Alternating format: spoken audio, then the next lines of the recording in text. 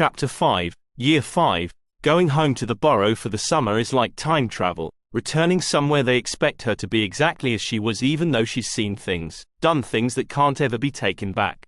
She's not a little girl anymore, no matter how appealing it might be to pretend.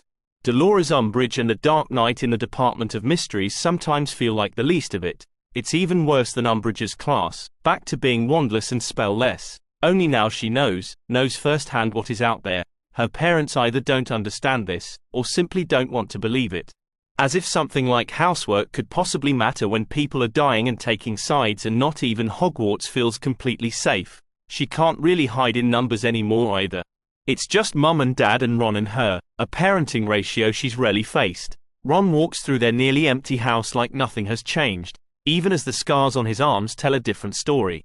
She wants to ask how he can do that, just go on like the world hasn't changed, like they're still children. He's annoyed by Mum's hovering, just as much as ever, but never does anything more than roll his eyes or sneak out of the house just to avoid her. Ginny is the one bristling with heat, her mouth getting ahead of her cool in a way she didn't dare allow at school. Dad's not around much, and Ron is smart enough to avoid it. It just leaves Mum in her path, so different from Antonia and Smeeta and Burbage, bustling around her little house as if any of this matters. As if perfect biscuits and knitting could have helped Ginny in the ministry, could have helped her deal with the fact that people like Umbridge are real. It's why every answer out of Ginny's mouth erupts with a sarcastic twist, a barb pressed home with ruthless accuracy. She sees the way her mother tries to pretend it doesn't bother her, this sudden brittleness between them, and the attempt only makes Ginny angrier. She's pissed off at her mother and can't even say why. It only takes a week for the storm to reach the breaking point. Ginny doesn't even remember what she said exactly, just the look on Mum's face, the terrible silence at the table after. "Ginny," Mum says, voice betraying a calm that is 1,000 times more shattering than her familiar bellow. "I would like you to leave this table." Ginny glares over her half-eaten meal, and barely resists the urge to sweep the plate to the floor. Dad's face is set, his eyes not on her, but on Mum. She thinks he must be holding her hand under the table, Ron staring at her like she's a stranger. Ginny stands up without a word and walks out to the front porch. She storms up and down the creaking boards, her breath rushing in and out like she's just finished a race. She has the craziest urge to slam her fist into the porch column. Would probably bring the whole giant mess of a house down, she thinks viciously, as if she didn't love every worn and familiar inch of this place. What the hell is wrong with her? It's her father who finally joins her, sitting her down on the steps and taking her hand in his. He ignores it when she tries to tug away, to snap something stupid like, "I'm nearly 15, Dad." Not a child anymore. Just acting like one. Her classmates would heap scorn down on her for it. It's only once she's calmed, once they've sat unmoving for who knows how long, that he starts telling her quietly about a girl named Molly Pruitt. A girl with fire and spirit and a stinging hex that no one ever forgot. A girl who could have gone anywhere and done anything. A woman who lived through war only to see it come around a second time. Ginny feels angry tears pressing at the back of her eyes. Dad leans in closer, like imparting some great secret. There's a difference between not having power and choosing not to use it. Ginny closes her eyes, forcing herself not to hold on tighter when his hand slips from hers. He leaves her sitting out there to think about it, the sun dragging slowly down below the trees lining the pasture. Hours later, when she slinks back inside, there's a plate with a perfect warming charm waiting for her on the table. She sits and eats. Ginny spends the next 2 days watching her mother as she moves through the seemingly mundane routines of her life. The swish of her arm with each little spell, the tension of muscles and restraint in the snap of her fist. She imagines herself a stranger and takes a second, third, 50th look at Molly Pruitt Weasley. Ginny considers that subtlety is its own sort of power, one not easily mastered. Blowing out a long breath, Ginny follows her mother outside into the overgrown yard. Together, they peg up the laundry. "English food," Fleur says, her perfect pert nose crinkling with distaste. "It is so heavy." From across the table, Ginny wonders if she's just imagining that she can hear the grinding of Mum's teeth. Dad makes no comment, and Ron just looks at Fleur the way he always does, like he's staring at the sun, and even though it's burning his eyes, he can't look away. It's been a lot quieter around here, with Ron almost constantly struck dumb. From the other end of the table, Hermione glares at Fleur. Ginny mostly wants to shrug. She isn't particularly moved by Fleur's thoughtless remark, just one prick among hundreds since Bill dropped her off with a kiss and his half-careless cursebreaker smile. Dad makes a bumbling attempt at restarting the conversation, telling a convoluted tale about a muggle fire hydrant bewitched to chase dogs down the street that he already told them yesterday. Fleur sighs, fork clanging listlessly against her plate, and so summer settles over the Burrow. The weather is much more temperate this year, but that doesn't mean it lacks in discomfort. Fleur's arrival only a few days after Ginny and her mum tentatively reached a sort of unspoken truce only added yet another layer of tension to the already volatile situation. Ginny isn't exactly happy to see Mum so worked up, but every time Mum is pushed to the edge of losing her temper by something Fleur says or does, the petulant part of Ginny wants to smirk and point out the irony of the situation in her most acerbic tone. She doesn't though, because she's trying, damn it. Of course, a lot of things are more difficult this summer than they should be. Biting her lip, Ginny stares down at the piece of parchment in front of her. So far all it says is, "Dear Smeeta," with nothing but creamy emptiness below. She has no idea where all her words went. Determinedly, she picks up her abandoned quill. It hovers unused for a beat too long, a bead of ink dripping onto the surface. Ginny stares down at it, only realizing after a few long dragging seconds that she's waiting for it to sink in and disappear. She swipes at the glistening blob with her thumb, smudging it across the parchment where it dries and stains. Better, it's just a letter. Smeeta is back in St. Mungo's after an unexpected relapse. Apparently the curse she'd been hit with in the Department of Mysteries was even more serious than originally thought. She is going to be fine, or so her last letter assured Ginny. So Ginny reminds herself at least 10 times a day. Smeeta just has to take a rigorous series of daily potions for a while. And maybe a little less often for longer than that, like maybe for the rest of her life. Ginny's quill presses down, a circle of ink expanding larger and larger. "I hate her," Hermione announces as she storms into the room, the door closing with a resounding whoomp behind her. Ginny looks up, not bothering to ask who. Hermione has been bristling at Fleur's every word and look since the moment her parents dropped her off this morning. A lot like Mum. But hate is a strong word. "Why?" Ginny asks. Hermione spears her with a look like she's completely insane. Maybe she is. Fleur just doesn't get on her nerves the way she seems to get on everyone else's. She feels familiar, to be honest. More familiar than Hermione some days. Hermione is muttering something about Velas and hair and the stupid French as she gets ready for bed. Because she's beautiful. Ginny guesses, remembering that Hermione's glares have been equally shared between Fleur and Ron. Stupid befuddled Ron. The deepening scowl on Hermione's face tells Ginny she's hit the mark. It's not really something she got to choose, Ginny reminds her. Hermione snorts. She never lets any of us forget it either though, does she? Ginny doesn't bother responding to that. For a clever girl, sometimes Hermione could be thicker than a tome. Turning back down to the ruined parchment, Ginny balls it up and tosses it away with a sigh. When Ginny goes downstairs the next morning, Harry is sitting at the breakfast table. Ginny has long since gotten used to the way Ron's friends inevitably appear. It's almost like having triplets for older siblings, and the three of them are still far less trouble than the twins. Fleur is sitting next to him, beaming and chatting brightly about Gabrielle while she butters some toast for him. Mum stands a few steps behind, looking put out that she can't butter Harry's toast herself. Forgetting herself for a moment, Ginny snorts with amusement, everyone's attention swinging to her. "Good morning," Ginny says, taking a seat opposite Fleur. "Hi, Harry." He seems a bit surprised for a moment, staring at her. Still shaking off the effects of Fleur first thing in the morning, she imagines. "Hi, Ginny," he says, eyes sliding away from her. Ginny frowns, taking in the slump of his shoulders and the poorly slapped-on smile he has returned to Fleur. Serious, she thinks, her mind unwillingly going back to that strange room, to whispers and shadows and Smeeta crumpled on the floor. She is going to be fine. Ginny's heart is beating fast now though, a rush building in her ears. Mum drops a plate down in front of her, snapping her attention back. She focuses gratefully on the toast and eggs, forcing a slow breath out. "Thanks, Mum," she says. Her voice still a little strange to her ears. Mum doesn't necessarily seem to notice though, her frown temporarily easing at her daughter's unusual politeness.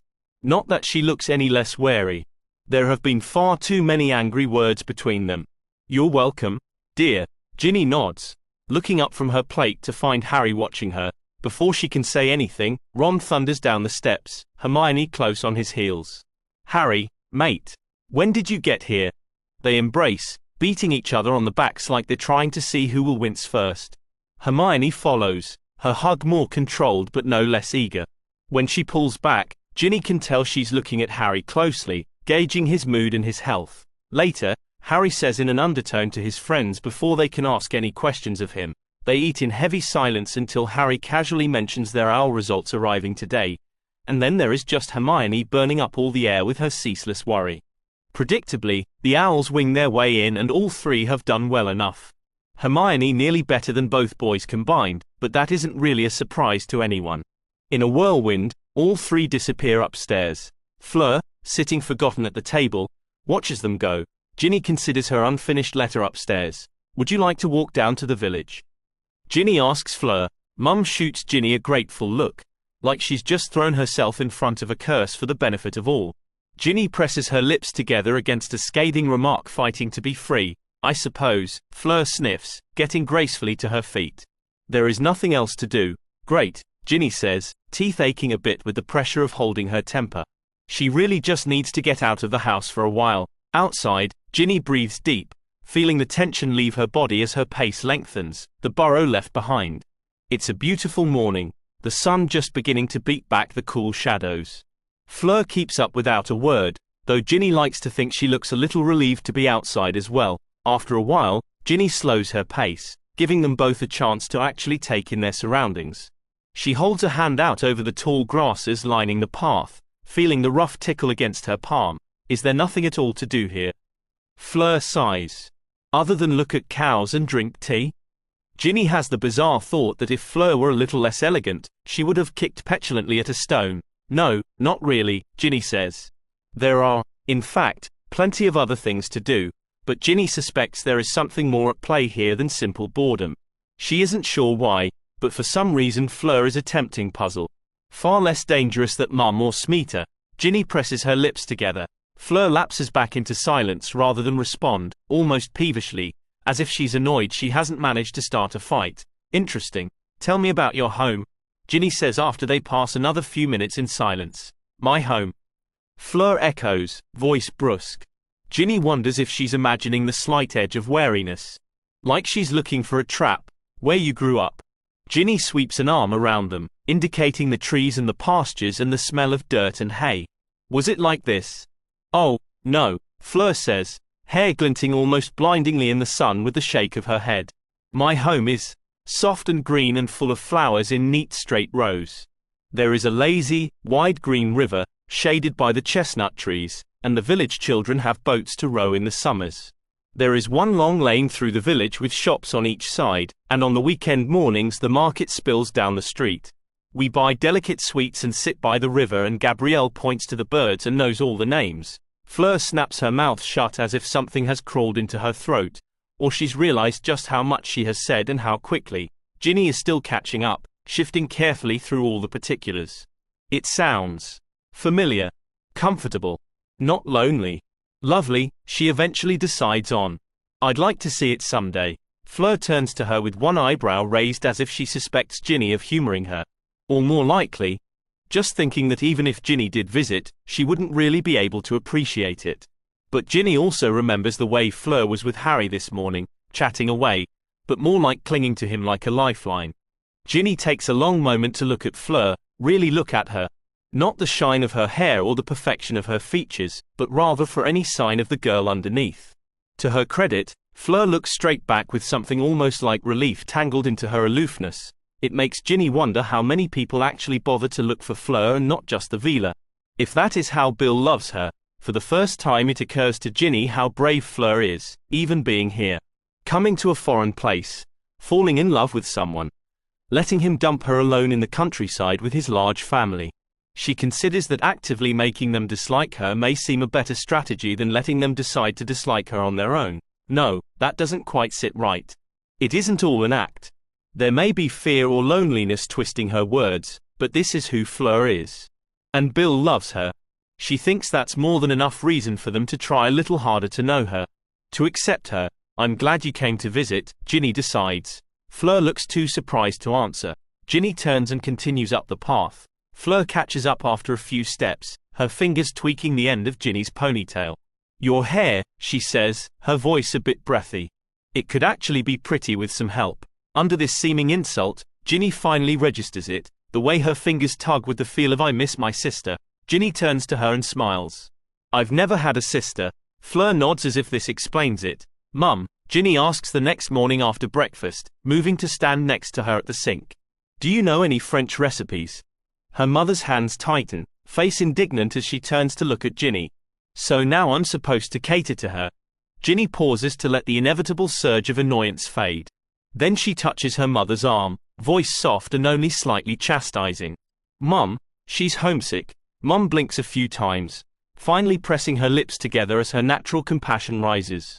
"I think I might have a recipe for Vichy's somewhere," she says, fingers drumming on the counter. "Can't say it will be good enough for her." "Maybe not," Ginny says. "But it's worth it to try." Mum gives her a long look, like she's trying to decide where this all fits in with Ginny's bizarre moods this summer. Ginny bites down on the inside of her cheek on the cutting retort she'd like to make. "Give your mum half the chance you're giving Fleur," she reminds herself. "Can I help make it?" Mum nods. Later that night, the whole table seems to hold its breath as Fleur takes a sip of Mum's soup, only Harry looking on as if unsure of what exactly is happening around him. "It is not quite right," Fleur eventually says. Mum tenses, Ron's eyes going wide as if he's got front row seats for the fight of the year. Mum seems to take a moment to breathe though, her shoulders eventually dropping. "Perhaps there are some other recipes you could share with me?" she asks, voice not quite warm, but not nearly as brittle. Fleur shrugs. "I suppose." Ginny wonders if she's the only one who notices that Fleur finishes every last drop of the soup. Growing up in a small house with 6 siblings, you learn to seek out and ruthlessly protect any opportunities for solitude. The burrow is not nearly as full as it has been in years past, but Ginny still rises early each morning, just for a chance to breathe and be.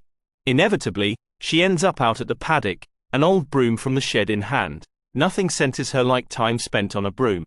The trees around the paddock are nearly 30 feet tall, providing good cover from any muggle eyes. There are rudimentary goals rigged up at either end that have been there for as long as Ginny can remember.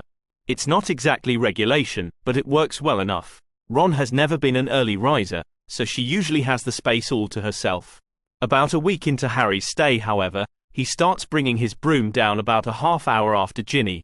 He finally looks rested and well fed, and it's enough to make Ginny wonder just what his muggle relations do to him each summer. Or maybe he is just finally starting to climb back out of the loss of Sirius. Ginny doesn't know and doesn't bother to ask, far too aware of the way Harry looks at her these days. Like she's some wild animal, and he's just waiting to turn on him and attack.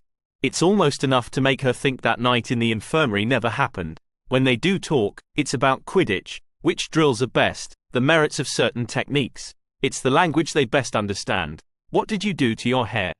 Mum shrieks when Ginny appears one morning at the table for breakfast. Ginny lifts a hand to her shortened locks. Fleur had been true to her word, suggesting removing some of the heavy length, adding some soft layers here and there. Ginny never before realized just how much extra weight she's been lugging around. "I would have thought that was obvious," Ginny says, forgetting her pledge not to talk back to her mum. "But honestly, it's just hair." She hadn't realized that is one of the things she's supposed to ask permission about, but it was so nice and long. "How could you?" Mum says, really beginning to work herself into a lather, the dishes in the sink starting to rattle. Hermione jumps in, her voice high. "I think it looks nice, Ginny." Ron grimaces around a mouthful of sausages when Hermione elbows him. "Yeah," he sputters. "Real nice." As if he cares at all about his sister's hair. Ginny rolls her eyes. "Fleur helped me do it last night. And I really like it." She sits down as if that is the end of it. Mum harumphs, turning back to the stove. Hermione, for her part, suddenly looks like she's not as keen on the haircut now that she knows Fleur had a hand in it. "Merlin," Ginny thinks in exasperation, "the people around me." Ginny looks at Harry sitting next to her. "And you?" she asks, still heated with annoyance. Apparently everyone gets to have an opinion. Harry looks up from his plate with something bordering on horror at being dragged into this particular conversation. She might feel bad if she weren't in such a perverse mood. "It's he sputters. "Nee, don't you dare say nice," Ginny says. Harry glances around the table in alarm, but Ron just shrugs unhelpfully. Ron is a lot of things, but he's in no way stupid enough to put himself in the middle of this. Ginny props her chin up on her hand, beginning to enjoy Harry's panic. "My mother thinks I shouldn't have cut it." Harry's face scrunches up like he's thinking really hard, really fast. Well, it's, your hair, isn't it? He says, darting a wary glance at Mum, like he's trying to decide which of them to be most afraid of. She beams at him. Why, yes it is. Thank you, Harry. He blows out a breath, as if he's managed to dodge a nasty curse. Mum drops a plate down in front of Ginny. You've made your point. Now leave the poor boy alone and eat your breakfast. Yes, Mom, Ginny says, giving her a little salute. Mum mutters under her breath as she walks away. Next to her, Harry looks like he's trying to make himself as small as possible while still managing to shovel food in his mouth. Ginny sighs, reaching across him for the butter. Sorry about that. He shakes his head, nudging the dish closer to her. "'S-okay," she smiles at him. "Just part of staying at the Burrow. You have to deal with the Weasleys and all our insanity." He glances around the kitchen, something passing behind his eyes. Small price to pay. Ginny digs into her food, deciding that there are layers there she would never be able to pick apart, even if she wanted to try. Must you eat like that? Hermione complains to Ron, the ensuing snipe fest easily filling the silence of the breakfast table. I do like it, Harry says quietly after a while, clearing his throat awkwardly. Your hair. Her eyebrows lift. Yeah. He nods, glancing over her hair. It's kind of. His hand flaps. Floaty, floaty. Ginny repeats, trying valiantly not to laugh. His face tinges the slightest pink. Like you just finished playing Quidditch or something. He frowns then, like he's realizing that might sound like an insult. She takes mercy on him, smiling widely at him. Much better than nice. Fleur comes down the stairs then, clapping her hands when she sees Ginny. So pretty, she coos. Her fingers are in Ginny's hair even before she takes a seat, tugging this way and that. But you did not brush it quite right. I will have to show you again or you will look a fright. It's been 2 weeks since Ginny received Smeeta's last letter, and she's still working on writing a response. Almost by default she starts out by asking how Smeeta is feeling, if she's getting better, but guilt starts welling in Ginny's stomach and the words are just all wrong. I shouldn't have dragged you along with us that night. I shouldn't have taken you to the DA in the first place. I should have been able to do something. She wads the parchment up and throws it in the trash. She tries a different approach, thinking to describe Fleur, but she seems to defy explanation. She gets down a couple of paragraphs about Ron and Hermione and Harry only to burn the parchment when she's done. Smeeta's never been to the parlor and Quidditch has never really interested her, so Ginny's thoughts on those parts of her life are out. She doesn't particularly want to ask about Tobias. The visits of Order members with increasingly grim tales of Muggle disappearances and strange attacks don't seem like the right thing to tell a girl ailing in a hospital. Tom always did like his games. She tells herself she can't be sure who is reading her correspondence these days and siphons the ink back up from the page. She considers trying to write about the anger she brought home from Hogwarts. The way one moment everything is fine, she's laughing, she's calm, and then all of a sudden it all wells up unexpectedly. It's still nearly always only ever directed at Mum. It's almost as if every time her mum says anything, or even does anything, she's filled with this crushing feeling of annoyance. Ginny's trying though, her father's gentle chastisement never far from the back of her mind.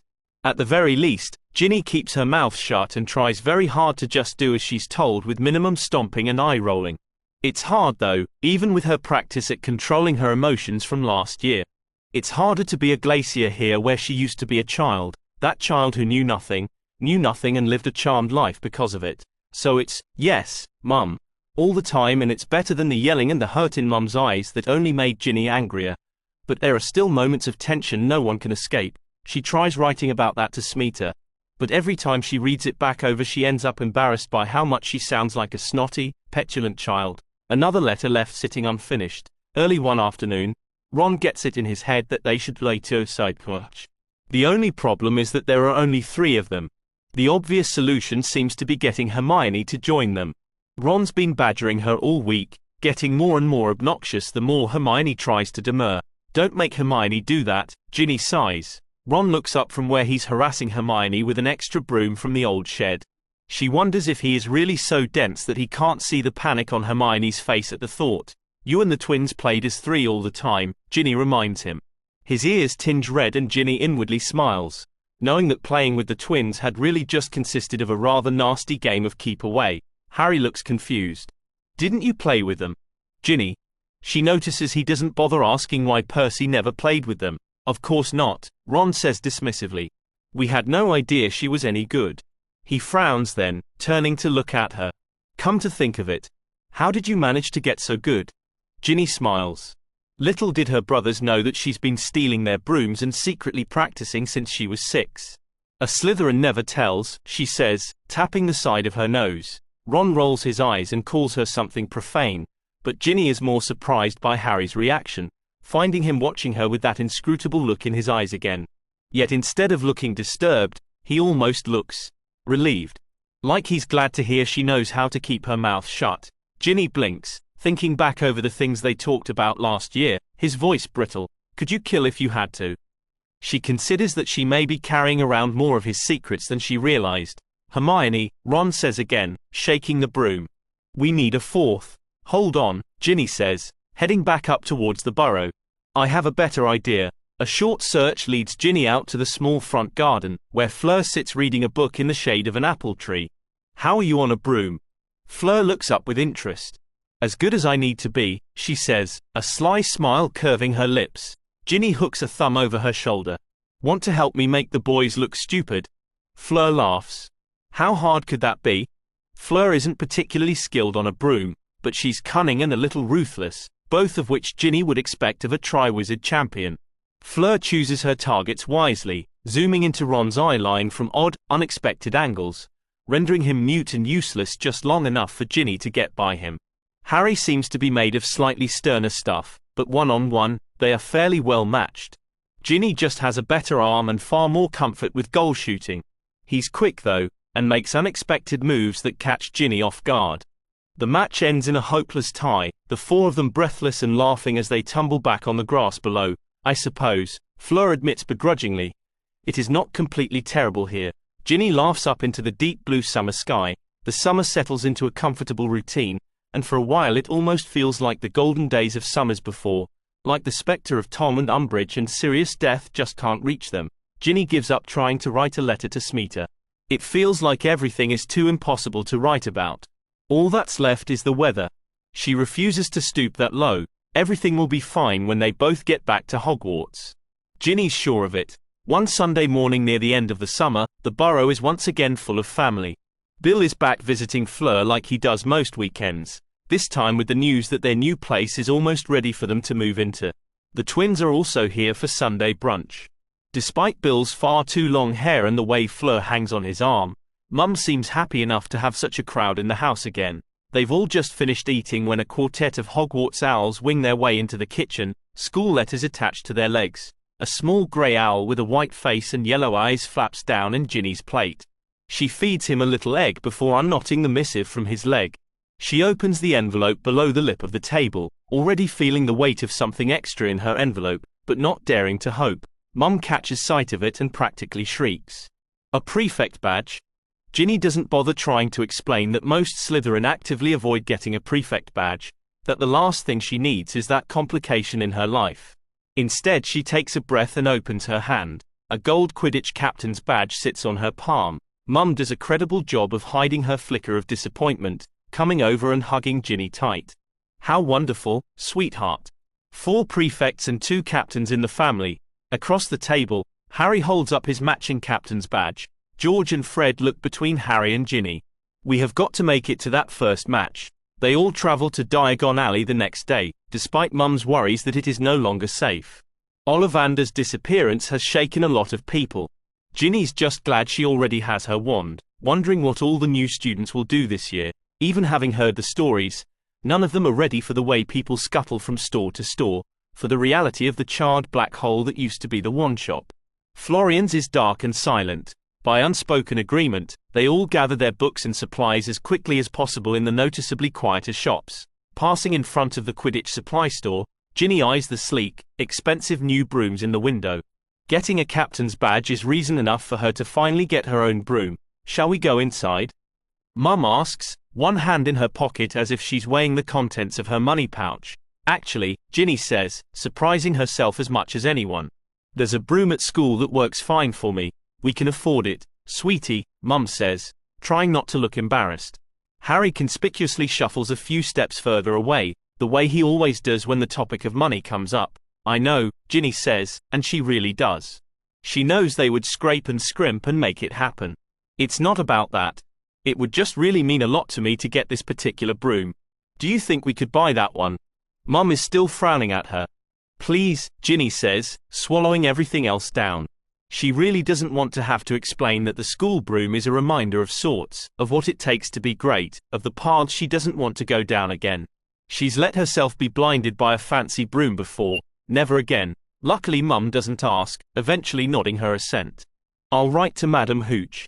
Ginny smiles, taking her mum's hands and squeezing them. Thank you.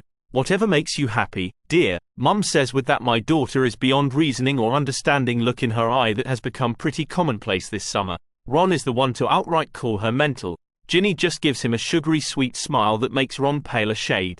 Turning for the twins' shop, they head further down towards Gringotts. There seems to be more activity at this end, Ginny seeing several familiar faces, including one tall figure more familiar than most, Antonia. Ginny asks, stopping to approach her. The girl turns, deep emerald robes swirling about her ankles. Ginny, she says with a smile. She glances at Ginny's family still heading down the alley, and if her gaze pauses at all on Harry, the chosen one, the papers say, Ginny can't tell. Having a nice summer? Ginny shrugs. More or less, she says. Antonia laughs as if she understands exactly what the less means. Ginny. Mum calls, finally having noticed she's lost her youngest. The rest of her family shuffles into the twins' shop, Mum coming back to collect her. Mum, this is Antonia. She's. Ginny breaks off awkwardly. Antonia has been such an important part of her life the last few years, but she's still not sure she has the right to call her a friend exactly. More like mentor, but would Mum have any idea what she meant by that? Antonia doesn't miss a beat, holding out a hand to Mum and smiling pleasantly at her. I'm her housemate at school. Oh, Mum says, and Ginny knows she's mentally thinking, a Slytherin. She awkwardly takes Antonia's hand, shaking it. It's so nice to meet you. I haven't gotten to meet many of Ginny's friends. There's far too many awkward places to go there.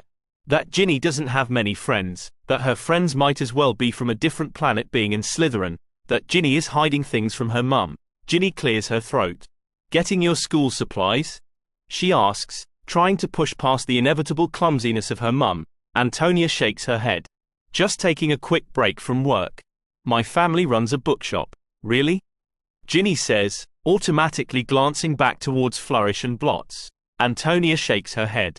In Nocturne Alley. Oh, Ginny says before she can think better of it, the surprise clear in her voice. Well, Antonia says, lips pressing together. I have to get back. See you in a few weeks. Ginny watches her disappear down Nocturne Alley, once again feeling like she'd flubbed an important exam. Come along, Mum says, steering Ginny back towards the twins' blindingly bright shop. Weasley's Wizarding Wheezes is a lot like loud noise poured directly into your eye sockets. It's brilliant. Fred and George are waiting from them at the front of the shop with Ron, Hermione, and Harry. They squire them around the shop, stopping here and there to show off particular products. Our new Wonder Witch line, George says as they near a section of the shop that is gratuitously pink. Subtle, Ginny says. A lot of the girls are squealing over pygmy puffs and love potions. Ginny notices Hermione looking a little too fascinated herself. It's just really interesting magic, she claims. Ginny rolls her eyes and wanders off through the rest of the shop. She walks down long, crowded aisles, pausing now and again to say hello to people from school, mostly former DA members. There's no sign of Smeeta or Tobias. She distracts herself from this by exploring the endless shelves of things dreamt up by her brothers. She considers grabbing another pair of extendable ears. Those are always handy. She peers at the headless hats for a while, thinking of all the uses for hiding your identity. Again though, a good spell would be just as effective and far less conspicuous. Not that discreet is something her brothers understand. Near the back, there is a small section that is noticeably quieter. Are these Muggle magic tricks? Ginny asks when one of the twins follows her in. Yeah, Fred says. Not huge sellers, but there is definitely a niche market. Mostly for weirdos like Dad. Ginny smiles, thinking she knows another weirdo who would love them. She picks up a Miraphorous magic set. She reaches into her pocket for a few sickles preciously hoarded, but Fred just waves her away. An early birthday present, he says when she protests. She gives him a kiss on the cheek and calls him a softie. He just laughs and makes her promise to tell Ron he made her pay for it. She's happy to see the twins doing so well at something they clearly love. The shop is an oasis of light and laughter and color in what is quickly becoming a really dark place. She can't be sure if she should admire that or just worry. Either way, she hugs both of her brothers very tight before she leaves, finding both of her pockets suspiciously full of skiving pills and dangerous-looking candies when she gets home. She takes this as a sign of their faith in her sneakiness, and a reminder not to let Filch get too comfortable, and if Ron suspiciously turns into a canary at supper, she certainly has nothing at all to do with it. Hogwarts letters and trips to Diagon Alley are, as always, a clear signal of the end of summer. Everything subtly shifts as they prepare to head back to their studies, to see friends, to get out from under the sharp eyes of their parents. But Ginny feels like something more than the simple ending of summer has shifted at the Burrow.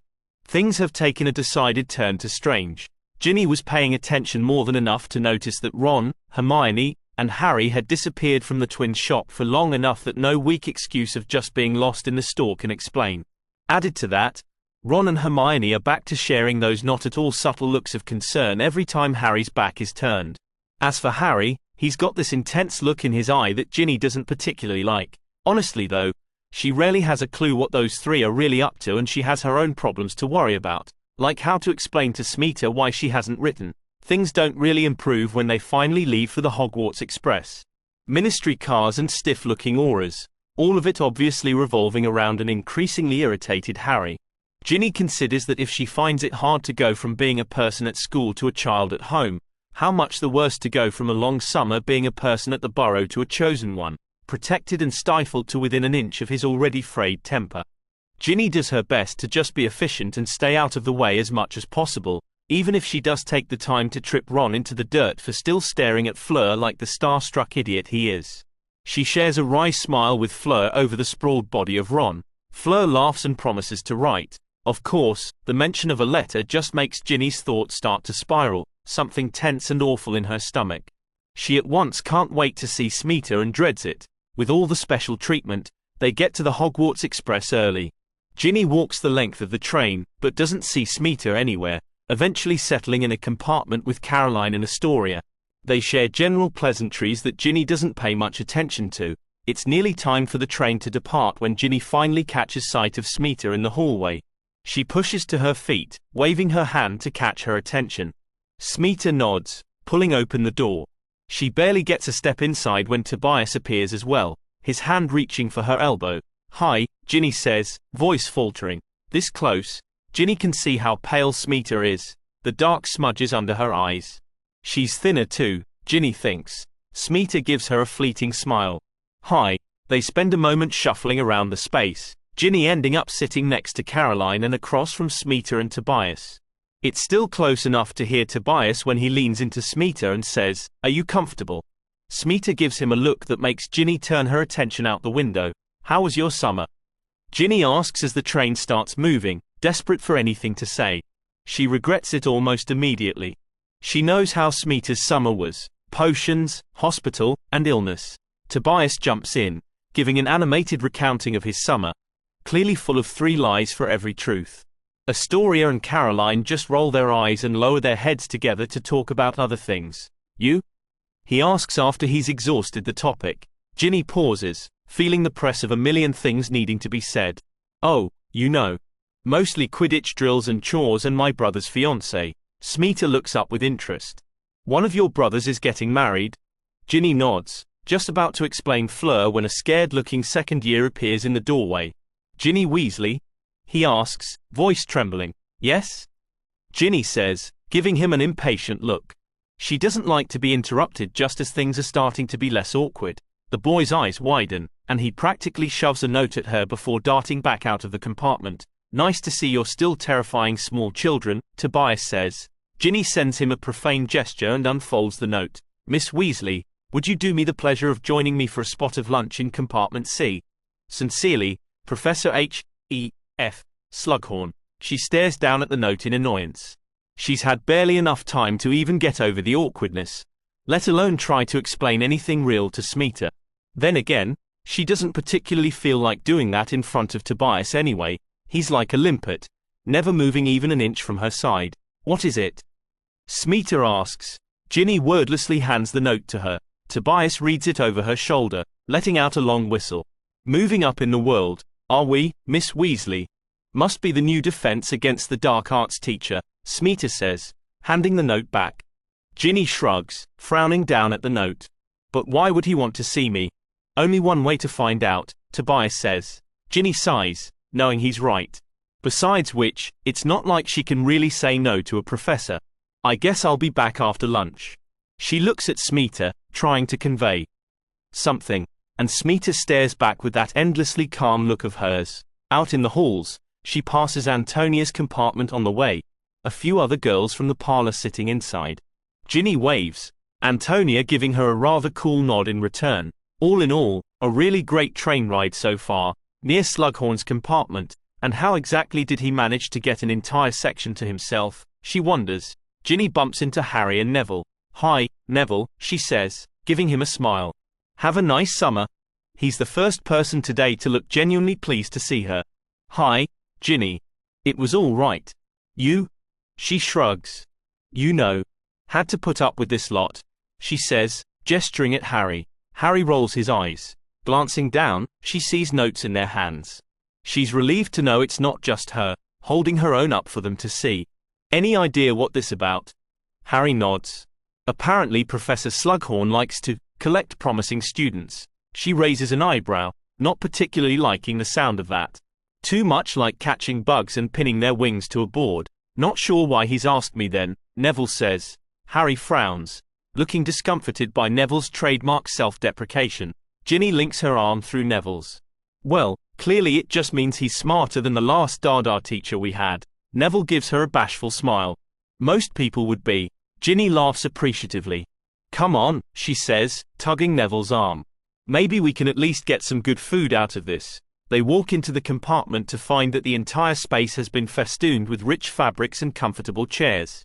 Slughorn himself looks like the kind of man to enjoy comforts, pretty much exactly as Harry described him. He beams happily at them, urging them into chairs. One quick sweep of the room confirms that Ginny is the only girl. She finds this more than a little surprising, considering the level of ambition and talent she's seen in the parlor. Despite what Ginny told Neville, Professor Slughorn's taste in promising students turns out to be dubious. There's arrogant Cormac McLaggen and slimy Blaise Zabini, who seems to regard Ginny with the same level of distaste she feels for him. Though he saves his real vitriol for Neville and Harry, the only point in Slughorn's favor is that he seems put out when he realizes that despite his family connections, Marcus Belby is a dull-witted bore. Maybe Slughorn isn't completely hopeless after all. As Slughorn's interrogations of each student progresses, it becomes abundantly clear that everyone here has famous family members, Neville included. And Harry, well, he's Harry, the chosen one. By the time Slughorn gets around to turning his attention to her, Ginny's really wondering what the hell she's doing here. And you, Miss Weasley, he says, turning a smile on her that would almost be friendly if it weren't so predatory. From what I hear, you are poised to be the next Gwenog Jones. He leans in a little closer, patting the back of her hand. I would be happy to introduce you. I get free tickets to every game, you know. Ginny isn't sure the food is worth this. Luckily the lunch doesn't last long, the students needing to get back to their compartments and changed into their robes before they arrive. Yes, yes, Slughorn says as he ushers them out. I will send you letters soon for our first dinner.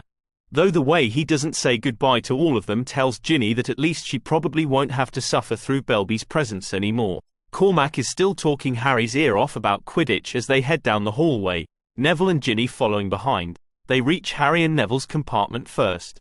Luna sits inside reading. Hi, Luna, Ginny says. You've cut your hair, Luna says by way of greeting.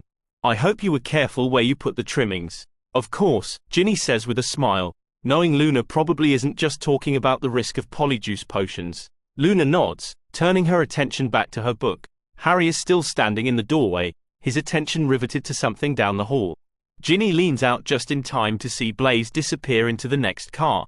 Harry shoves his hands in his pockets. I'm just going to, he says, clearly distracted.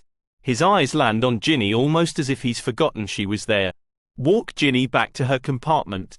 He nods to himself as if this makes perfect sense. It doesn't make any sense at all. Clearly it doesn't strike Neville as odd though, because he just waves and goes inside, leaving them alone out in the hall. Come on, Harry says, taking Ginny by the arm. This way, I do happen to remember where my own compartment is. Harry, she says, tugging her arm free. Right, he says, looking sheepish, but no less determined. Let's go. Don't want to be late. He starts walking down the hall at a fast clip. Ginny just barely refrains from asking him if he's completely lost his bloody mind, quickening her step to catch up. The students in the next few compartments are mostly Ravenclaw, eventually giving way to more Slytherin. They near the compartment with Blaise and Draco and their cronies inside, and Harry's feet slow. I thought you were walking me to my compartment. Ginny says, the pieces beginning to click into place. She doesn't particularly appreciate him using her to spy on Draco. Harry blinks at her. Oh, yeah. Of course. He's a really terrible liar. To his credit, he does walk with her down into the next car where Smeeta and Tobias are still sitting like they are glued to each other. Ugh, here we are, Harry says, patting her on her shoulder and immediately heading back the way he came without so much as a backward glance or a goodbye. Boys, she thinks, shaking her head. Steeling herself with a deep breath, she goes back into the compartment. The rest of the train ride mostly consists of Tobias making an ass of himself and Ginny failing miserably to find anything of real substance to say. It's almost a relief when the train comes to a stop. On her way off the train, she notices Draco lingering alone in his compartment. Which is strange enough, considering he always has cronies around him. He looks up, their eyes connecting. His hand moves to his forearm, the same place he inked her so many years before. She waits for him to notice the gold badge on her robes, for him to care or be annoyed, but he just looks away like he doesn't have time for her. His indifference is probably more than she can hope for at this point. She turns and walks away. Outside, the security at the gate is noticeably heavier, including Dementors around the fence line. Ginny's hand tightens around her wand in her pocket.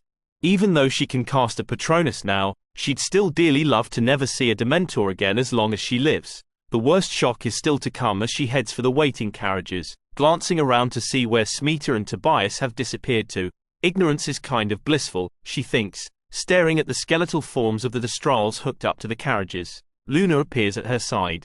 Come along, she says, gently guiding Ginny to the carriage. They're really quite nice. Even if they are, Ginny would still prefer they had remained invisible. The feast is the usual utter chaos of sortings and reunions and piles of food. Harry is noticeably late. Mostly because when he walks in, his robes and face are covered in blood. Her eyes narrow as she hears Draco crowing over something at the other end of the table. Harry's name clear in the taunts. Walk her back to her compartment, her ass. She catches Harry's eye, crossing her arms over her chest to make her disapproval clear. Frankly, whatever happened to him, it seems like maybe he at least partially deserved it. He scowls and looks away. The rest of the feast continues without incident. The only interesting bit is when Dumbledore introduces Slughorn as the new potions teacher. Not Defense Against the Dark Arts teacher. That is to be Severus Snape. Up on the dais, Snape looks like Christmas has come early, which is disturbing on many levels. This should be interesting. Tobias comments around a mouthful of treacle tart. No doubt. The high spirits of reunions follow them back to the common room, the space full of voices and antics and the chaos of unpacking. It's late by the time everything settles down, the other girls in their room quieting. Ginny feels like she may finally, at last, get her chance. She sits down on the edge of Smeeta's bed, incredibly relieved to finally have a moment together to talk. It's time to try to explain, to justify the lack of letters. Ginny has barely sat down when Smeeta pushes to her feet. I have to go to the infirmary, she says. Ginny looks up in dismay. What? Smeeta gazes back at her. To take my potion. Ginny grimaces, wondering if she is ever going to stop feeling guilty. Oh. Okay. Smeeta gives her a tight smile. Do you want me to come with you? Ginny blurts, getting to her feet. No, it might take a while. At the door, Smeeta pauses to look back at her. But thanks for offering. Ginny moves back to her own bed. She lies there, staring at the old familiar hangings, telling herself that she will stay up all night if she has to. She's asleep long before Smeeta returns. Lessons start the next morning. They get to begin with Defense Against the Dark Arts, the first students to experience Professor Snape teaching his supposed favorite subject at long last. It's a new subject and a new classroom, but Ginny still doesn't expect any great transformation. Then Snape starts with an impassioned speech about the dark arts, the subtlety required for circumventing and undermining attacks against your person. It's not that he wasn't like this in potions, but it seems clear that he loves this subject. Ginny has the absurd thought that it feels a bit like seeing the real Snape for the first time. Then he has to go and completely ruin everything by saying the most dreaded words of any class. Put everything away but a quill. Many of them had clearly hoped to actually do something in Dada this year. He walks down the length of the classroom. Your education in defense against the dark arts thus far has been patchy at best. You have been saddled with a coward, a monster, and a traitor among other things. Ginny wonders which category Umbridge falls under. Catching you all up will be a nearly impossible task, but one I take seriously. And you shall as well. He stops to sweep the classroom with a gaze that makes clear he will not accept any less. Aren't you worried about the curse, sir? Someone asks from the back. Snape raises a cool eyebrow at the outburst, but surprisingly doesn't punish the student. Or not surprisingly, considering every student in this room is from Slytherin. Unlike potions, they don't share class time with Gryffindor House for Dada. Ginny hadn't considered what a difference that may make. Snape moves to stand behind his desk at the front of the room. Frankly, I'm more worried about all of you failing your owls and making me look foolish. Which is why we will start by establishing what you know and what you don't. His expression makes it clear he expects far more of the latter. He pulls out a huge stack of papers. It's a written test, the longest by far that Ginny has ever seen. The class collectively groans. Snape seems unmoved. You have 1 hour. Ginny glances over at Smeeta to share a look of commiseration, but she's looking the other way at Tobias sneering at his paper.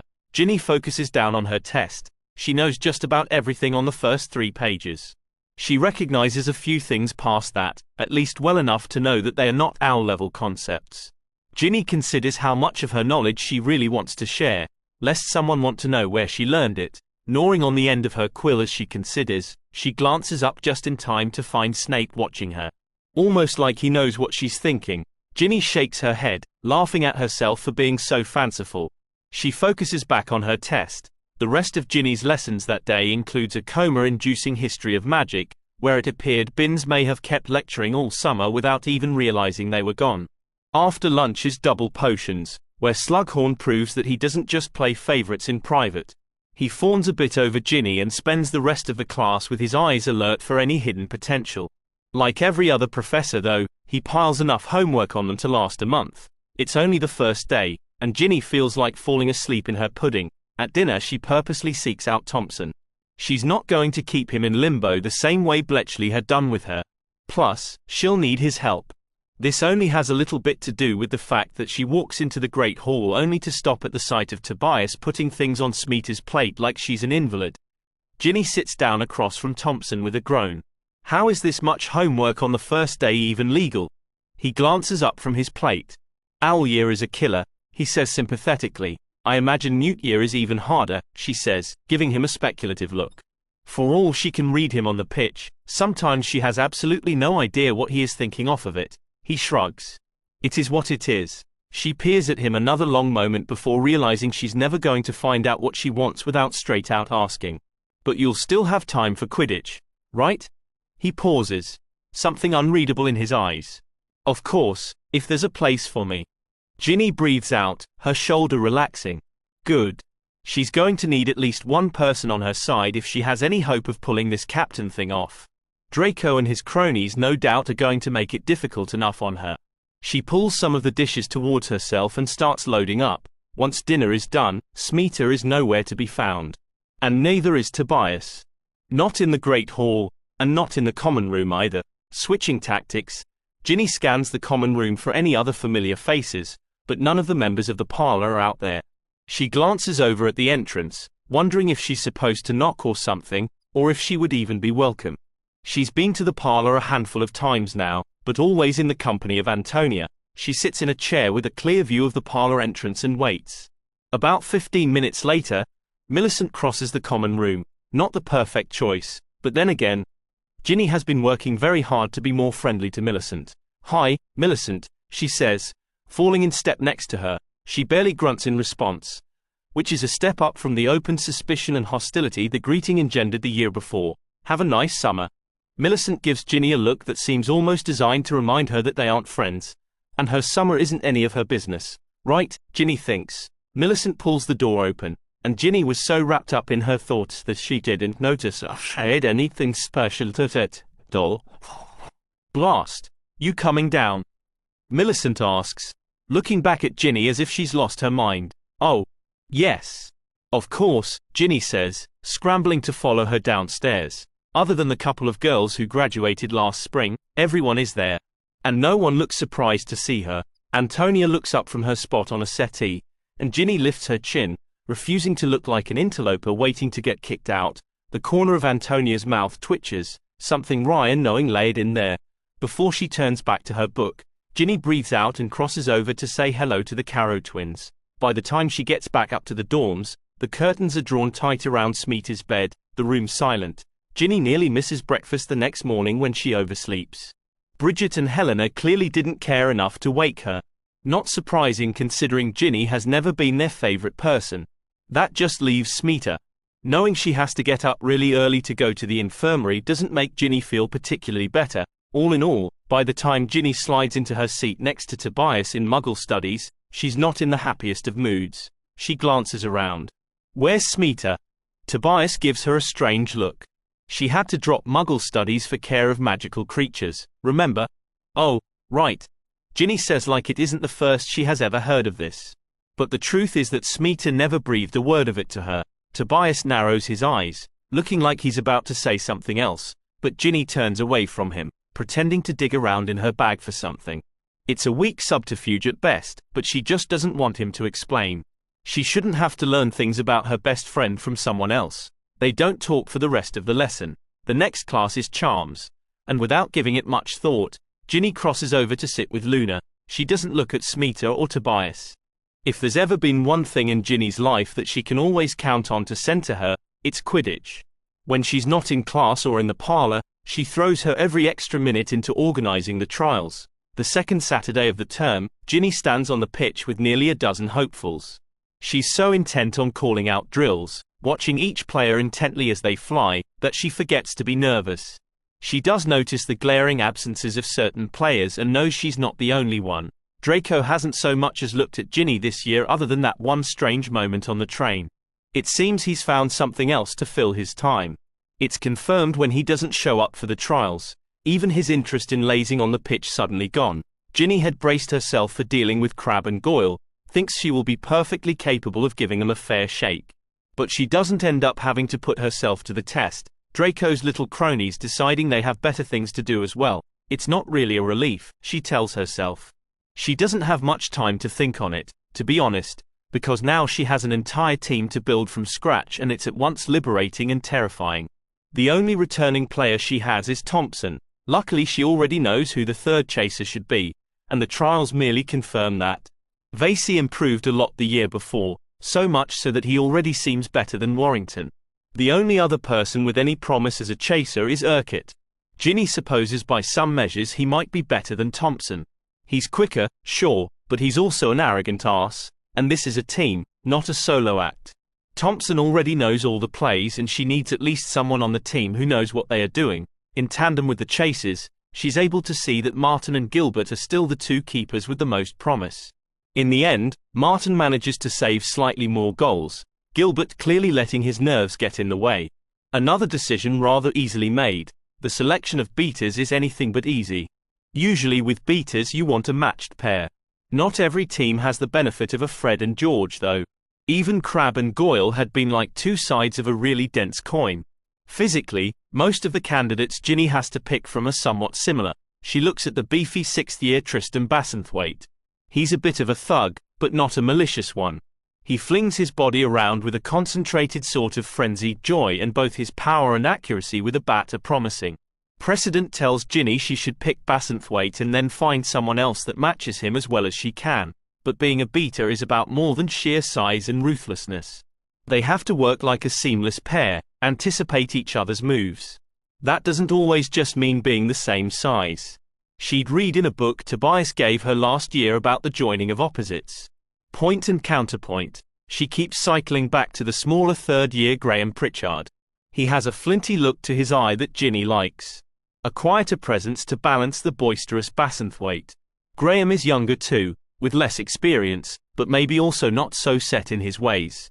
On paper, it seems a ridiculous pair. It's a bit of a risk, a calculated one certainly, but Ginny's never particularly been one for the easy path. By the time the trials are done and she's dismissed all the players, she's still mulling over her options. She wanders up to the Great Hall for lunch with everyone else, but spends the entire time scribbling down thoughts and ideas into a small notebook. After lunch, she walks back down to the pitch to watch the Ravenclaw trials. The other captains had watched her trials this morning. It's simply logical to know exactly what they will be up against. Sitting down in the stands, she flips through her notes, a decision beginning to form. A while later, Harry appears, his hands shoved almost casually in his pockets. "Malfoy's not playing this year, huh?" he says, overly casual, like he's trying to look like he doesn't particularly care when it is patently clear that he does. Ginny looks up from her notes.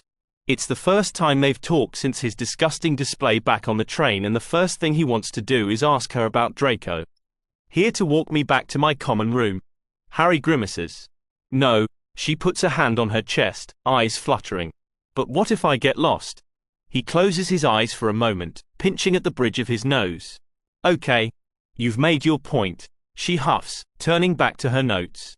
"Good." He shifts on his feet for a moment, like he's trying to decide just how unwelcome he is.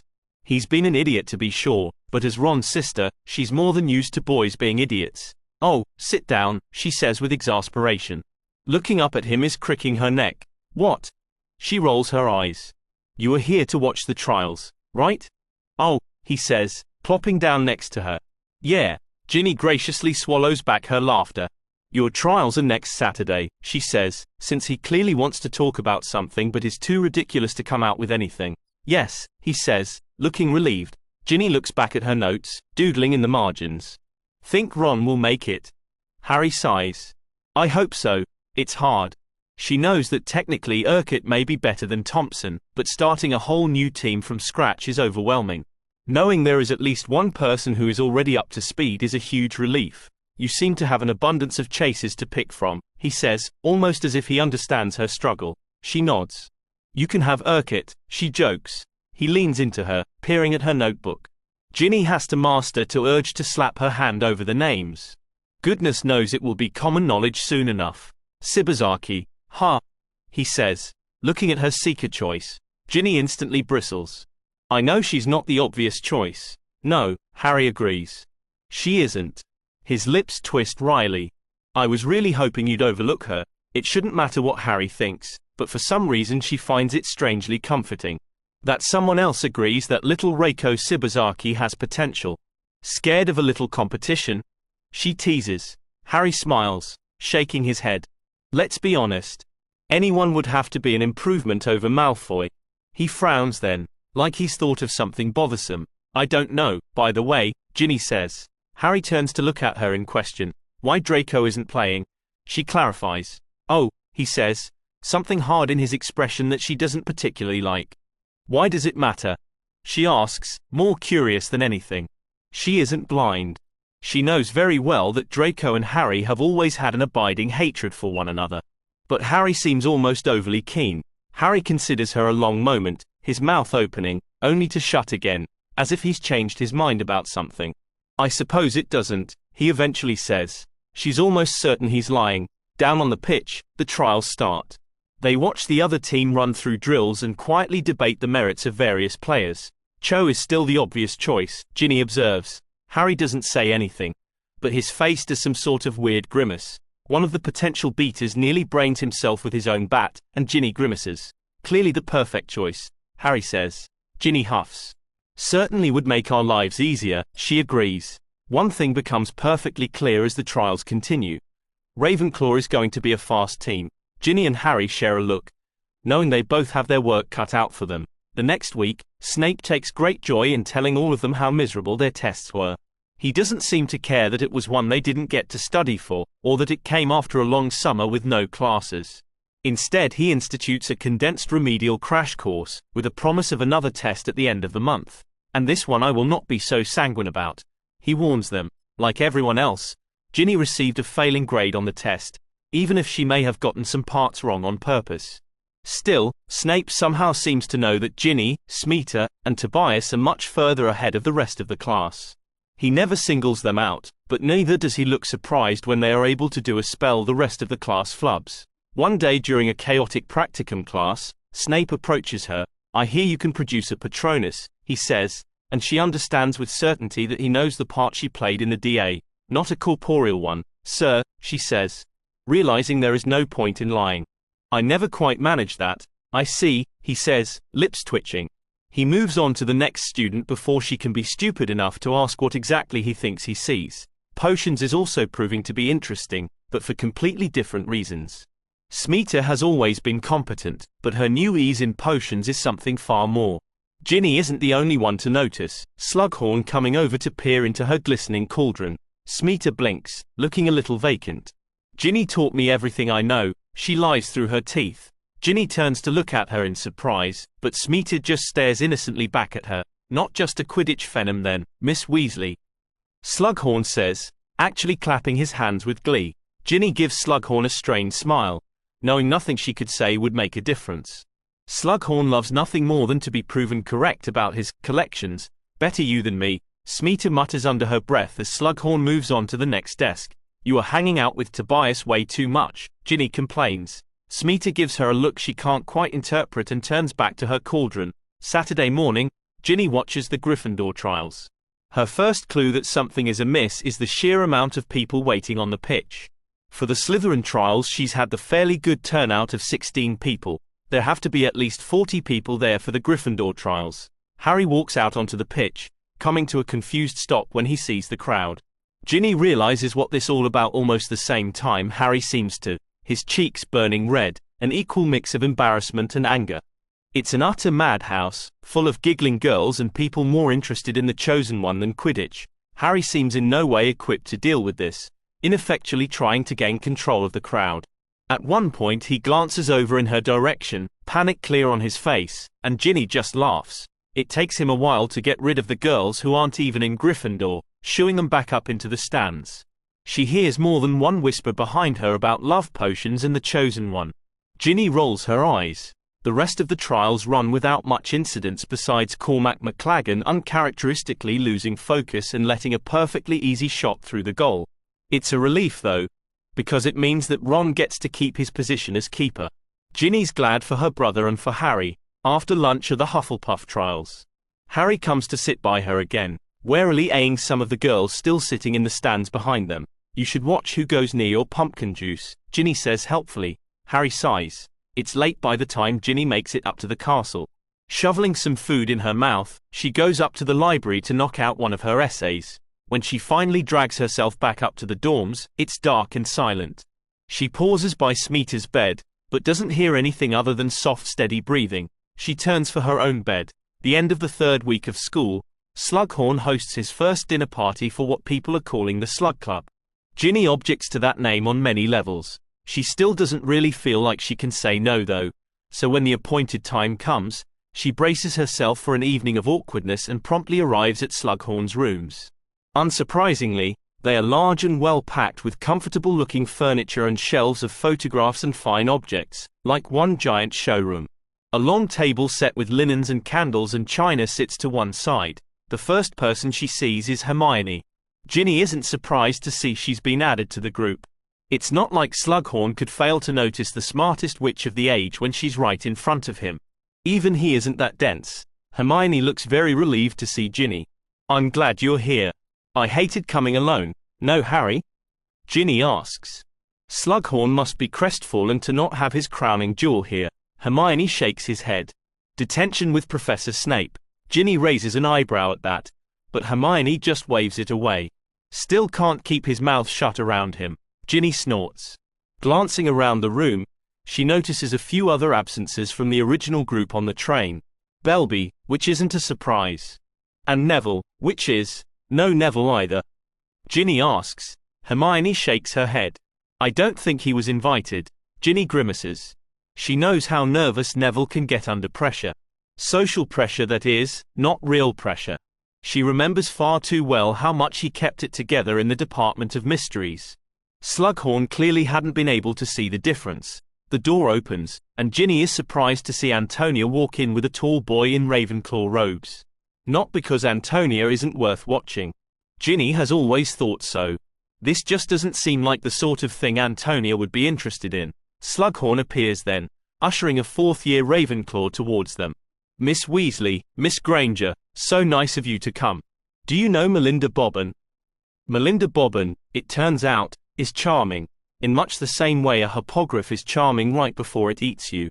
Ginny stays just long enough to be polite and then carefully gives the Ravenclaw a wide berth, moving around the room to greet Antonia. Smart move, the handsome Ravenclaw standing with Antonia observes as Ginny joins them. Ginny gives him a look of confusion. Melinda, he clarifies. She's brilliantly ruthless. He says this like a compliment. One thing you have to admire about Ravenclaws, they never play dumb, and you're not. She asks, finding something about him inexplicably disarming. He gives her a one-sided smile that only renders him more handsome. I'm ruthlessly brilliant.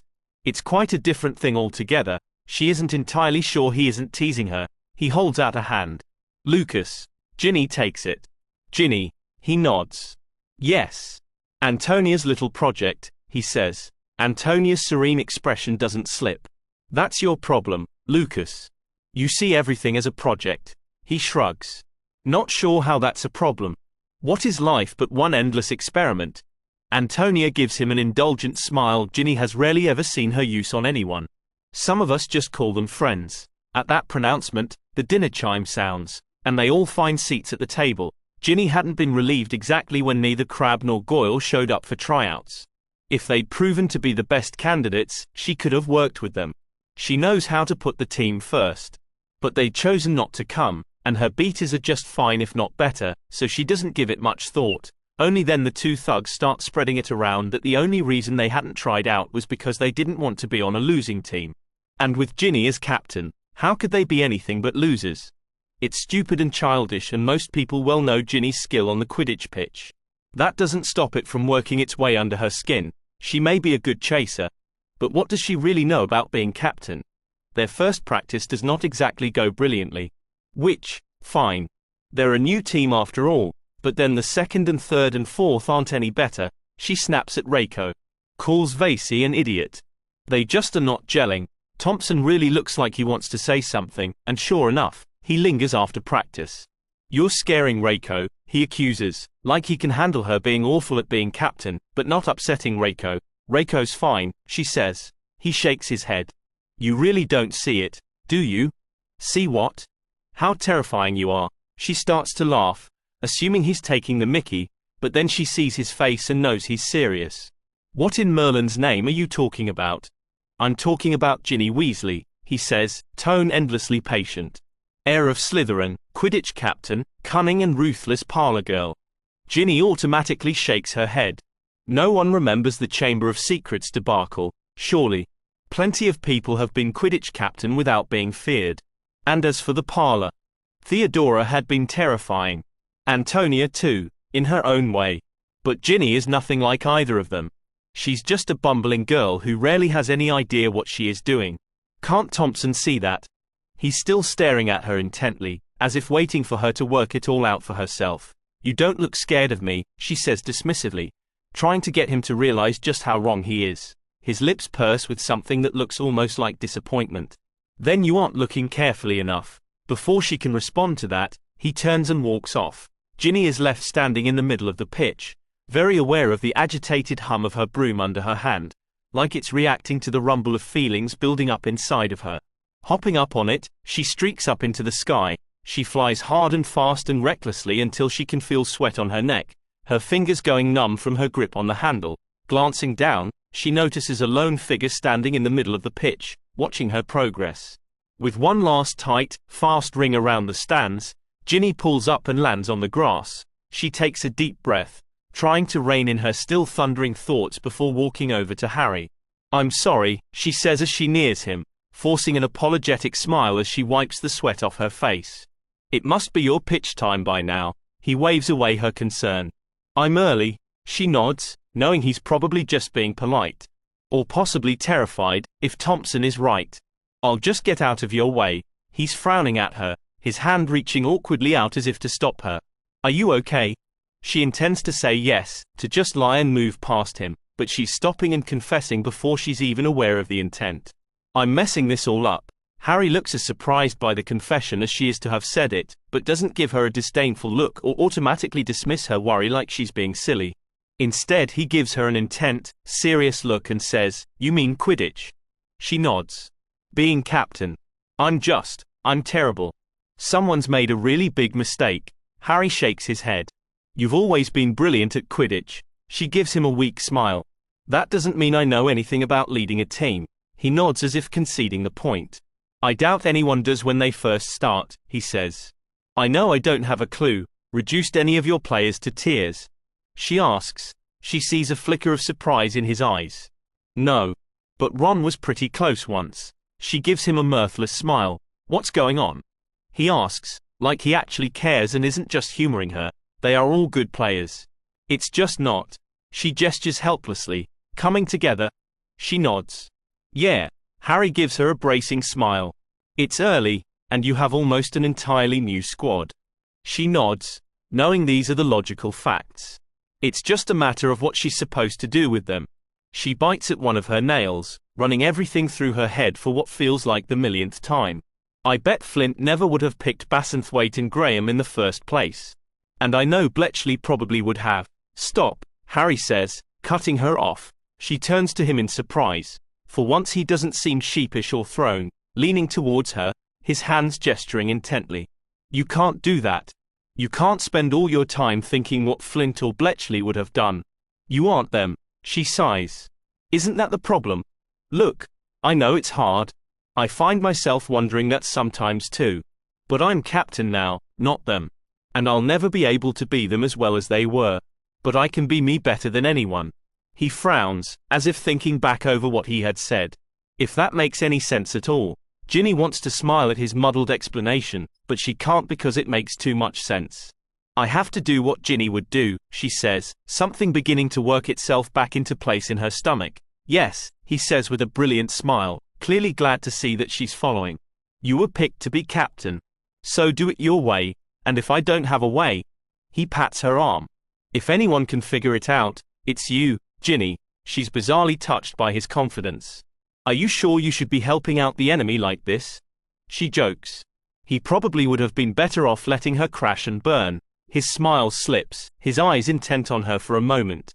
"You aren't my enemy." They stare at each other, and Ginny has the bizarre thought that Harry doesn't seem terrified of her, no matter how closely she looks. She lightly punches him in the shoulder. "Maybe not, but I'm still going to crush you in the first match." Harry blinks, recovering quickly with a big smile. "In your dreams." "Oi," someone bellows behind them. They turn to see Ron walk onto the pitch. "No talking to the enemy." Harry and Ginny look at each other and burst into laughter. "What are you two barks laughing about?" Ron asks. "Oh, just your face," Ginny says carelessly. Ron makes a rude gesture. Ginny shakes her head, turning back to Harry. "Thank you," she says. He shrugs. "Anytime." She hefts her broom and makes to leave the pitch, only to pause. "Ron? Yeah?" he asks, looking back over his shoulder at her. "Am I terrifying?" He doesn't even blink. "Absolutely." For some reason she can't explain, that makes her smile. Determined to fix things, Ginny decides to start with Reiko. She still doesn't know how to be captain, but she can start by acknowledging that what she's been doing so far isn't working. Mainly, pretending she knows exactly what she's doing and not being willing to show any weakness. She wonders if a little honesty might go a long way. Spying the younger girl in the common room, Ginny walks over to her. "Reiko?" Sure enough, when Reiko jerks around to look at her, there is definitely fear in her eyes. "Yes?" she asks, her whole body seeming to straighten in attention. Ginny bites back any irritation, keeping her face neutral. "Do you have a little time?" Reiko's eyes widen. "Right now?" "Yeah," Ginny says. "If that's okay." Reiko nods, jumping to her feet. "Of course. Do I need my broom?" Ginny shakes her head. "I thought maybe we could walk down to the lake." If anything, this just makes Reiko look even more discomforted. "Oh, okay." They don't really say anything as Ginny leads her out of the castle. Ginny's just trying to work her mind around what to say. Reiko is the first one to snap, breaking the heavy silence.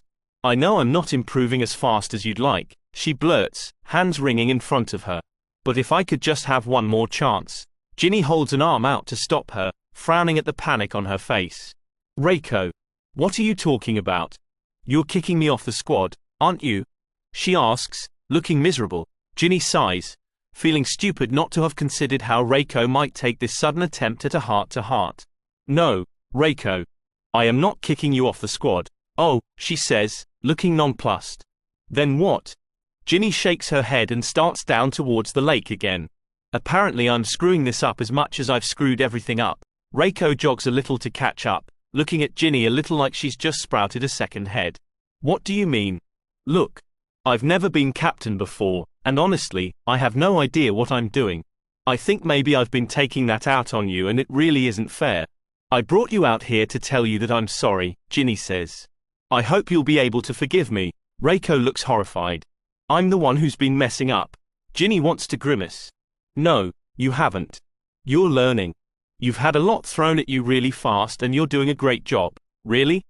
Reiko says, looking so heartbreakingly hopeful. Really? Ginny says, thinking she should be sure to say so more often. She's just not used to considering the effect her words have on others. But maybe that's a big part of being a leader. Down at the edge of the lake, Ginny turns to look at Reiko straight on. I was hoping. Maybe we can learn together? Reiko stares back at her for a moment before nodding. Yeah. I think we could do that. It's a start. The door to the Transfiguration classroom opens with a bang, 6th-year students pouring out into the hall. Ginny moves into a slightly better position to watch, careful to still be mostly out of the way. She catches sight of her brother first, his red hair easy to spot in the crowd. He's currently arguing with Hermione about something, Harry trailing slightly behind. He glances over, smiling slightly when he notices her. She holds his gaze and cants her head to the door behind her, an unspoken question. His eyes widen a bit as he glances around, but he nods in response. Ginny only lingers long enough to see him say something to Ron and Hermione before stepping into the empty classroom behind her. Ginny? He says, stepping inside and glancing around the room. Here, she says. Is everything okay? He asks. She waves a hand. Yeah. Everything's fine, okay. He looks a little confused, and she can't really blame him for that. It's not like she seeks him out very often. If ever. Look, Ginny says. I know I have no right to ask you this, and you should totally feel free to say no. Harry raises an eyebrow at her. Say no to what? She starts pacing across the front of the room. The thing is, I'm a good chaser. I've spent a lot of time studying the position. And I'm pretty comfortable with the role of keeper too because of that. And beaters too, more or less. She pulls a face. But the thing is, I don't really know anything about the seeker position. She stops, turning to look at him. And I thought, Harry. He still looks a bit confused, but far more relaxed, a smile playing at his lips. You want my help with understanding the seeker position? Yes, she says. I thought maybe you could recommend a book or something, or maybe some famous games to study. A book? He asks, like that is the craziest thing he's ever heard. Yeah, you know, pages with words bound together. She asks, miming a book opening with her hands. He ignores her sarcasm, a sure sign that he has been hanging out with the Weasley clan far too much. I never really studied it like that, he says. She frowns. You didn't? Harry shakes his head like it had never occurred to him. Wood just gave me some basic pointers. The rest is just instinct, I guess. Oh, Ginny says, not sure what to do with that. Then I guess I'm sorry I bothered you. Maybe there's some other way I can help. Like what? She asks. Instinct isn't really something you can share. He looks thoughtful for a moment. Well, I could answer any questions you have. Or talk to Reiko. He's being very helpful. Almost too helpful. Why would you do that? She asks, peering suspiciously at him. Harry looks amused. Are you trying to talk me out of it? No, she draws out. It's just, what? She blows out a breath. It doesn't really serve your interests. He stares back at her like this is something he hadn't even considered. It doesn't. She rolls her eyes. It's one thing not to be enemies, Harry. It's another to ignore the fact that we are going to play against each other in a few weeks. Harry shrugs. Ron says I have a helping people thing. He says that like it's something he's completely comfortable with. Helping other people even when it costs him something. Some days, Ginny says, shaking her head, you Gryffindor are completely unfathomable to me. Harry laughs. Believe me, the feeling is mutual. She pokes her tongue out at him, but refuses to be derailed from the real topic at hand. So what are we talking about here? A couple of pointers. Sure, he says. Why don't we all meet down at the pitch sometime? That is far beyond anything Ginny had expected. Seriously? He shrugs. Maybe Thursday before breakfast. That early there would be no one around to see, and this sign that Harry isn't completely unaware of the implications of what he's doing makes her feel slightly less uncomfortable. Okay, Ginny says. Great, he says, moving towards the door. I've got to go before Ron and Hermione wonder if I got lost. Sure, Ginny says. She watches him walk away, but still can't quite shake the feeling that she's taking advantage of him somehow. Harry, she says, thinking fast. He stops, turning back to look at her. Yeah. Tell Demelza she might find Sun Tzu's Art of War an interesting read. I have a copy if she'd like to borrow it. Katie Bell may be the Gryffindor chaser with experience, but Demelza is the one with real potential. And tell her to stop leading with her shoulder. It makes it way too obvious where she plans to shoot. Harry's surprise morphs into something flinty and thoughtful that Ginny is frankly much more comfortable with. He nods. I'll be sure to do that. See you Thursday? Yeah, she says, watching him leave. Now she just has to convince Reiko. Getting Reiko out of bed and down to the pitch at the crack of dawn turns out to be the easy part. She's disgustingly eager to eat, breathe, and sleep Quidditch, which is just another thing Ginny likes about her. The challenge comes when she catches sight of just who is waiting for them, broom in hand. Why is Harry Potter here? She asks, voice automatically hostile as if she assumes he is spying on them. I asked him to come, Ginny says. Reiko's eyes widen like Ginny has just told her she is going to wrestle a troll. Why in Merlin's name would you do that? Ginny wills herself to be patient and points out the obvious. He's a really great seeker. Reiko crosses her arms over her chest. Bully for him, Reiko, Ginny says, voice chastising. If you want to be a great seeker, this is your chance. I can't help you on my own. Reiko is still frowning. How do we know he won't just mess with me? You know, give me bad advice. Ginny smiles. He's a Gryffindor, she reminds her. It would probably never even occur to him to lie. Or at least he never would have said yes in the first place. True, Reiko admits, finally looking a little mollified. Come on. He's doing me a big favor. So listen well and be nice. Reiko nods, but still looks a bit like she's being led to the gallows. To be honest, Ginny still isn't sure herself why Harry agreed to do this. But watching him with Reiko, the way he looks so comfortable talking about something he clearly loves, it reminds her of the DA. She wonders if maybe Harry is missing it too. He really is a great teacher. He's patient and never condescending, and even Reiko seems grudgingly willing to admit that she learned a lot in the short half hour they spend together.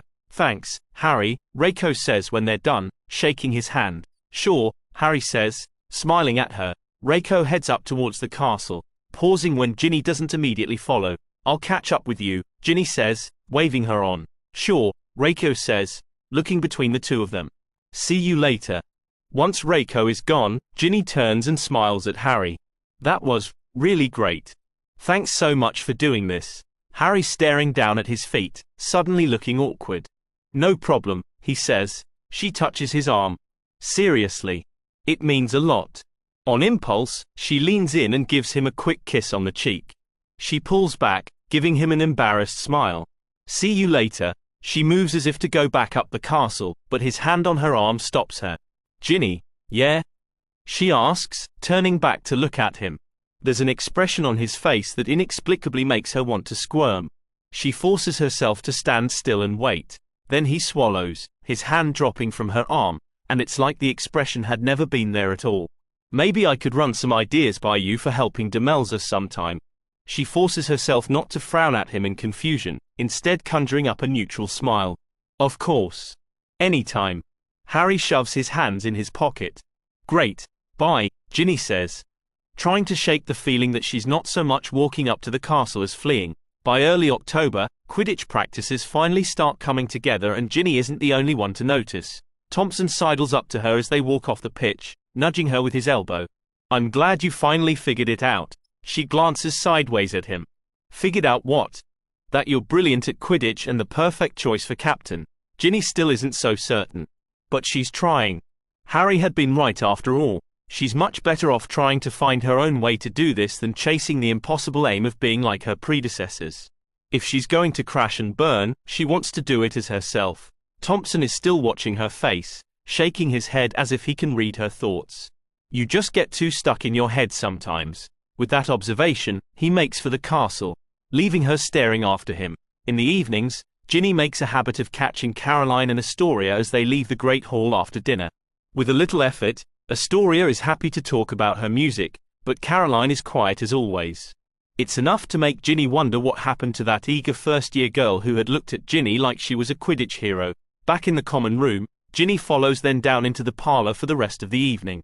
When Ginny isn't talking to the other girls, she's almost obsessively reading up on strategy, studying books on all of the Quidditch positions, paying close attention to the seeker position to build upon what she learned from Harry.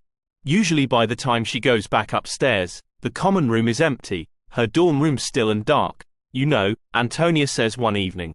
The parlor means many things to many people, but most don't just use it as a place to hide. Ginny looks up from her book. I'm not. Antonia cuts her off with an eloquent look. Go ahead and fool yourself, it seems to say, but don't assume I'm that stupid. Ginny sighs, sinking back into her chair. There is a reason she is down here all the time these days. And it has nothing to do with Quidditch. Charms is barely controlled chaos as always. The room surprisingly loud with the sounds of complaining crows considering they're supposed to be mastering silencing charms. She looks out the window. The leaves are starting to turn, and Ginny sits there thinking that it's been 4 weeks and she still hasn't had a serious conversation with Smeeta. Ginny glances across the room where Smeeta is sitting with Tobias and Terry Boot. Have you ever just known you've screwed something up, but didn't know what to do about it? Ginny asks. Across from her, Luna twitches her wand, the crow in front of them going mute halfway through a call. The crow stomps its foot, trying again, its mouth open and neck straining, but nothing coming out. Ginny can relate. Luna remains concentrated on the task for so long, Ginny begins to assume she isn't going to get an answer. Then Luna sort of owlishly blinks over at Ginny. If you already know what you did wrong, why don't you just fix it? With another jab of her wand, the spell lifts. The crow screeches at Ginny in a way that feels accusatory. Oh, shut up, she mutters. It takes 3 more days for Ginny to gather her nerve. But on Sunday morning she marches straight up to Smeeta at breakfast and says, will you walk down to the lake with me? Smeeta looks surprised, fork stopping halfway to her mouth. Just the 2 of us, Ginny clarifies, sliding a look at Tobias when he opens his mouth. He snaps it back shut, not looking so much offended as wary. Smeeta is still staring rather contemplatively at her half-eaten meal. Please, Ginny says, because having come this far, she doesn't really care how pathetic she looks. Okay, Smeeta says, carefully folding her napkin in even thirds. 20 minutes. Ginny nods. I'll meet you by the main entrance.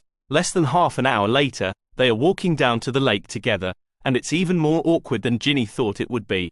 Gathering her nerve, she knows there is only one way to do this. What have you been up to? Ginny asks in a rush. Smeeta shrugs, and for a moment Ginny thinks she's just going to foist her off with some vague answer about homework. But instead she takes a deep breath and blurts, I'm helping Madame Pomfrey, as if this is something she has been holding back for far too long. This is not what Ginny expected to hear. What? Smeeta nods, her cheeks burning slightly red. I spent a lot of time at St. Mungo's over the summer. Ginny is more than aware of that, the tight feeling in her chest again. Smeeta pushes on, her words gaining in momentum. I learned a lot, at first because I just wanted to know what was happening and later because I was bored. But I was surprised how interesting it all is. She shakes her head, as if she finds herself a little ridiculous. I just feel like I finally found my thing, you know. Those are probably the most words Ginny has ever heard Smeeta say at once, and that, more than anything, is telling. Ginny hasn't been able to see past the marks of illness on Smeeta. How has she missed the obvious light in her eyes? How alive she looks. Or was she just being dumb, assuming this was all about Tobias? Smeeta's never been a bad student, nor a particularly great student. Just rather indifferent except the few cases where it served her interests. But now Ginny sees it, that spark that marks a passion. It explains a lot. Why she dropped Muggle studies, where she spends all her free time, her sudden aptitude for potions. Ginny stops, turning to look at Smeeta straight on. I wanted to tell you, Smita says. Ginny knows she never gave her the chance. I am so sorry I never wrote. Smita looks away. Why didn't you? Ginny shakes her head. I just didn't know what to say. She thinks at the very least, Smita deserves the whole truth.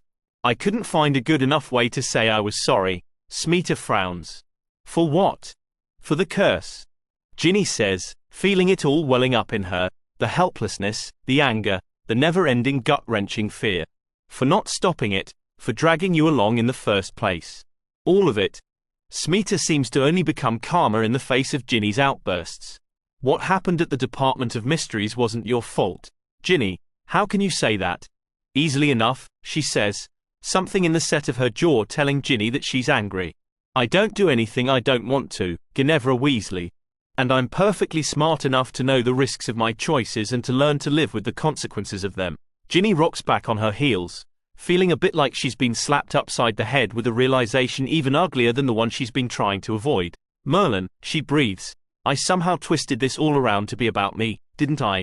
Not what Smita's been going through. Not what all this means to her. But what it's meant to Ginny, how she's been unable to deal with it. Smita regards her for a long moment. I guess somehow you did. Ginny paces a few steps away, again finding herself at a loss for how to apologize for being so blind. She stares out at the lake for a few minutes before crossing back over to Smita. Tell me everything, she says. They end up sitting under a tree down by the lake, talking for almost an hour before they fall back into a comfortable silence. They cover everything. Smita's Meadowitch training, Quidditch, their families, her illness, the parlor. All of it, except one. And things with Tobias. Ginny asks. Knowing this is the dragon in the room both of them have been dancing around. Smita flushes again. Good. Yeah. Ginny asks. Yeah, Smita says. Really good. Ginny watches Smita's face, finds every tiny sign that she is clearly happy. I'm glad. Smita eyes her. Are you? Ginny grabs her hand. Yes, I really am. They look at each other for a moment, and Ginny knows they are both aware how much her relationship with Tobias has changed things, and how that is just going to have to be part of things from now on. Ginny smiles.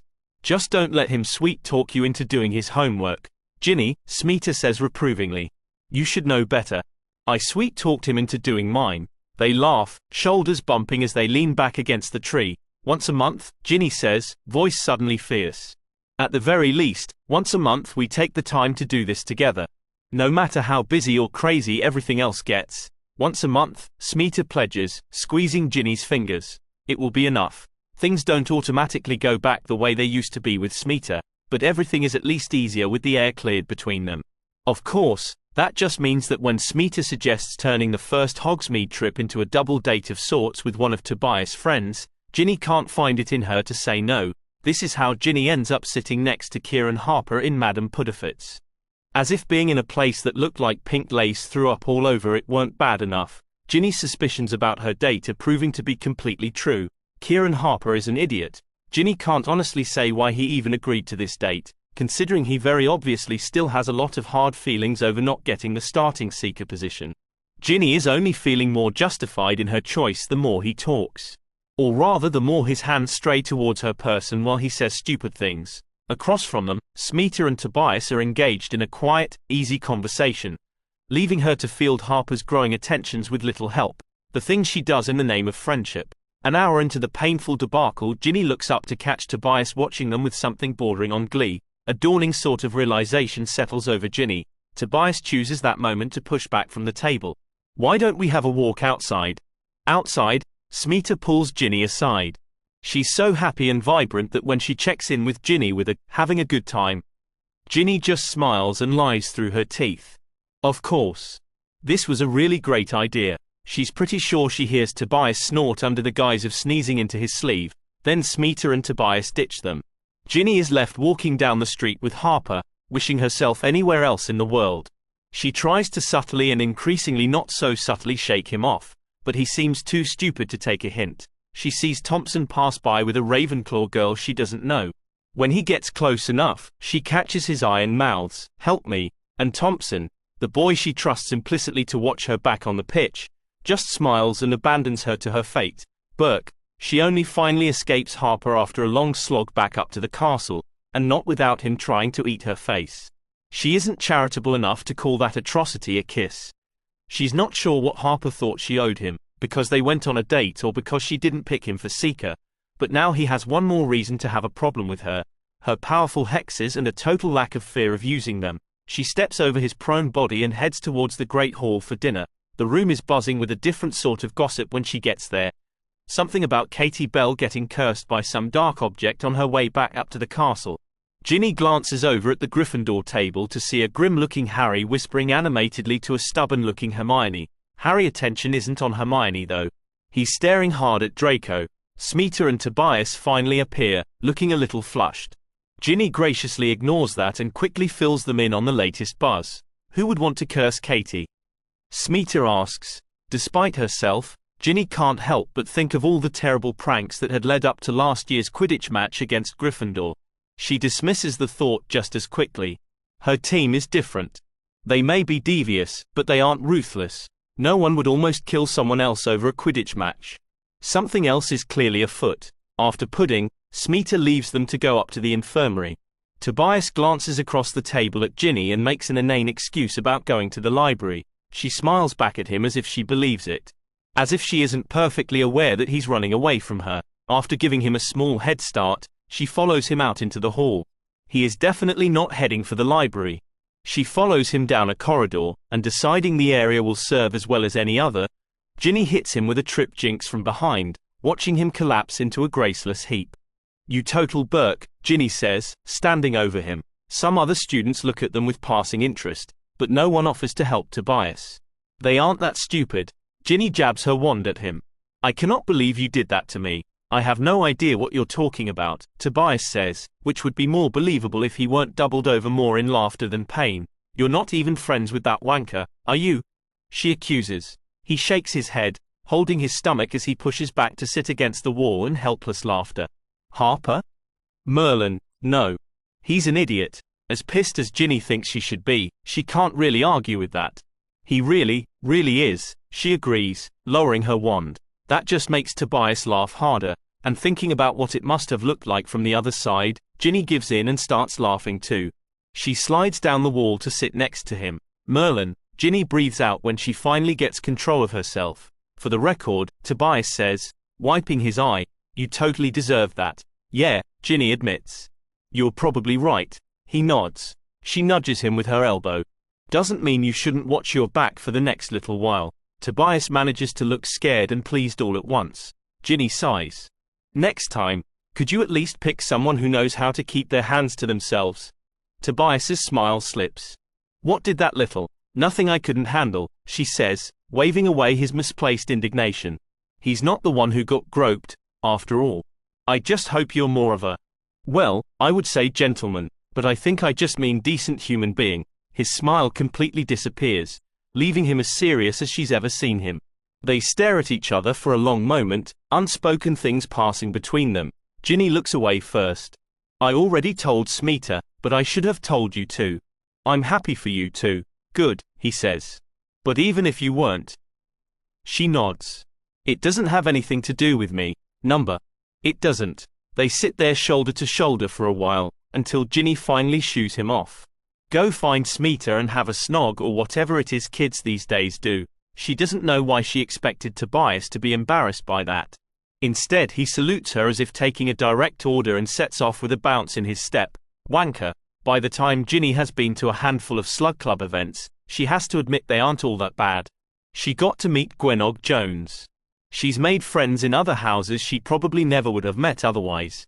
Don't get her wrong, she understands why Harry avoids the dinners like the plague. She isn't stupid enough not to see Slughorn's motivations, his manipulations and collections. But at the same time, many of the best and the brightest students are in this room.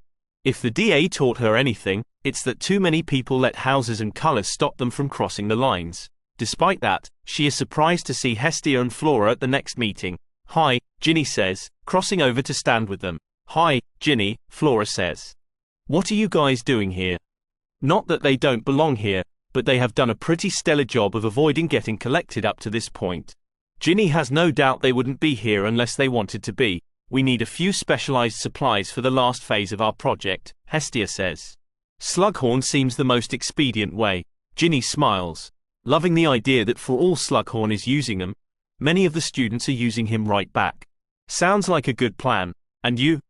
Flora asks, snagging an hors d'oeuvre off a tray. Ginny frowns. I'm sorry.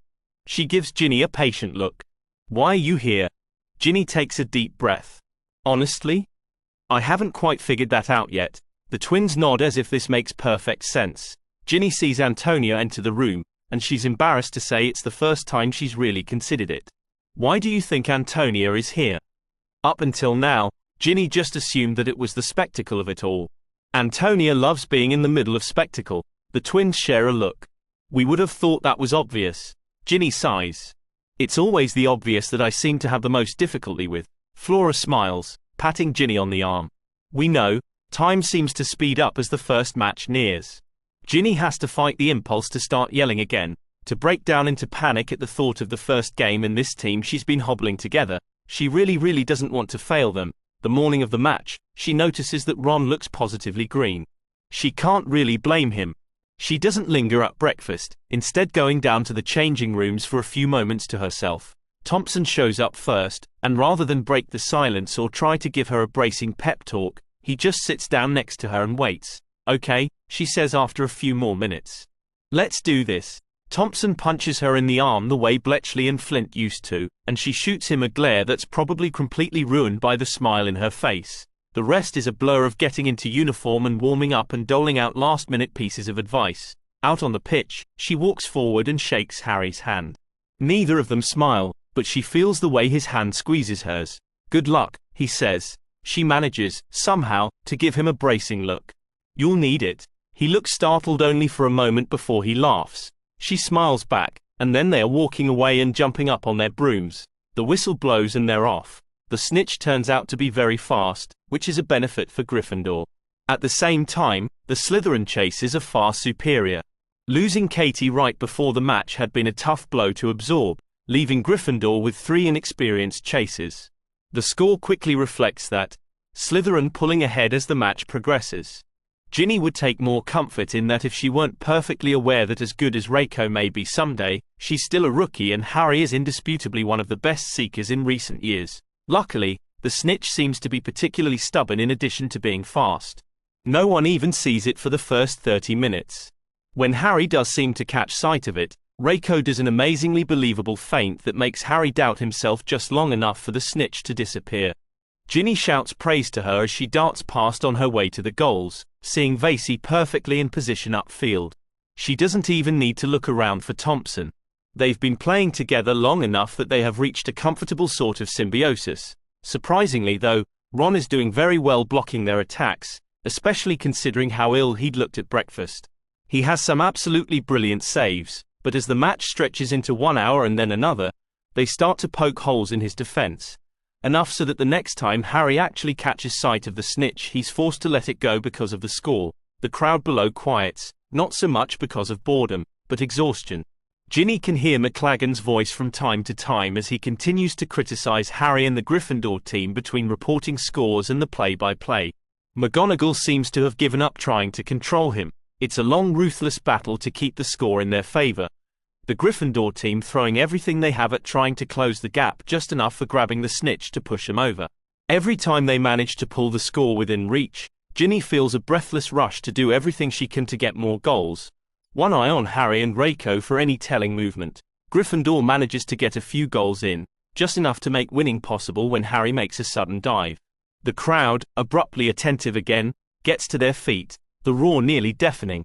Damn it, Ginny says, dashing towards the goal parallel to Vasey.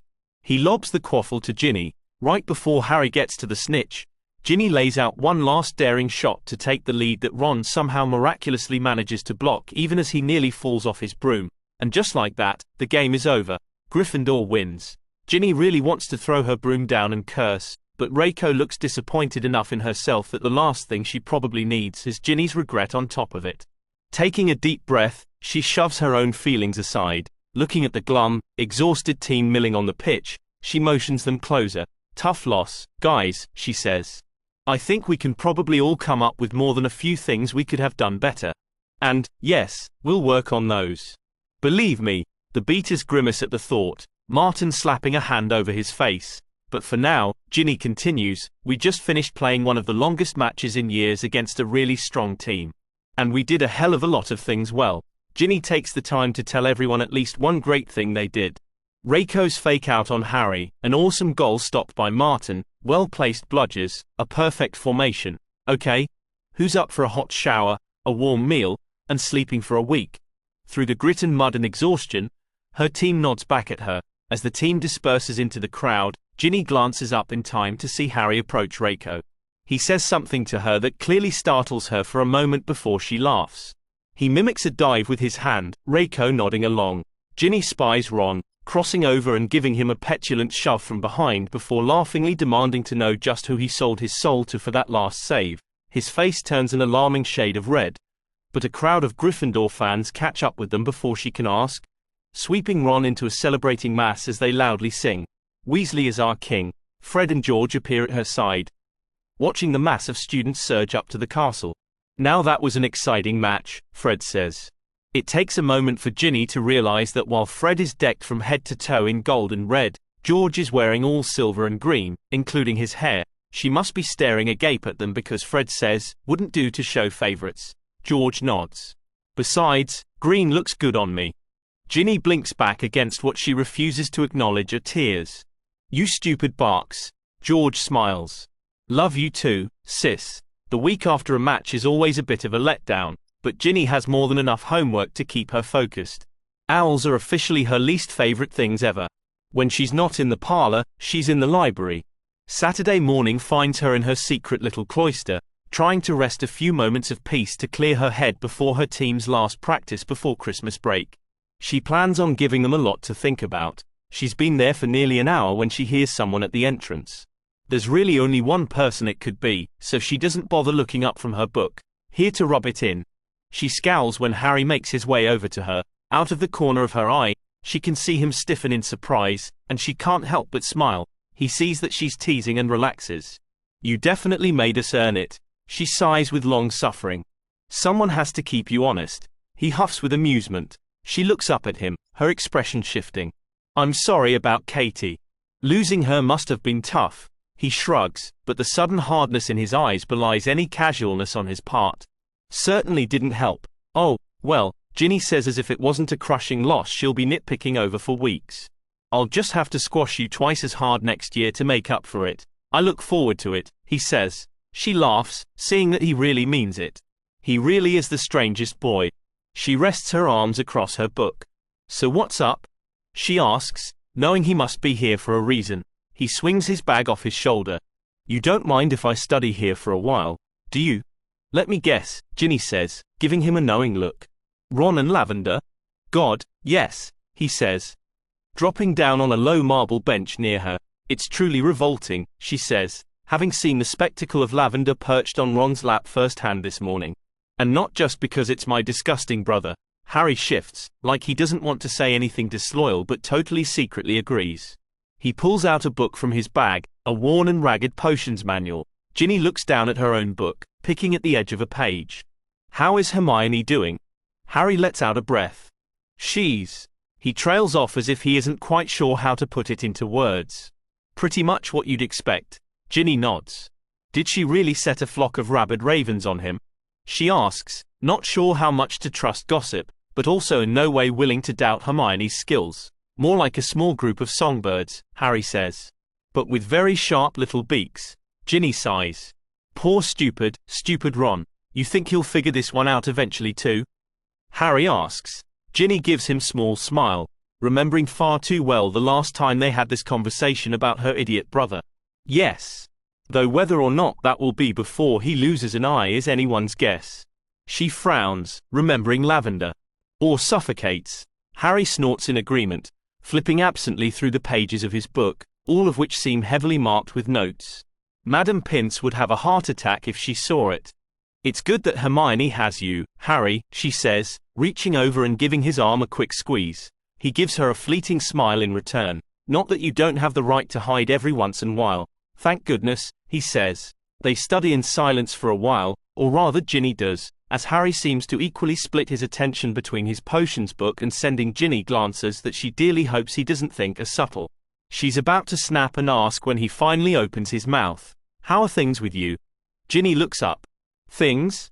she asks, noticing that his ears have gone a little pink. "Yeah," he says with stubborn little nod. "Anything interesting happening down in Slytherin these days?" She stares at him for a long moment, having no idea where this is coming from.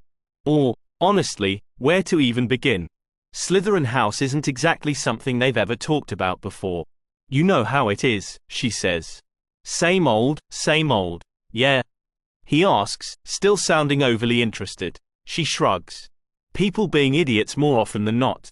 They fall back into silence, only now it's strangely awkward. She decides to throw him a conversational bone. "Did you hear about Smeeta and Tobias?" His brow furrows, and she can tell this isn't what he'd been fishing for. "What about them?" "They're together," she says for lack of a better way to describe it. He looks confused for a moment before his eyebrows lift. "Oh," he says. "I hadn't heard." "Yeah, well, not everyone feels the need to spend every moment snogging in public." Harry grimaces. "And you're okay?" "Me?" she asks, wondering if her tone had been that obvious. "Sure. I mean, I see Smeeta a lot less these days, which kind of sucks." It feels rather liberating to actually admit that out loud, and with Harry looking at her in that earnest way he has, it's surprisingly easy to open up. It's hard to be resentful when they're clearly both so happy. Or at least I'm trying not to be resentful. She pulls a face. "I'm sorry. I sound peevish and stupid." Harry shakes his head, gesturing at himself. "I think I know my way around peevish and stupid." She laughs. "I forgot. You were best mates with my brother, aren't you?" His forehead creases, like he's uncomfortable with the reminder. Yeah, I am, Mayor. I just needed to realize that things change. There's nothing you can really do about that. You know," Harry says, fingers picking at the edge of his book, "some people always assumed you and Tobias." Ginny can't help it. She laughs out loud. "Me and Tobias? Ha! I'd kill him in under a week. If he didn't poison me first." She makes a mental note to tell Tobias about this. He'll get a kick out of it. Harry frowns, like maybe he's imagining the fallout of a war between Ginny and Tobias. "You've been going to Slughorn's dinners, right?" "Yeah," Ginny says. "They aren't even all that terrible, to be honest." She gives him a look. "If you actually showed up, Slughorn would probably faint with joy." He grimaces. "Harry, my boy," she says in a very bad impersonation of Slughorn, punching him jubilantly in the arm. He pulls a face. "That one needs work." Ginny laughs. "Definitely." Glancing down at her lap, she catches sight of her watch. "Merlin," she swears. "Is that really the time? I have to get ready for practice." She starts shoving books in her bag. Harry pushes to his feet when she does. "Already? I have a bunch of new drills to set up. Otherwise I risk those GITS forgetting everything over break." She smiles at him, squeezing his arm. "Have fun hiding." "Sure," he says, giving her a smile that seems a little forced. She doesn't have time to think about it really, but she swears that as she leaves, she hears him muttering to himself, "Time is running out on the term," which is great other than the fact that Slughorn's Christmas party is also rapidly approaching. A party all Slug Club members are supposed to bring a date to. Ginny considers the options open to her. Antonia already snagged Lucas. She considers asking Neville, but he's never been very comfortable with Slughorn's parties in the first place. She could go alone, but wonders if that might just make her look a little too pathetic. Inviting Ron would be worse than not going at all. If it had been a year ago, she would have just made Tobias go with her. It seems a hopeless task. "Why are you staring at me?" Ginny blinks, becoming aware that her fork is tapping against her plate as she stares unseeing at Thompson on the other side of the table. Now there's an idea. Her mercenary thoughts must be a little too obvious though, because he leans back away from the table as if contemplating strategic retreat. She stabs her fork at him. "Would it be an abusive position to demand that you go to Slughorn's Christmas party with me?" Both of Thompson's eyebrows lift. "Yes." Ginny sighs. The last few times she let Smeeta talk her into doubling with one of Tobias' friends, she had to nearly hex her way out of the end of the night. A date's friendly indifference would have been a nice change. Thompson crosses his arms. "But if you promise not to make me run extra drills or curse me if I say no," Then I think you could at least ask me with no conflict of interest. She looks up at him in surprise. Really? He shrugs. Only one way to find out. She barely resists rolling her eyes, but dutifully asks, would you go to Slughorn's Christmas party with me? He seems to consider it. Only if you call me Sean. Sean? He looks calmly back at her. Yeah, you know, my name. Ginny shakes her head, finally losing the battle with rolling her eyes. I'll do my best. Okay then, he says. I guess it's a date. Ginny smiles, glad to have one less thing to worry about. It's about time something in her life was simple. Things get less simple when Ginny lets Antonia talk her into letting her do her hair and makeup. Once Mum sent a set of dress robes by Owl, Ginny assumed this Christmas party would require 10 minutes of prep tops. Upon hearing that, Antonia just gives Ginny an indulgent smile and says, it takes time to look this good. Ginny has no doubt it does, but she's never aimed for being as beautiful as Antonia.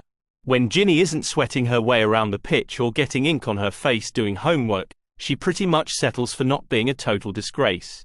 Antonia just tut-tuts under her breath and starts pulling out alarming-looking potions and utensils that seem better suited for torture than beautification. What feels like hours later, but couldn't have been more than 20 minutes, Ginny stares back at her face in the mirror, barely recognizing herself. It's not that Antonia completely overwhelmed her face with makeup. It's just a little color on her lips and a smoky, kind of golden shade around her eyes. It makes her eyes look bigger, her normally dull brown eyes brighter. Antonia also manages to get her hair to lie the way Fleur always insisted was right, even if Ginny's never been able to duplicate it. Downstairs, Thompson waits for them in the common room. He looks a little stunned when he catches sight of her, and Antonia doesn't even bother trying to pretend not to be smug. Lucas is waiting for them in the hall, looking even more impossibly handsome in a dark, perfectly tailored set of robes.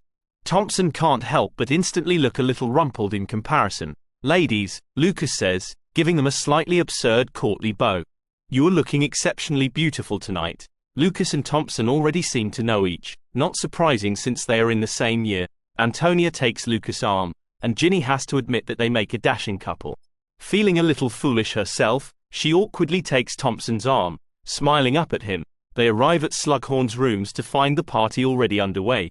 Ginny shouldn't be surprised by the general splendor of the room after seeing what Slughorn referred to as his comforts during the dinners. Thick rich fabrics hang from the walls and ceiling, giving the space the feeling of being a luxurious tent. Lights hover overhead, filling the space with a warm glow. Antonia and Lucas drift off to speak to some other friends, leaving Ginny and Thompson to look around the room. She isn't sure she's ever realized just how quiet Thompson can be until she relies on him for her conversation. On the pitch they mostly communicate through gesture and eye contact. This sort of event seems to require more than that. She chats aimlessly for a while, a sort of running commentary on the special guests Slughorn has trotted out for the occasion. Thompson nods along, occasionally allowing a smile at one of her more clever comments, but rarely offering one of his own. Across the crowd, Ginny notices Luna peering suspiciously up at a beribboned strand of mistletoe. She's never seen Luna at one of these things before, but if Slughorn actually thought to collect her, he's going to go up a lot in her estimation. Ginny tugs on Thompson's arm. I want to say hi to Luna, Loony Lovegood, he says, looking around in interest. Ginny stops, giving him a hard look. Luna. My friend. Got it, he says, hands lifting. No need to hex me. She gives him another glare, just to make sure he'll behave himself. He rolls his eyes. Come on, he says, taking her hand and leading the way. I'll play nice. Luna looks up at them as they approach, eyes wide and probing as always. Hi, Ginny. Hey, Luna. You look really nice. Luna absently twists her hips, the hem of her robes floating around her knees. I've never had so many people comment on my clothes before. It's curious. Thompson gives Ginny a look. Eyes wide. This is Tom, Ginny starts to say, stumbling when Thompson clears his throat. Sean. He pats her on the shoulder. I'm amazed you remembered. Why would she forget? Luna asks, peering up suspiciously at the mistletoe again. Thompson smiles at her. She takes a lot of bludgers to the head, he teases, clearly not realizing that things like that always go over Luna's head. That is a strange thing to find amusing. Luna gives Thompson a contemplative look before turning to Ginny. He's a bit odd, isn't he? Thompson laughs, probably at the irony of Loony Lovegood calling him strange. You have no idea, Ginny says. Harry appears at Luna's elbow then, drinks in hand. Here you go, Luna. Harry asked me to come with him, Luna announces, taking the drink. As a friend. She beams as if this is nicest thing to happen to her in a while. Thompson lets out a cough that sounds suspiciously like a chortle. Harry, for his part, glances at Luna, shaking his head slightly, not with exasperation, but rather real affection. So maybe Slughorn wasn't smart enough to collect Luna, but at least Harry is smart enough to know a good idea when he sees one. He couldn't have picked better, Ginny says, squeezing Luna's arm. She glances over at Harry. I'm just surprised to discover he has good taste after all. Hello to you too, Ginny, Harry says, voice dry. She smiles at him, giving an exaggerated curtsy. She's actually kind of relieved to see that he hasn't fallen prey to one of the many girls who are clearly obsessed with the idea of dating the chosen one. As if being the chosen one is some great mark of attraction. Thinking of Harry in the infirmary after the Department of Mysteries fiasco, his face drawn and troubled, Ginny can think of few things less romantic than the burden Harry is forced to carry. He doesn't deserve a reputation hunting girl on top of all of that. You look nice, Harry says, bringing Ginny out of her thoughts. She lifts an eyebrow. Nice? She says, unable to resist teasing him. He smiles. Floaty? Better, she says, smoothing a hand down the midnight blue velvet. They're the nicest robes she has ever owned. Mum must have wanted to make up for not buying her a new broom. Thompson drops an arm over her shoulders, giving her a fond smile. Yeah. I hardly recognized her off her broom. Who knew she'd clean up so well? Ginny digs him the ribs with her elbow. He grimaces, holding the spot. Okay, now you look familiar. Burke, Ginny laughs. Harry's face is a little tight, like he's uncomfortable about something. He sticks a hand out to Thompson, and Ginny realizes she's failed to make introductions. Harry, he says. Thompson takes his hand. Sean. There's a little beat of something there that Ginny can't quite read, and she wonders if Thompson is maybe surprised that Harry doesn't assume people just know who he is. Luna peers back and forth between them. Strange time of year for Nargles to be breeding, she observes. Indeed it is, Thompson says, dropping Harry's hand and smiling down at Ginny. Is Hermione here? Ginny asks, glancing around. Yes, Harry says, his face contorting like he's not really pleased. With Cormac McLaggen. Ginny says, no longer surprised by his expression. Why in the world would Hermione agree to come with him? Harry gives her a look like she's missing something obvious.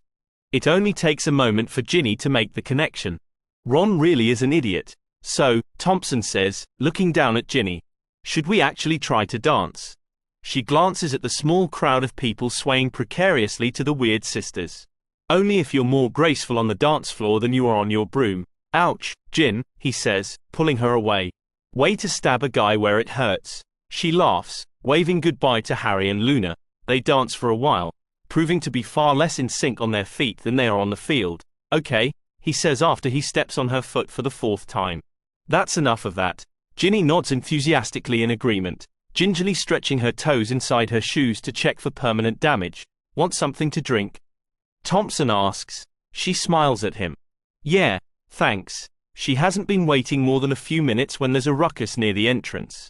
She can just make out Draco, and by his side a rather gleeful Filch. It looks a lot like Draco has been caught trying to sneak into the party. Oh, how the mighty have fallen. When Filch passes by, dragging Draco forward like a pathetic little interloper, Ginny inexplicably finds herself moving in tandem, stepping up next to him and sliding her hand into the crook of his arm just as they approach Professors Snape and Slughorn. She can't really say what makes her do it, other than the fact that Draco looks so pathetic and she knows it will kill him, the thought that he might in any small way be indebted to her. So it isn't all altruism or anything, but she's strangely fine with that. You're late, Draco, she says, smiling pleasantly at Snape and Slughorn as she squeezes Draco's arm. Ah, Slughorn says, looking pleased to have any unpleasantness so easily cleared up. You've been asked to escort the daring Miss Weasley, have you? His voice makes it clear that he thinks Draco has lucked out, being clearly out of his depth with Ginny. The Malfoys are in disgrace after all and thus of no use to Slug. Draco flinches as if to pull away, practically radiating his fury at her interference. I don't need rescue, Weasley, she imagines him thinking. She merely digs her nails into his arm with unapologetic ruthlessness and smiles wider, because it may have been an impulsive act, but once she picks her course, Ginny Weasley does not stray. The music behind them swells, and she pulls on his arm. I do so love this song, she sighs with fake reverence. Slughorn smiles broadly. Go, go, he says. He leans in towards Snape. We must not keep the young ones from their entertainments. Snape does not seem to harbor the same sentiment, but doesn't say anything as Ginny drags Draco away. What the hell do you think? He starts to bluster once they are out of earshot. Shut up and dance, Malfoy. To her surprise, he complies. She almost misses his bite, the days when he was a worthy adversary to set her sails against. These days he just looks haunted. Looking over his shoulder, she catches Harry watching them, something hard in his expression. She ignores him, stepping slightly closer to Draco. She studies his face, and this close it is clear that he is not doing well. You look like death, she says. He glares at her, but doesn't seem to have any ready comeback. Not even a single freckly git insult for her. She frowns, leaning in closer. Are you okay? He stares back at her in surprise, something terribly painful in his eyes for a moment before he shakes his head, pushing her out of his arms like she's something disgusting he's been forced to hold. I don't know what game you're playing, Weasley, he hisses. But keep me out of it. He slips back out into the hall, Snape quick on his heels. She tries to pretend she doesn't see Harry follow out after them, the silver sheen of a robe in his hand. That isn't her battle to fight. It never has been. That looked like fun, Thompson says, appearing at her elbow. One of these days I'm going to learn to ignore my more perverse urges, she says with a sigh, taking the drink from him. He smiles. And take away all our fun. They spend another hour mingling among the guests, listening to Slughorn's previous protégés compete for the prize of most stuck up.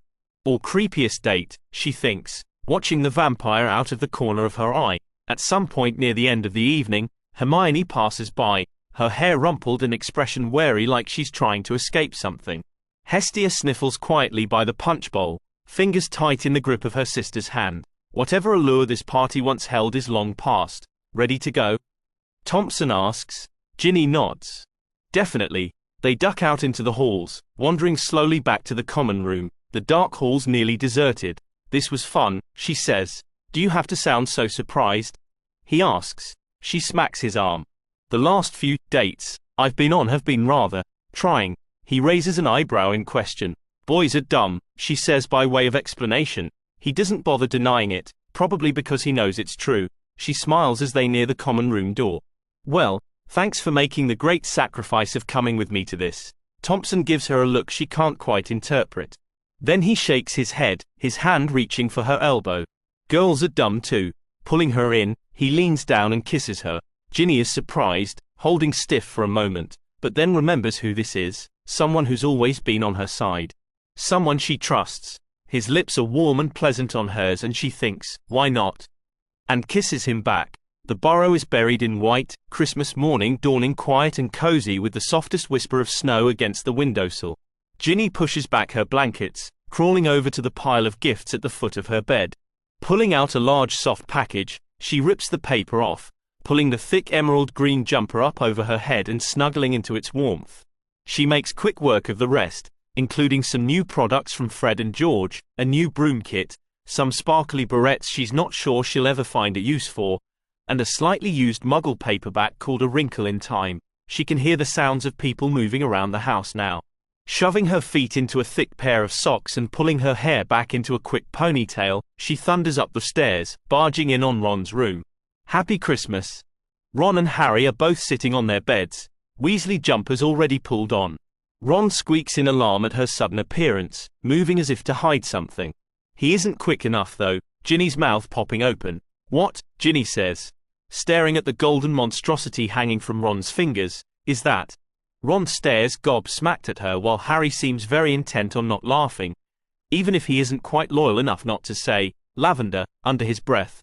It's then that Ginny realizes it says my sweetheart in giant sweeping letters. Ginny takes a breath and bellows, Fred, George, get in here immediately. The unholy glee in her voice must be clear, because the twins appear with a crack, quick enough that Ron doesn't even have time to stow the necklace. Ronikins. George crows as Fred pounces, grabbing the necklace out his hand. They dance around him, offering to stick the necklace in various places for all time with a well-aimed sticking charm. Ron's ears are violently red. Yeah, well, he shouts.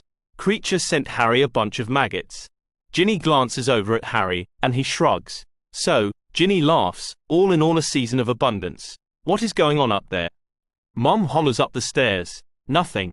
They all chorus together. Ron rather rudely shoves them all out his room a few minutes later, muttering that all he wanted for Christmas was to get a different family. Ginny makes kissy faces at him. I'm sure Lavender would be happy to adopt you. Ron slams the door in her face. Rude, George declares before both twins disappear with a crack, a startled shriek sounding from downstairs a moment later. Ginny makes her own way down the stairs to find Mum happily reaming the twins for almost ruining breakfast, and Dad calmly reading the paper at the table. Fleur is standing to one side looking a little overwhelmed by the sheer chaos around her. Happy Christmas, Ginny says. Fleur turns to look at her, and it's only then that she realizes she has a huge tome hugged it to her chest as if she's scared to let go of it.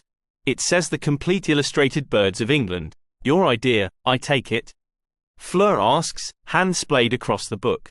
Ginny glances at all the other presents spread on the chair next to her, every one of them light and airy and elegant. She shrugs. It felt right at the time. Fleur beams, leaning in to kiss her cheek.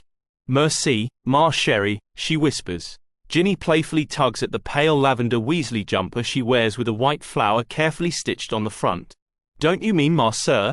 Fleur's tinkling laugh fills the space. Soon enough, breakfast. Mum shouts. And there's a general scramble to the table. Bill catches Ginny's elbow. Thanks, Gin, he says, folding her up in a hug. Hey, she says with a shrug. You're the one with the good taste. Though how you convinced her to marry you, I'll never know. Bill laughs, tripping her into a headlock and playfully digging his knuckles into her scalp. Mum. She yelps, swatting ineffectually at him. Tatler, she hears Ron and the twins call. Bill eventually lets go of her, patting her head with a smile. Ginny sticks her tongue out at him and takes a seat at the table. Harry is already sitting on the other side of the table, watching her with obvious amusement. She pats at her hair, now standing up in a million directions. A madhouse, she complains. Yeah, Harry agrees, only instead of being disturbed, he looks as happy as she's ever seen him. Clearly proof that he's just as mental as the rest of them. Things settle down as much as they ever do by the time dinner rolls around. Mostly out of sheer exhaustion, Remus Lupin, looking even more careworn than usual, comes to dinner, disappearing into the parlor with Harry and her father for an intense-looking discussion that seems to please no one by the end of it, Harry least of all. Halfway through dinner there's a knock at the door, revealing that Rufus Skimjaw, Minister of Magic, has opened and it. He brings Percy with him for the thinnest veneer of respectability. Mum doesn't seem to register that Percy is clearly only here as a beard for Skimjaw, too ecstatic to see her erstwhile son on Christmas. It occurs to everyone else though, particularly the twins, if their expression is anything to judge by. They are already nudging each other under the table, clearly working on something. Ginny clears her throat, giving them an arch look when they acknowledge her. She wants in. She waits expectantly until George gives her a signal. Pushing to her feet, Ginny heads towards her brother. Percy, she shouts. I've missed you so much. He's clearly thrown by the unexpectedly warm greeting, but doesn't seem suspicious. He hasn't been around her enough the last few years to know how afraid he should be. Percy leaves the burrow 10 minutes later with Parsnip stuck in places he probably never thought possible. The post-Christmas doldrums settle over the burrow in the week that follows. The twins are back at their shop for the post-holiday sales, such as they are, and Bill and Fleur leave to visit Aunt Muriel for a few days. Most of the time Ron and Harry are off somewhere talking about whatever boys like them find interesting. Even they don't like to be in each other's pockets every moment though, so sometimes Harry wanders in to sit with Ginny.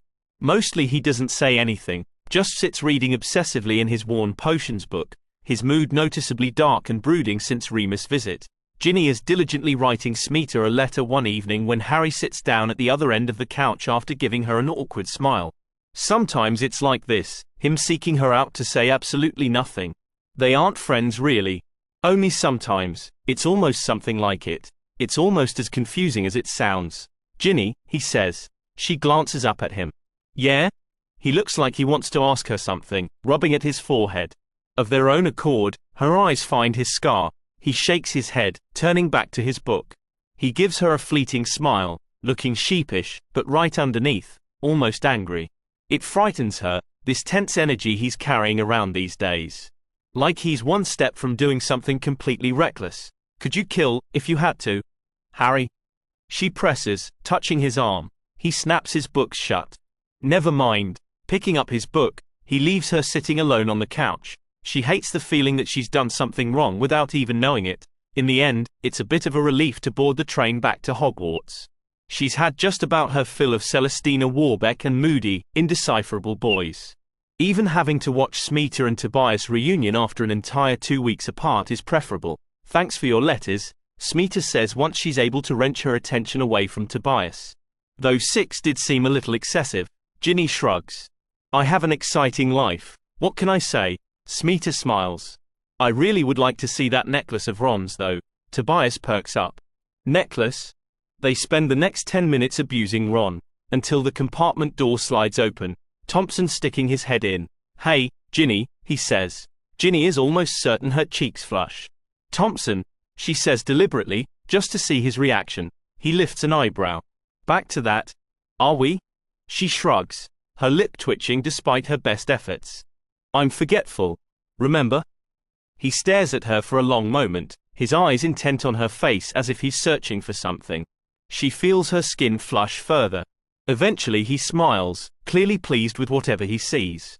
I'm looking forward to reminding you. She bites her lip, feeling unaccountably discomforted by something in his expression. Somewhere nearby, someone clears their throat. Thompson blinks, whatever expression had been there suddenly disappearing. He glances past Ginny to Tobias and Smeeta. Hi, Smeeta says. Ginny looks over in the direction to find Tobias staring with his mouth hanging open. Smeeta, as always, looks completely composed, her hands folded quietly in her lap. Only her eyes seem to promise the intense amusement she plans on getting out of this later. Ginny winces. Well, Thompson says, hand tapping against the door jamb. I'll see you later. Getting a hold of herself, Ginny turns her attention back to Thompson, a little relieved to find him back to looking at her just like he always has. She smiles. Yeah, with one last lingering look, Thompson disappears out the door. Okay, Tobias says the moment the door closes, something like unholy glee in his voice. Just what the hell was that? I think, Ginny says wonderingly, that may have been my boyfriend.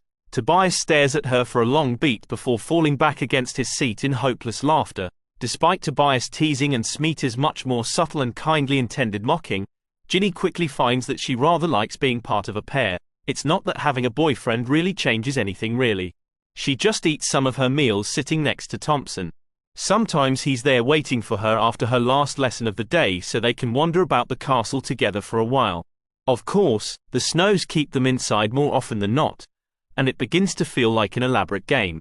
Trying to find some abandoned corridor where he can pull her into an alcove and kiss her, keeping one step ahead of the eerily omniscient Mrs. Norris, who can apparently sense a snog from 2 corridors over and 3 floors down. Those are the times that leave her breathless and laughing, and maybe a teensy bit more understanding of her brother. Maybe.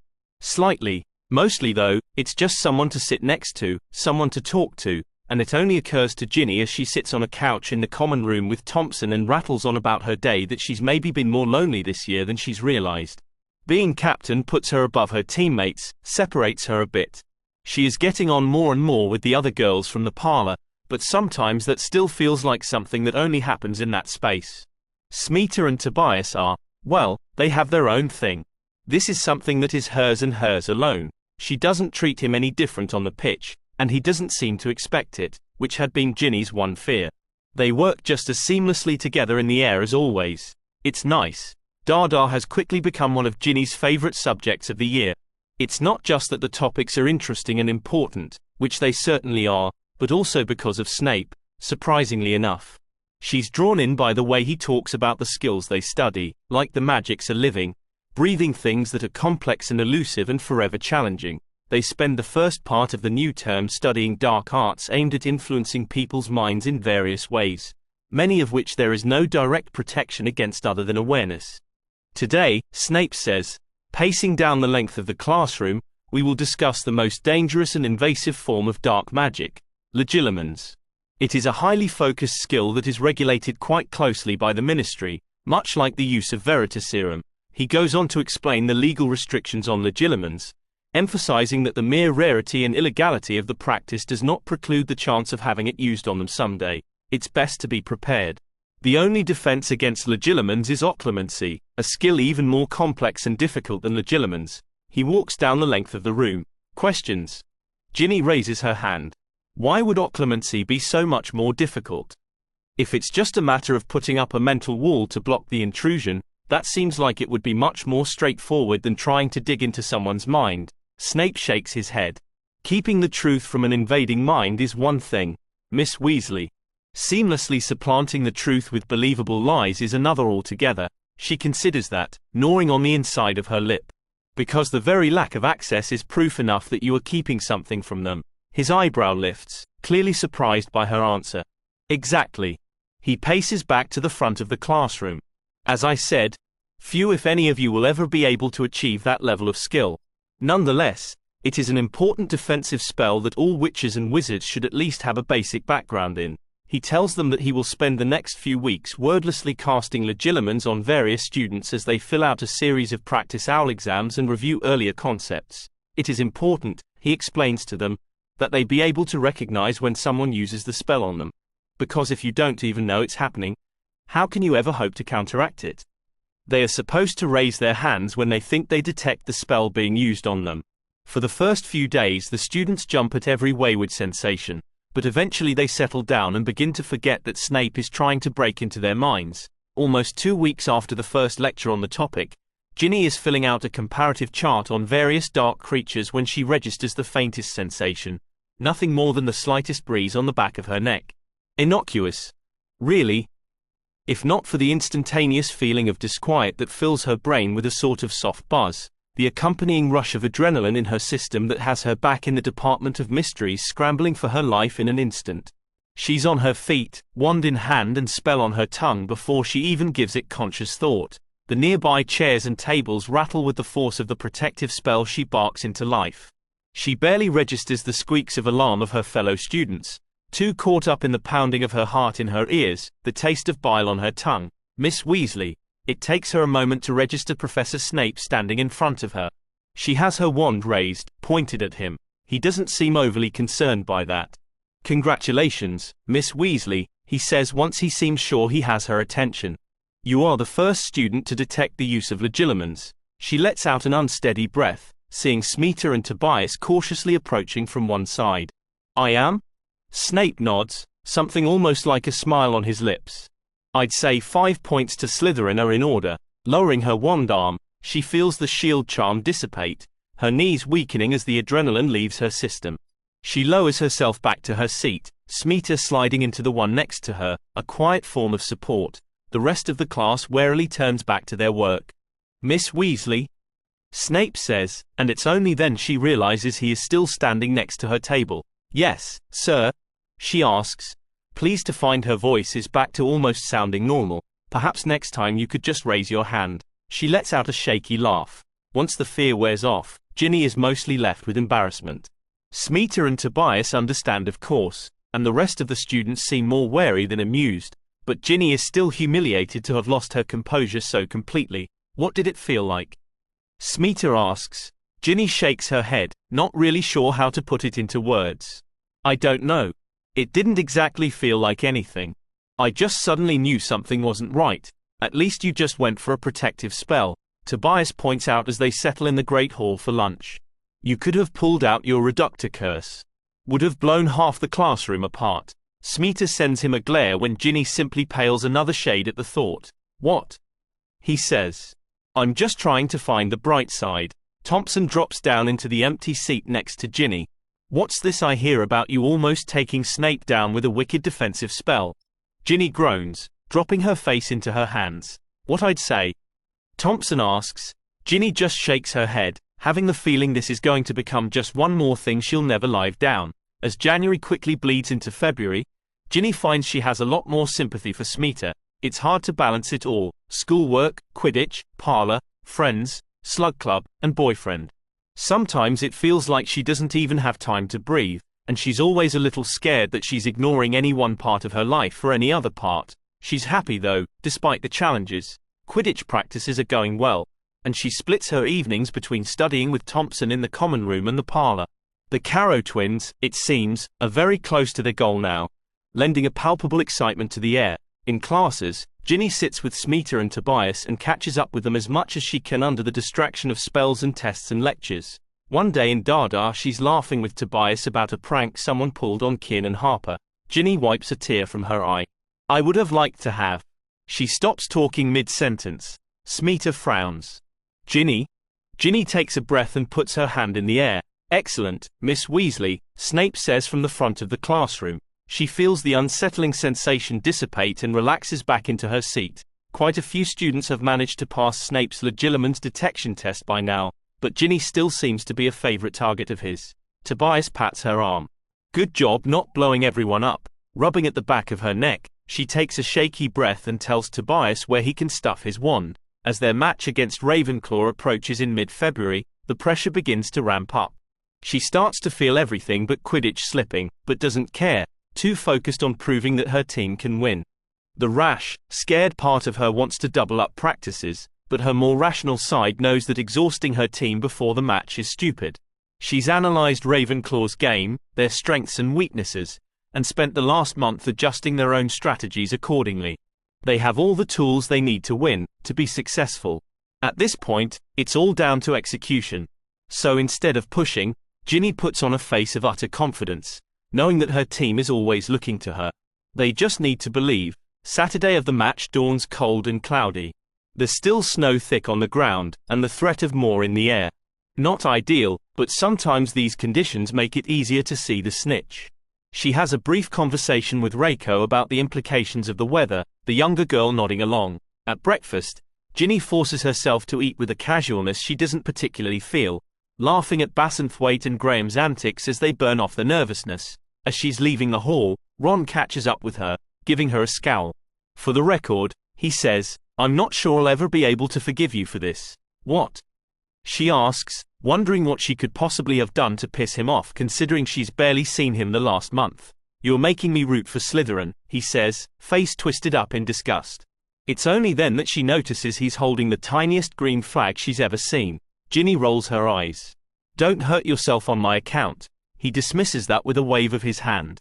You're my sister.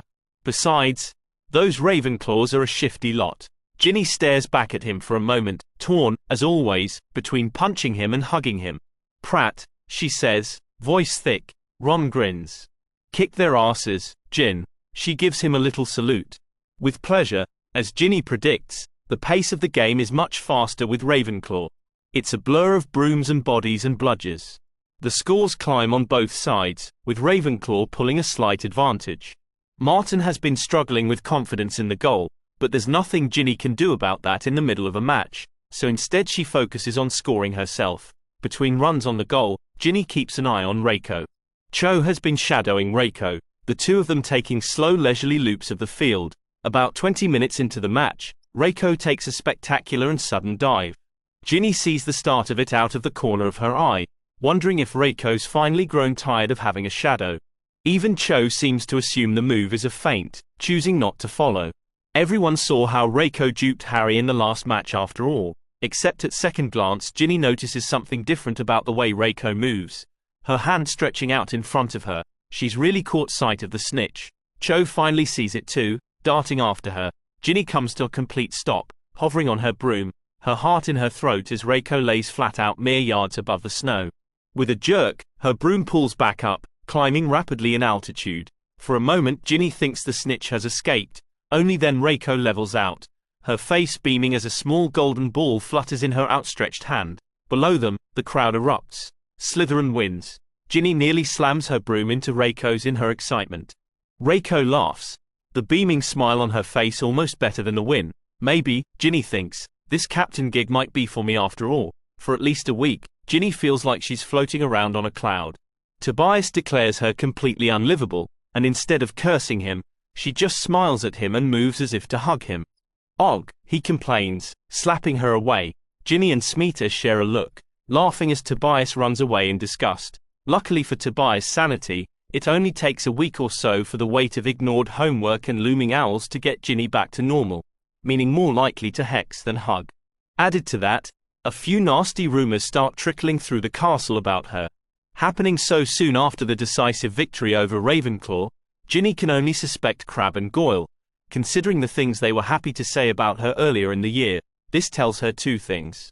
1. She must be doing a really good job as captain to be annoying them so much. 2. Crabbe is still too scared of her to do anything other than talk behind her back. She has a much easier time with one of these truths than the other. Ginny comes up from the parlor late one evening to find Thompson still sitting in the common room. She feels a little warmed by the idea that he may be waiting for her. She sits down on the couch next to him. Apparently I am sleeping with the entire team, she informs him. Are you really? Thompson says, eyebrow lifting. Reserve squad too? Ginny sighs. Probably. According to the rumor, there is no other way she would have gotten the captain position. His other eyebrow lifts. Even little Reiko? Ginny rolls her eyes. Sounds exhausting, he says, returning his attention to his book. She gives him an arch look. Shouldn't you be? I don't know, offended on my behalf or something. He shrugs. Mostly hurt to discover you're holding out on me. She stiffens, her face flushing. He looks over at her, putting his book down when he sees her face. I was teasing, Ginny. I know, she lies, embarrassed to have reacted that way. She just suddenly really doesn't want to talk about this with him. He shakes his head. Sometimes I forget. Forget what? She asks, even though she's not certain she wants to hear the answer. How young you are. It's more matter of fact than patronizing, but it still stings. Like being 17 makes him so much more worldly. She forces herself to smile, to shrug it all off. Not much I can do about that, she says, voice deliberately light. Gin, he says. She's probably just imagining the way his tone seems to say, stop being such a little girl, it's fine. She gives him a quick peck on the lips. See you tomorrow. She shifts up off the couch. He doesn't stop her. Things remain a bit strained between Ginny and Thompson. It's not like they're fighting or not speaking to each other. Nothing so dramatic. Not that she would ever expect anything different. Thompson has always, as ever, been one of the steadiest parts of her life. He's the one who taught her to keep her cool, on the pitch and off. Still, as they sit next to each other at breakfast, Ginny doesn't talk as much as she usually might have, and Thompson sends her looks every once in a while that she can't quite interpret. They were supposed to go to Hogsmeade together today, and if she's honest, she can admit that she's a little relieved to hear that the trip has been cancelled.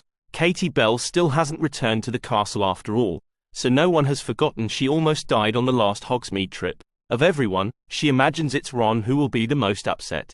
She cranes her neck, trying to catch sight of her brother at the Gryffindor table, looking for someone.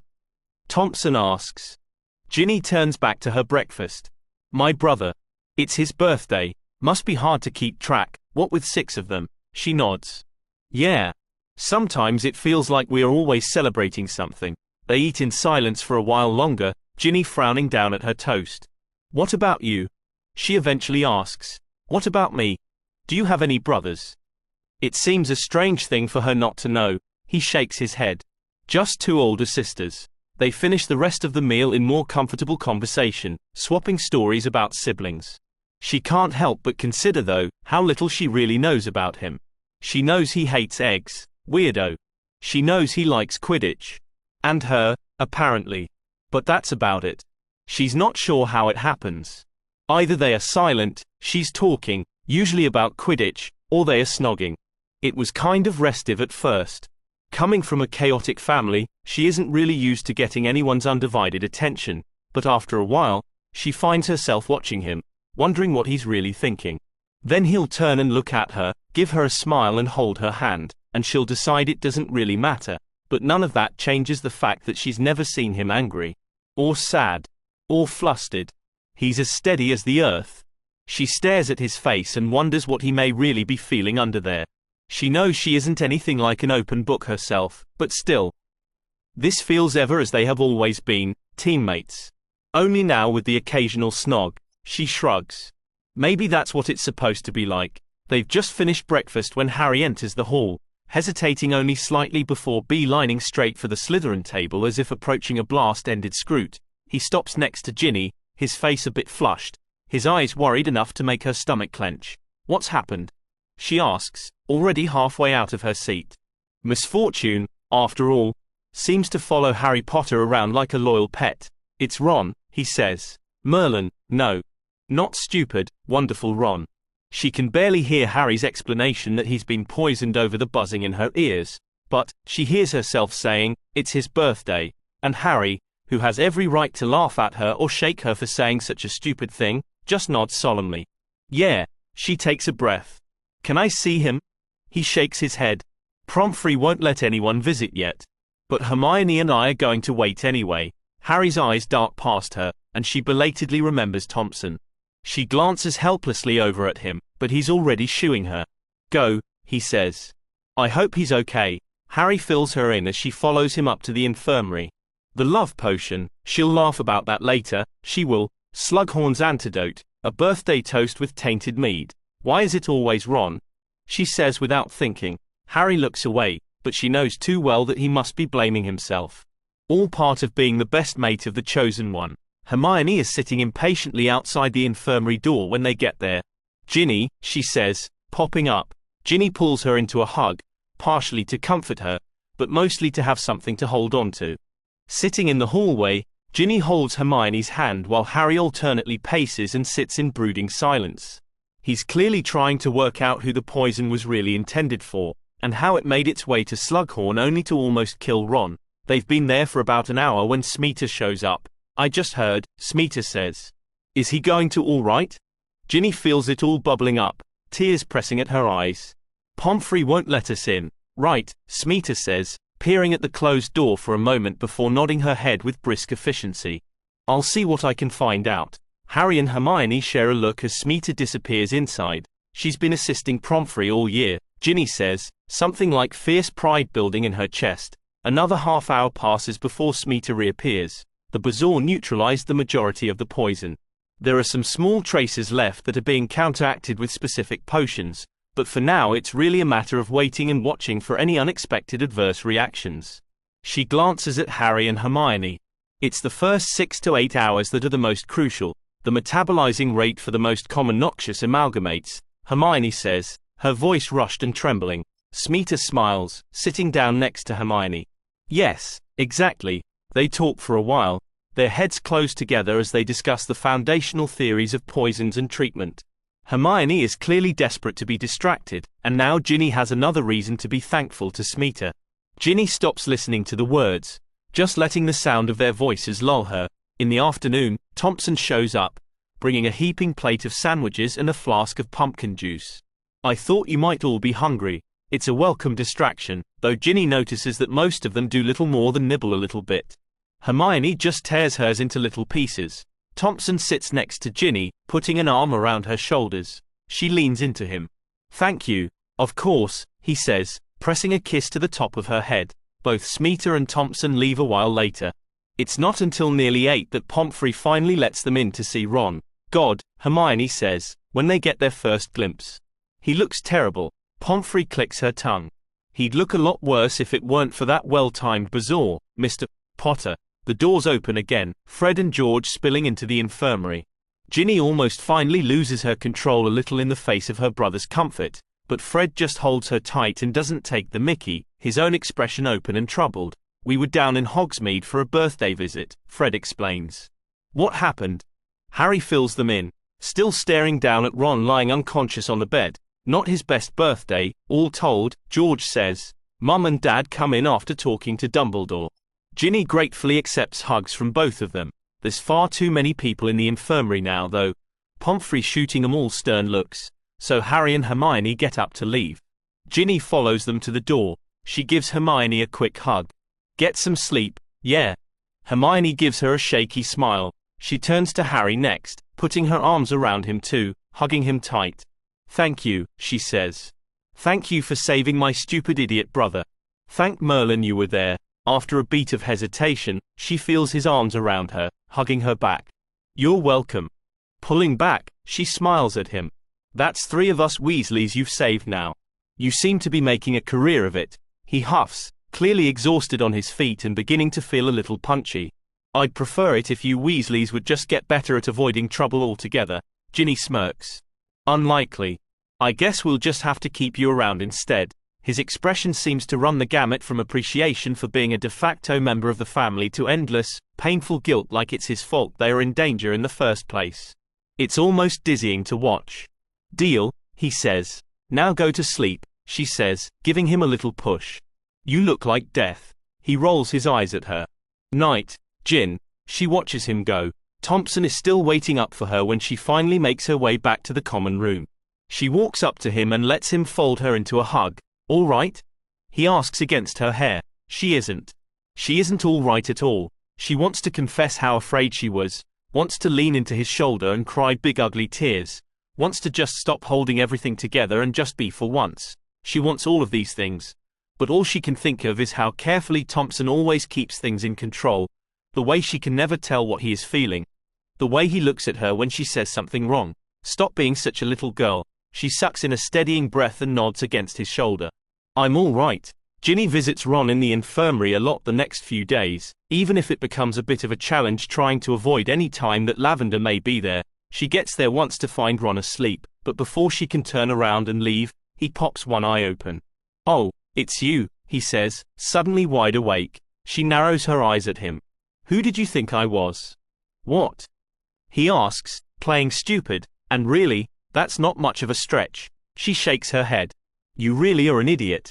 You know that." Yeah, he says, waving the insult away. "What did you bring me?" "Homework," she lies, waiting for his face to fall into petulance before she tosses a chocolate frog on his lap. "Wizard chess?" "Yes, please," he says. He never makes it through a complete match. Lingering evidence that there is a reason he is still in the infirmary. Not that he isn't above faking being sleepy just to get out of losing to her. "As if," he says when she calls him on it. "You're crap at chess." Only she isn't. Because what is chess but a Quidditch match played out on a board? When he conveniently falls asleep, she always ruffles his hair and drops a kiss on his head as she leaves, and only partly to see him grimace and give away his subterfuge. Near the end of the week, they're in the greenhouses with Ravenclaw for a herbology lesson. The plants have been getting more and more dangerous, requiring various forms of protection and thorough concentration. "How's your brother doing?" Tobias asks. Ginny glances up from the plant in front of her. "Okay. There's been some lingering side effects, but he's slowly getting better." Tobias shakes his head. "It's still so hard to believe that someone would poison him." "You've never had to live with him," Ginny quips. Tobias snorts. "I suppose I've wanted to poison you from time to time." Ginny sticks her tongue out at him. "Remember," Professor Sprout calls out, "you need to persuade the plant. You can't force it." Ginny sighs, glancing down at the plant in front of her. Smeeta has already successfully harvested 2 sprouts, clearly being more persuasive than Ginny and Tobias. "And how are things with Sean?" she asks. Ginny has really begun to dread that particular question. It's as if dating someone suddenly gives everyone the right to pry, no matter how little they know her. It's even worse when it's Smeeta asking. Mostly because she knows she won't be able to get away with a mysterious smile and a simple, "good." So instead she settles for something like the truth. "It's nice." Smeeta looks up from her work, forehead creasing. "Did you just say, nice?" Ginny lifts her chin. "What's wrong with that?" Smeeta shares a glance with Tobias, something unspoken there. Just enough of a spark to make Ginny think they would never call what they have nice. Probably aggravating and exciting and certainly never dull. "I like him, I really do," Ginny feels the need to say. She isn't sure why it sounds like she's trying to defend herself. "But?" Smeeta prompts. Ginny shrugs. "It's just easy, I suppose." She gets a double eyebrow raise for that one. She sighs, shoving away the Chinese chomping cabbage she's trying to convince to let her harvest a sprout. It snaps at her, a tiny splat of pus barely missing her hand. It's totally ridiculous to think it's too easy, right? Tobias looks over at her. "I dunno. You've never really struck me as a girl who likes easy." Ginny drops her head down on the table. "Maybe that's the problem." Smeeta pats her consolingly on the back. "That weekend, Gryffindor loses bad to Hufflepuff. And by bad, Ginny doesn't just mean by score. With Ron still in hospital, Cormac McLaggen plays keeper and proves that he's an even worse teammate than he is a Christmas party date. His crowning moment is when he manages to knock his own teammate unconscious. Knock Harry unconscious, to be precise. It's a horrible moment. Harry taking a bat directly to the head. It's like that terrible day with the Dementors all over again. Harry plummeting from the sky. This time it's the Gryffindor beaters who manage to grab him before he hits the ground, but only just. Ginny doesn't even know she's on her feet until she feels Thompson's hand on her arm as they cart Harry off to the infirmary. "They've got him," he says. She nods, sitting back down. She forces herself to smile and look back over her shoulder at Martin. "You ever so much as look at a beater's bat, and I'll make you wish for a concussion." Bassenthwaite and Graham snicker. Martin lifts his hands in front of him.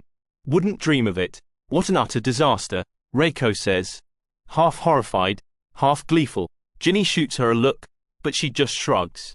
Reiko may like Harry all right, but this inevitable loss opens up a lot of doors for their team. Most importantly, a chance at the Quidditch Cup. The rest of the match is a blur. The heavily one-sided game not particularly interesting despite Luna's commentary. It's almost a relief when Smith finally grabs the snitch. Later that evening, Ginny sits in the parlor and watches Flora and Hestia successfully transform into a crow and a beaver with a quiet pop. Everyone erupts into applause. 4 long years of effort and study finally paying off. It's wonderful to see. Most people might assume identical twins would turn into identical animals, but anyone who actually knows Hestia and Flora would know better. Hestia is slightly more independent, the one to drive many of their explorations. Flora is the one with a calmer head and a slightly softer heart. Which is more trustworthy, the head or the heart? Ginny asks a while later. Antonia looks up from her book. "Neither particularly in my experience." Ginny purses her lips. "Well, that's incredibly unhelpful." Antonia laughs. "It is, isn't it?" Ginny supposes it's nice to know Antonia doesn't have all the answers. "I guess I put more trust in instinct." She has a look on her face like this is something she has spent a lot of time thinking about. "Instinct," Ginny muses. Antonia shrugs. "What is instinct if not something that tells you when your heart or head is being stupid?" Ginny laughs. "So you can know which one to ignore." "Sure," she says. "Or which one to listen to." Ginny chews on that for a while. Watching Astoria and Caroline talking with the twins. "We haven't seen you much recently," Antonia observes, voice mild. Ginny nods, acknowledging the truth of it, but not bothering to try to excuse it. "You know what Lucas would say.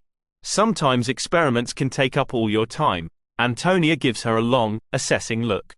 "I suppose he would. He'd also say that all experiments eventually have to come to an end." On Sunday, Ginny asks Thompson to brave the last of the snow and go for a walk with her.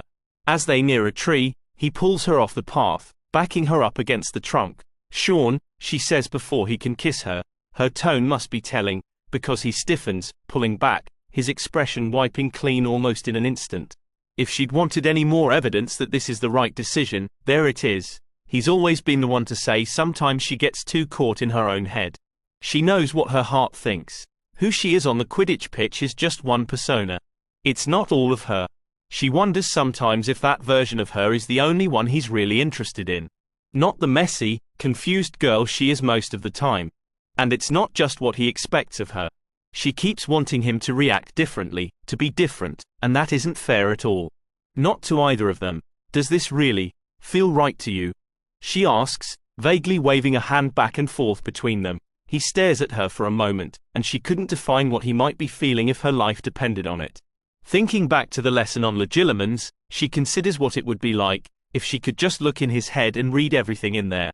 It's far more tempting than it should be. "No," he eventually says, voice perfectly even as he lets go of her. "I guess not." She relaxes, pushing out a breath. You're great. You've always been such a great friend. And I don't want to ruin that. But I'm not sure being more than that is working." She tries not to wince, knowing she sounds like an idiot, exactly like the lost little girl he accused her of being. Thompson stands there for a moment. "So," he eventually says. "Friends." She's so blindingly relieved to hear him seemingly so easily agree, that she stupidly playfully touches his arm. He jerks back away. "Just give me some time, okay?" There's the slightest tick near his eye. She feels her stomach clench, but knows well enough that she owes him that. "Yeah," she says, stepping back away from him. "Of course." He walks away. Ginny does her part to respect Thompson's request by staying away from the common room and not lingering on the Quidditch pitch. Instead she's in the parlor, but most often in the library or in her hidden cloister, because they hadn't been kidding when they said owls are serious business. There's so much to know and so much homework on top of revision that she feels like she might drown in it all. She's spending a Saturday cramming in the cloister when Harry finds her. It's been a few weeks since the ill-fated Quidditch match, but this is the first time she's seen him. "Harry," she says. "How are you?" He rubs sheepishly at his head. "No lasting damage other than my pride." She winces. "I'm sorry about Cormac." "That's bad luck." Harry scowls. "No, just bad skill. Bit of a Burke, isn't he?" she says, thinking of Hermione at the Christmas party. "Among other things," Harry says darkly. Ginny nods, looking back down at her book. When Harry just keeps standing there, she asks, "Did you need something?" knowing he probably wouldn't come all this way for nothing. She immediately feels stupid though when Harry gives her a startled glance. "I mean, if you just came here to study or something." "No," he says. "I came to see you." "Oh. Okay," she says, embarrassment quickly morphing into inexplicable apprehension. He sits down next to her, putting his backpack down, fiddling with the straps for a moment as if stalling, or building up his nerve. Neither does much to make Ginny feel less anxious. Eventually he straightens, looking at her. "Can I ask?" She leans forward as he trails off. "Yeah. Malfoy," he blurts. Despite herself, Ginny is momentarily taken aback, physically straightening up. Which is stupid. Because this is exactly what this has always been about, isn't it? "How are things in Slytherin?" he asked her once. And at the time she'd been enough of an idiot to think maybe that had something to with her, not just Draco Malfoy. This is Harry bloody Potter offering to walk her back to her train compartment all over again. Stupid, stupid, stupid. "What about him?" she asks, her voice hardening. He definitely notices it, his lips pressing together. "Have you ever?" She frowns, honestly having no idea where Harry is going with this, but no longer feeling inclined to help him along. "What is he doing?" he demands, like a rubber band finally snapping after being stretched too far. Ginny blinks, not particularly caring for the hostility in his tone. "What do you mean?" Harry pushes to his feet with a sound of frustration, pacing around the small space. "You were in the same house. You were dancing with him. You must have some idea." "Some idea of what?" she snaps, beginning to feel her own temper fray. He stops, turning to look at her. "He's a Death Eater." A statement of fact. No hesitation, just utter conviction. For the tiniest moment, she's forced to remember seeing Draco on the train, his hand on his forearm, but a pulse of pure anger quickly overrides the memory. "Why?" "Because he's in Slytherin." Harry huffs with impatience. "This isn't about." She doesn't let him finish, pushing to her feet. Feeling reckless in a way she rarely indulges anymore, she steps up to him, lifting her arm. Pulling back her sleeve, she bears the green snake inked on her skin. Because he has a tattoo? Things like that aren't always about choice. Hers hadn't been. Maybe Draco's wasn't either. He's just a kid, after all. They all are. Has Harry forgotten that so quickly? He's staring down at her tattoo like it's a personal insult. She sees it, the moment it takes him to shake it off, to remember who she is and not what. He pushes her arm down, his expression hardening. He's up to something. I know it. Ginny recognizes that look, has seen it on Draco's face over the years. A completely irrational hatred that has wandered far off whatever real foundations it may have once had. She hates that it hurts to find it here, on Harry. What does she care what he thinks? Feeling that old anger from the summer rising up in her throat, she knows she's terribly close to completely losing her temper. It's time to end this conversation before she says something she'll regret. Snatching up her bag, she makes to leave. "Ginny," Harry says, blowing out a breath. He grabs her arm when she doesn't stop. "Wait." She swings back around to look at him, nearly stumbling into him, her heart pounding, heat flooding her skin. "What?" He's clearly surprised by her tone, by the visceral anger she is no longer able to control, but doesn't back away. His eyes travel over her face, his hand firm on her arm.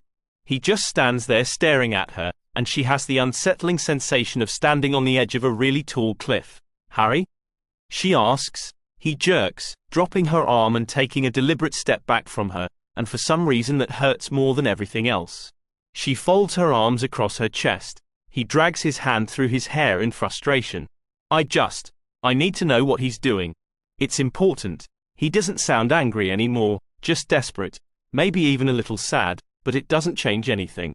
Doesn't change anything at all. They stare at each other a long moment, a gulf of misunderstanding between them. She has to wonder if she told him she didn't know anything about Draco if he'd even believe her.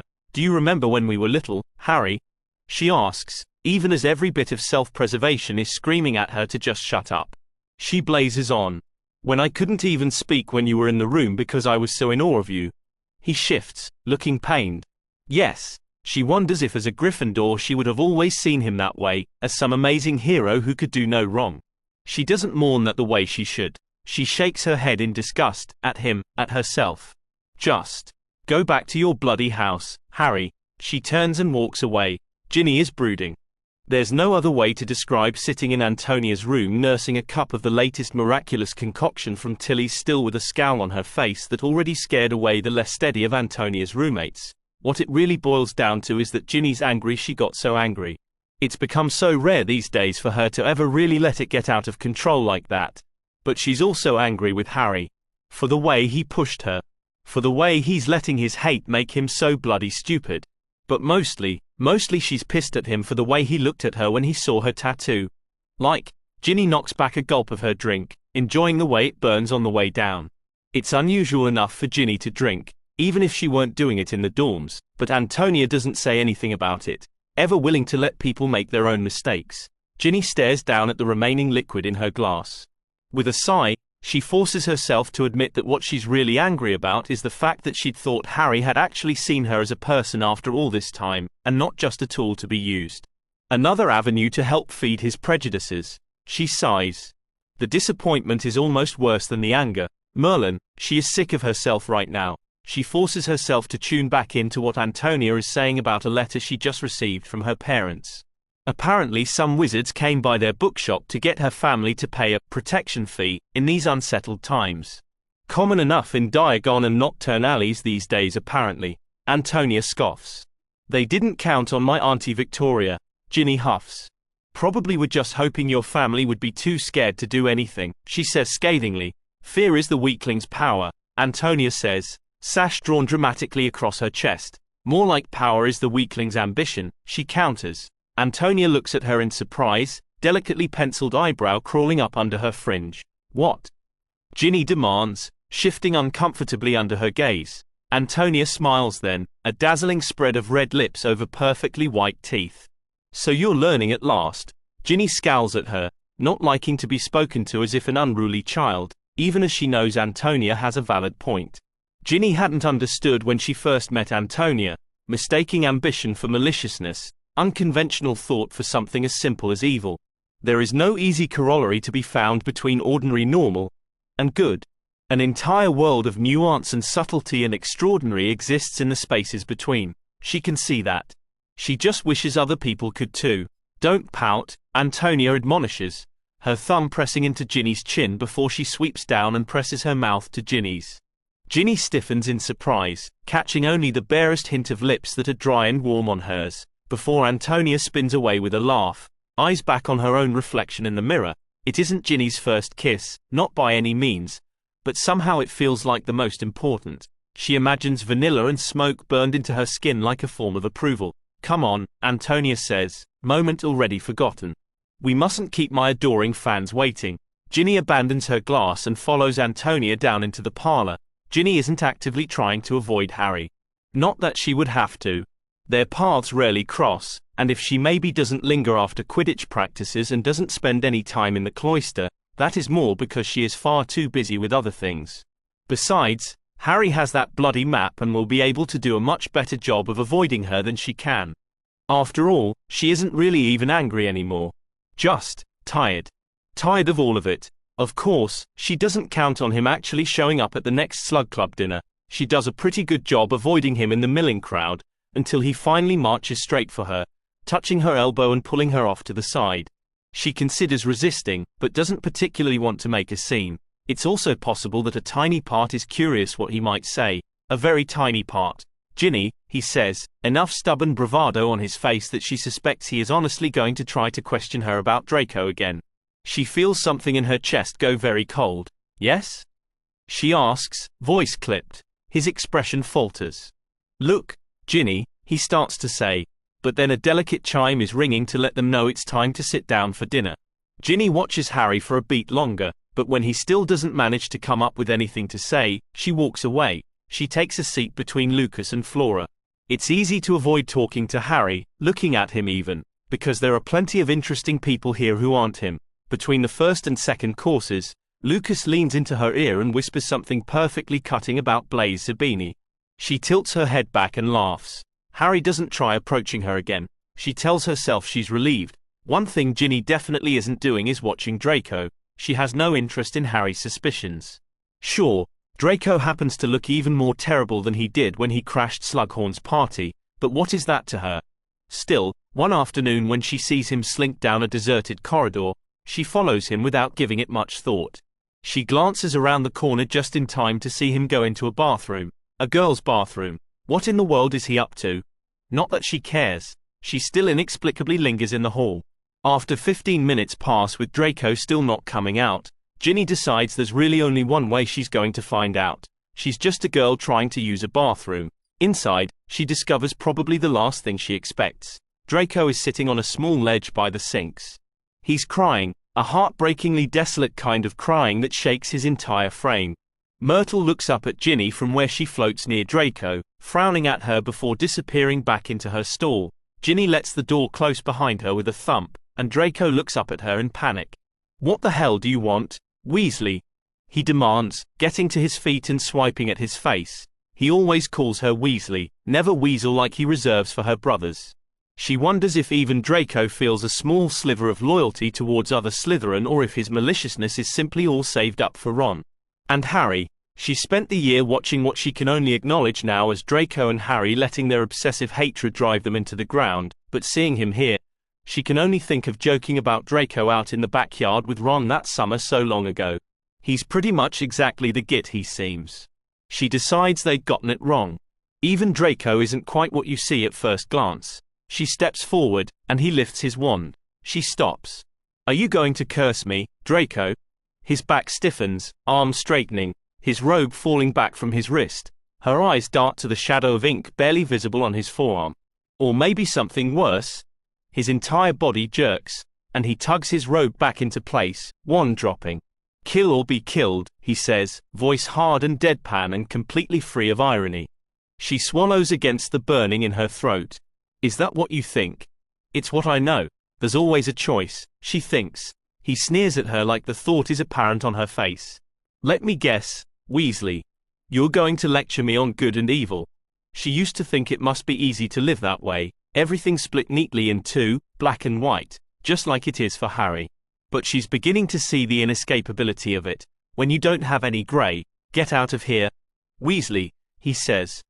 But the edge is gone from his voice. "It's the girls' bathroom," she reminds him. He drops down to his seat again, apparently resigned to her presence. He swipes angrily at his face. "If you tell anyone," he starts to bluster. "Shut up," she says, sitting down next to him. He's a bit beautiful in his desolation, and even though she can't fix this, doesn't even really understand what is happening, she figures she can at least sit with him for a bit. The tears continue for a while, and she just stares straight ahead, listening to the drip of Myrtle's broken toilet. He'll hate her for this, she knows.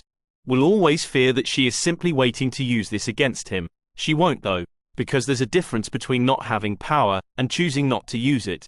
In the middle of April, Antonia starts spending a lot of time in the common room. Ginny notices her sitting there on her way back to her room after Quidditch practice. It's odd to see her there, and it only occurs to Ginny then how little time Antonia actually spends in their common room. She's either in the library, the parlor, or chumming it up at Slug Club events. Definitely not just sitting reading a book.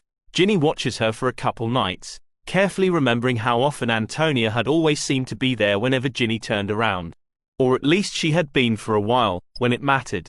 It takes her a bit to finally connect the dots. The next evening, Ginny sits down next to Antonia without a word and reads a book. Or at least pretends to be reading a book. Just like Antonia is clearly only pretending to read a book. Her eyes are more often on the students surrounding them. Ginny tries to see what it is Antonia is looking for, because it's abundantly clear now that Antonia is here by no accident. She never had been. Theodora either. Ginny looks around the room herself with fresh eyes. What would Antonia be interested in? Or who more likely? Ginny quickly dismisses all of the boys. Antonia never lacked for dates whenever she actually seems inclined to want one. And unlike many other girls at Hogwarts, Antonia never flirted or flaunted or giggled the way Lavender used to with her brother all over the castle. Gag. So Ginny is left to focus on the girls. Smeeta is conspicuously absent. Possibly in the infirmary or greenhouses, if not for the rather conspicuous absence of Tobias as well. Ginny drops that train of thought as quickly as possible. A few first-year girls are lumped together in one corner swapping sweets or secrets, and Ginny tries not to think of her own complete lack of easy camaraderie her first year. A few other girls are studying in small groups. Some older girls are hanging on Zabini and the senior boys, laughing unnaturally loud and flipping their hair like a Nargle has gotten caught up in it. Ginny snorts in derision. Honestly, nothing looks remotely interesting or out of place. Ginny decides the best thing to do is simply tackle this head-on. I've always wondered exactly what it is you look for, Ginny says. Antonia glances over at her, a look of supreme boredom on her face. I'm sorry? In the people you pick. Antonia continues giving her a blank look, but Ginny has finally tied it all together in her head. Looking back, it's so clear that Antonia, possibly even Theodora before her, had been watching Ginny long before she even knew what the parlor was. Ginny sits back in her chair. What makes one person worthy of an invitation and another not? Instead of dissembling again, Antonia eventually nods her chin in Pansy Parkinson's direction. Prefect, center of everything, from the outside appearing to be at the front of her house, and definitively not a member of the parlor. What do you think her ambitions are? Her ambitions? Ginny echoes. Yes. What do you think she is trying to get? What does she want more than anything? Ginny doesn't have the slightest idea, not having ever given Pansy much thought. Glancing back over at the girl, she watches as she touches Blaze's arm, looking up at him through lowered lashes. When his attention wanders to someone else in the group, she glares daggers at the other person. She wants to be liked, Ginny says. Wants to be important and in the center of things. Pansy seems to be deliberately ignoring Blaze now, and apparently really wants Blaze to think she's good looking. Antonia nods. Pretty much what every girl is raised to believe is important. Popularity. Attractiveness. Attention. Ginny frowns, wanting to argue but not sure she actually can. Not the ambitions you are looking for, because if ambition is all Antonia's looking for, there is more than enough to be found here. Slytherin is a house of ambition. Dreams both big and small, with the tenacity, skills, and, some might say, arrogance to achieve them. And Nicola? Antonia asks. Ginny glances around, not actually sure who Nicola is. Antonia juts her chin at a blonde second year studying with a small group of other girls. Ginny watches her for a while, the girl far more mysterious than Pansy. I'm not sure. Antonia nods, patting Ginny on the shoulder. Well, let me know when you figure it out. She walks off without another word, but Ginny is still perfectly aware that she's just been given an assignment. The first week in May they play their last match against Hufflepuff. In many ways, the match feels like everything finally clicking together, a quiet coming together of everything they've been working on. Hufflepuff is by no means an easy team to play against, but it just seems like from the first moment of the game they can't gain any traction against Slytherin. It's almost effortless. The snitch is slightly trickier, and Reiko isn't the first to catch sight of it. Summerby starts the chase, but flubs a grab, giving the much lighter and quicker, and much more determined, Reiko a chance to catch up with him. They spin and spiral around the pitch, in and out of the stands executing tight cuts up and down with the movements of the frenzied snitch.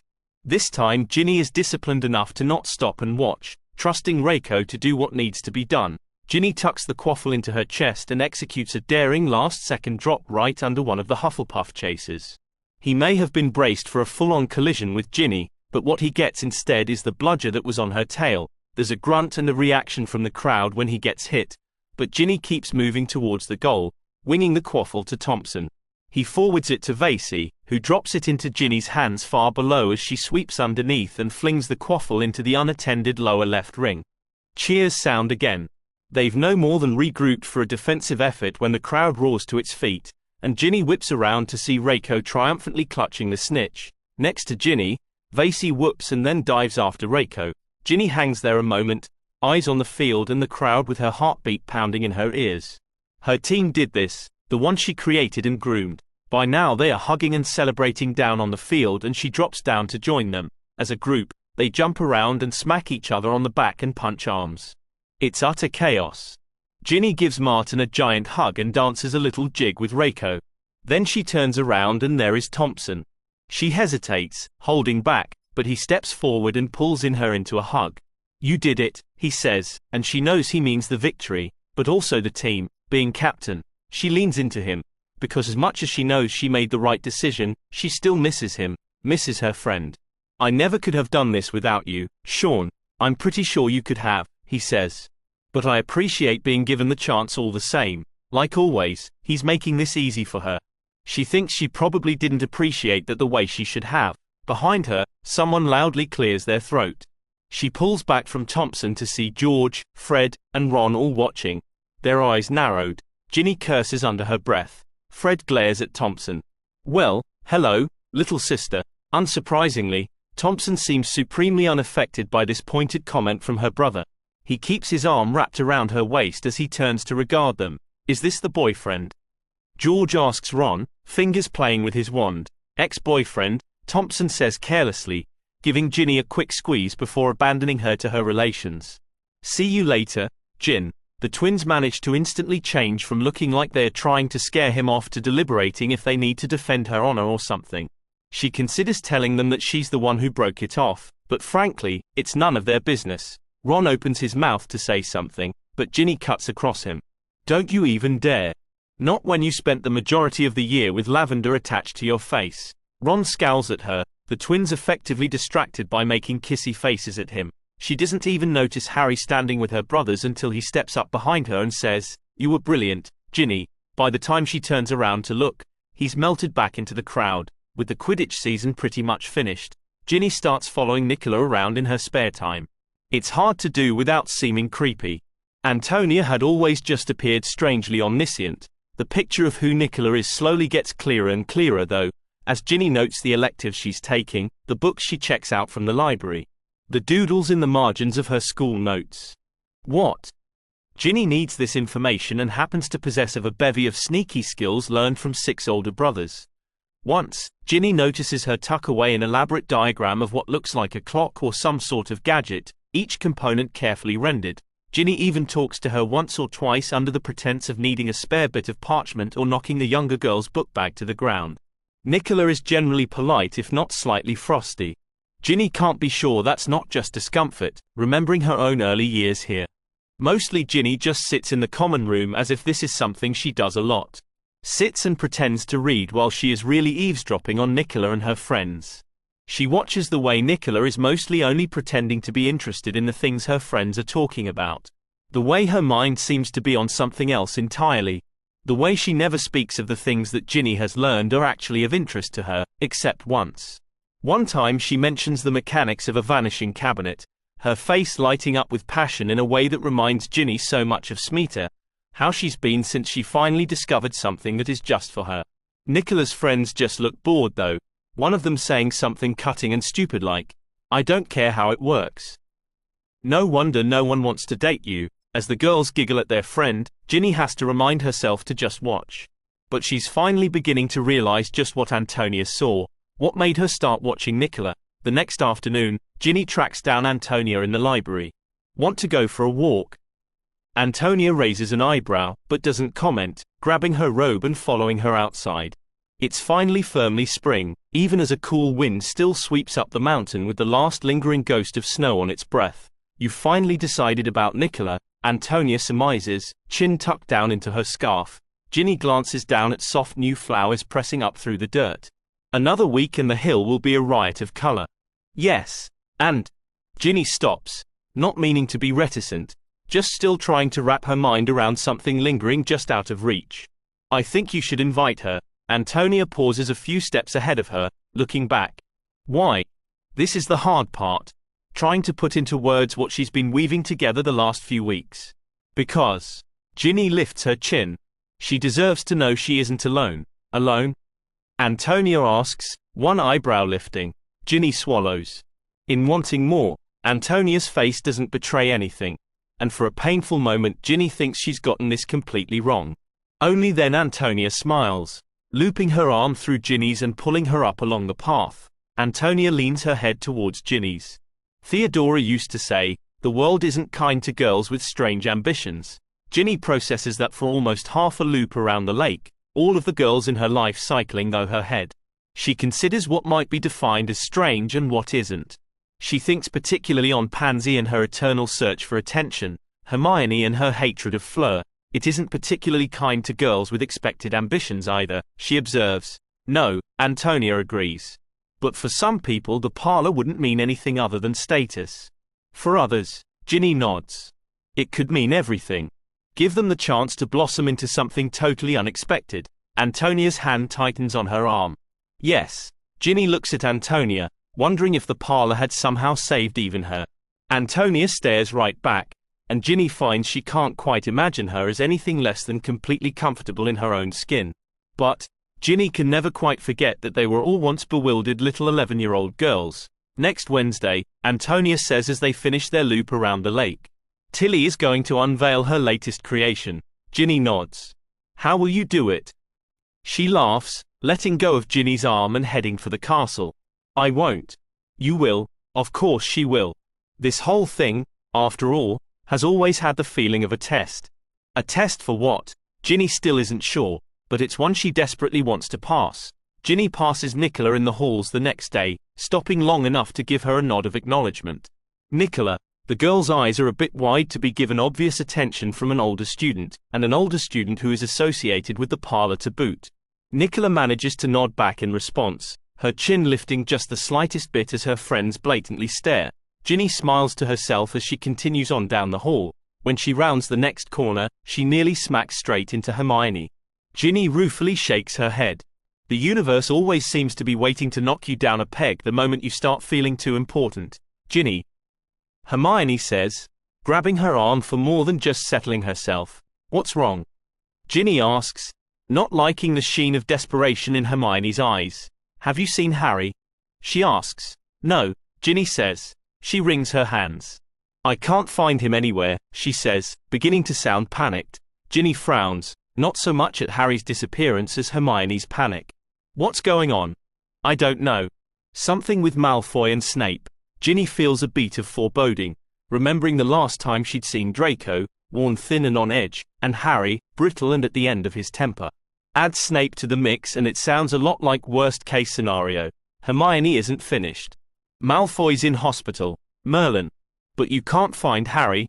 "We've looked everywhere." "Not everywhere," Ginny thinks. "Sorry," she says, shrugging. Hermione crumples a little, as if Ginny had been her last hope.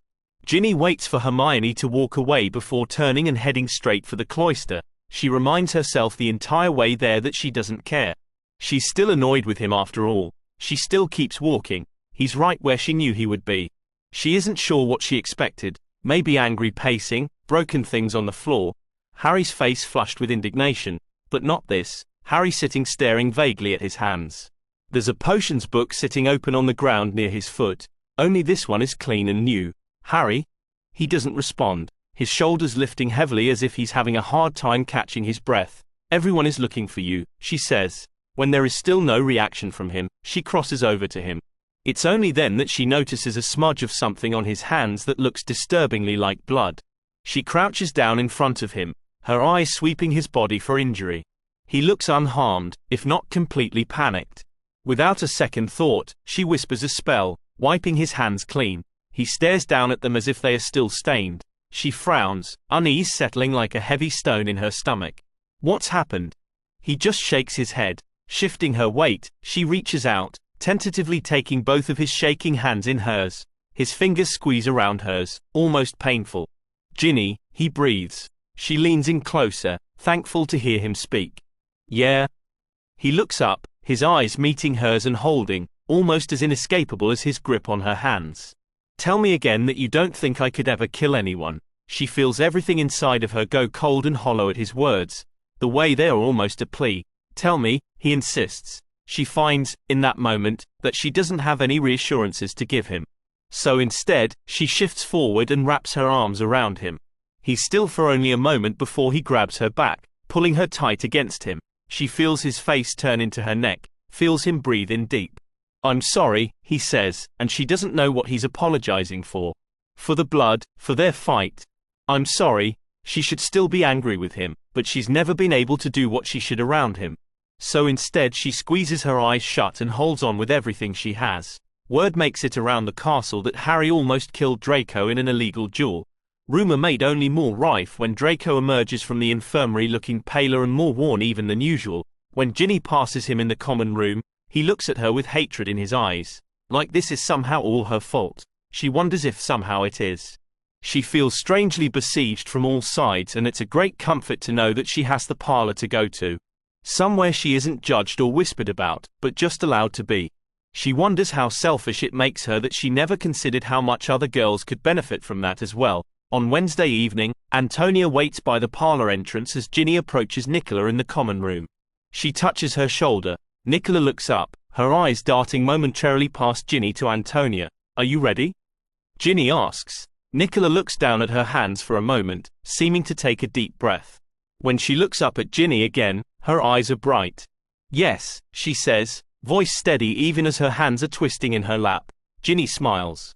Then come with me. They walk together to the parlor door, and Ginny has the strangest moment of déjà vu, everything wrapping back around to the first time Antonia let her through this door. Of course, Ginny had no idea what she was getting into at the time. Nicola, to judge from the look on her face, knows something incredibly special is about to happen. Ginny almost envies that. Antonia taps the door with her wand, the door opening onto the dim staircase twining downstairs. Ginny gestures for Nicola to go first. Down at the bottom of the stairs, the girls all turn to look, taking in the newest member to their group. Nicola pauses like her nerve may be failing her, and Ginny puts a gentle hand on her back and guides her towards the complicated contraption at the rear of the room. Tilly stands in front of her still, explaining her latest concoction and the alchemic theories behind it. She passes around a tray of small glasses. They all sip in wonder at the airy drink. It's almost more gas than liquid, a sparkle on Ginny's tongue before it slides down her throat like silk. Outdone yourself as usual, Tilly, Ginny says, feeling the light press of giddiness. Tilly gives Ginny a distracted smile as she bites contemplatively at her thumbnail. It still isn't quite right. Oh? Ginny asks. Tilly frowns at the still. Something with the vapor inlet. She shakes her head. Equipment construction has always been my weak point. Next to her, Nicola looks surprised, like she's not used to anyone openly admitting their weaknesses. She glances at Ginny as if looking for direction, and Ginny just looks back at her as if to say, well, what are you going to do about it? She doesn't remember Antonia ever making anything easy for her. It's one of the kindest things she ever did for her. Nicola bites her lip. I don't know much of anything about alchemy, but I'm pretty comfortable with machines. Tilly looks up at her in surprise. Yeah. Nicola nods, her cheeks flushing. Can I take a closer look? Ginny watches them walk off to the still, Nicola pointing to things and Tilly explaining. It's clear that there's something bright and brilliant trying to get out of Nicola. Ginny sees how easy it might be for all of that to fade if it's ignored and suppressed for too long. It feels good, doesn't it? Antonia asks, stepping up next to Ginny. Ginny nods. She seems a natural fit. Antonia gives her a sharp look, but doesn't press. They walk over and find seats on a settee. I've been thinking about Smeeta, Ginny admits. Your friend, Antonia says. The quiet one who wants to be a Medowitch. Ginny doesn't bother to be surprised that Antonia knows about that. She feels like there is very little that happens in this castle that Antonia doesn't know about. I was thinking about her being part of the parlor, Ginny says in a rush, feeling at once presumptuous and guilty for not having said anything earlier. Antonia doesn't seem offended, instead giving Ginny a long look. Do you think she needs it? Ginny blinks, her brain tripping a bit over what seems an obvious question. She thinks about Smeeta's passion, the people she has bending over backwards to help her make it a reality. Pomfrey, Hagrid, Snape, Slughorn, Sprout. A Medowitch is a noble and difficult profession, but there's nothing strange about a girl wanting to be one. An ambition, yes, but not an unusual one. No, Ginny admits, slumping back in her seat.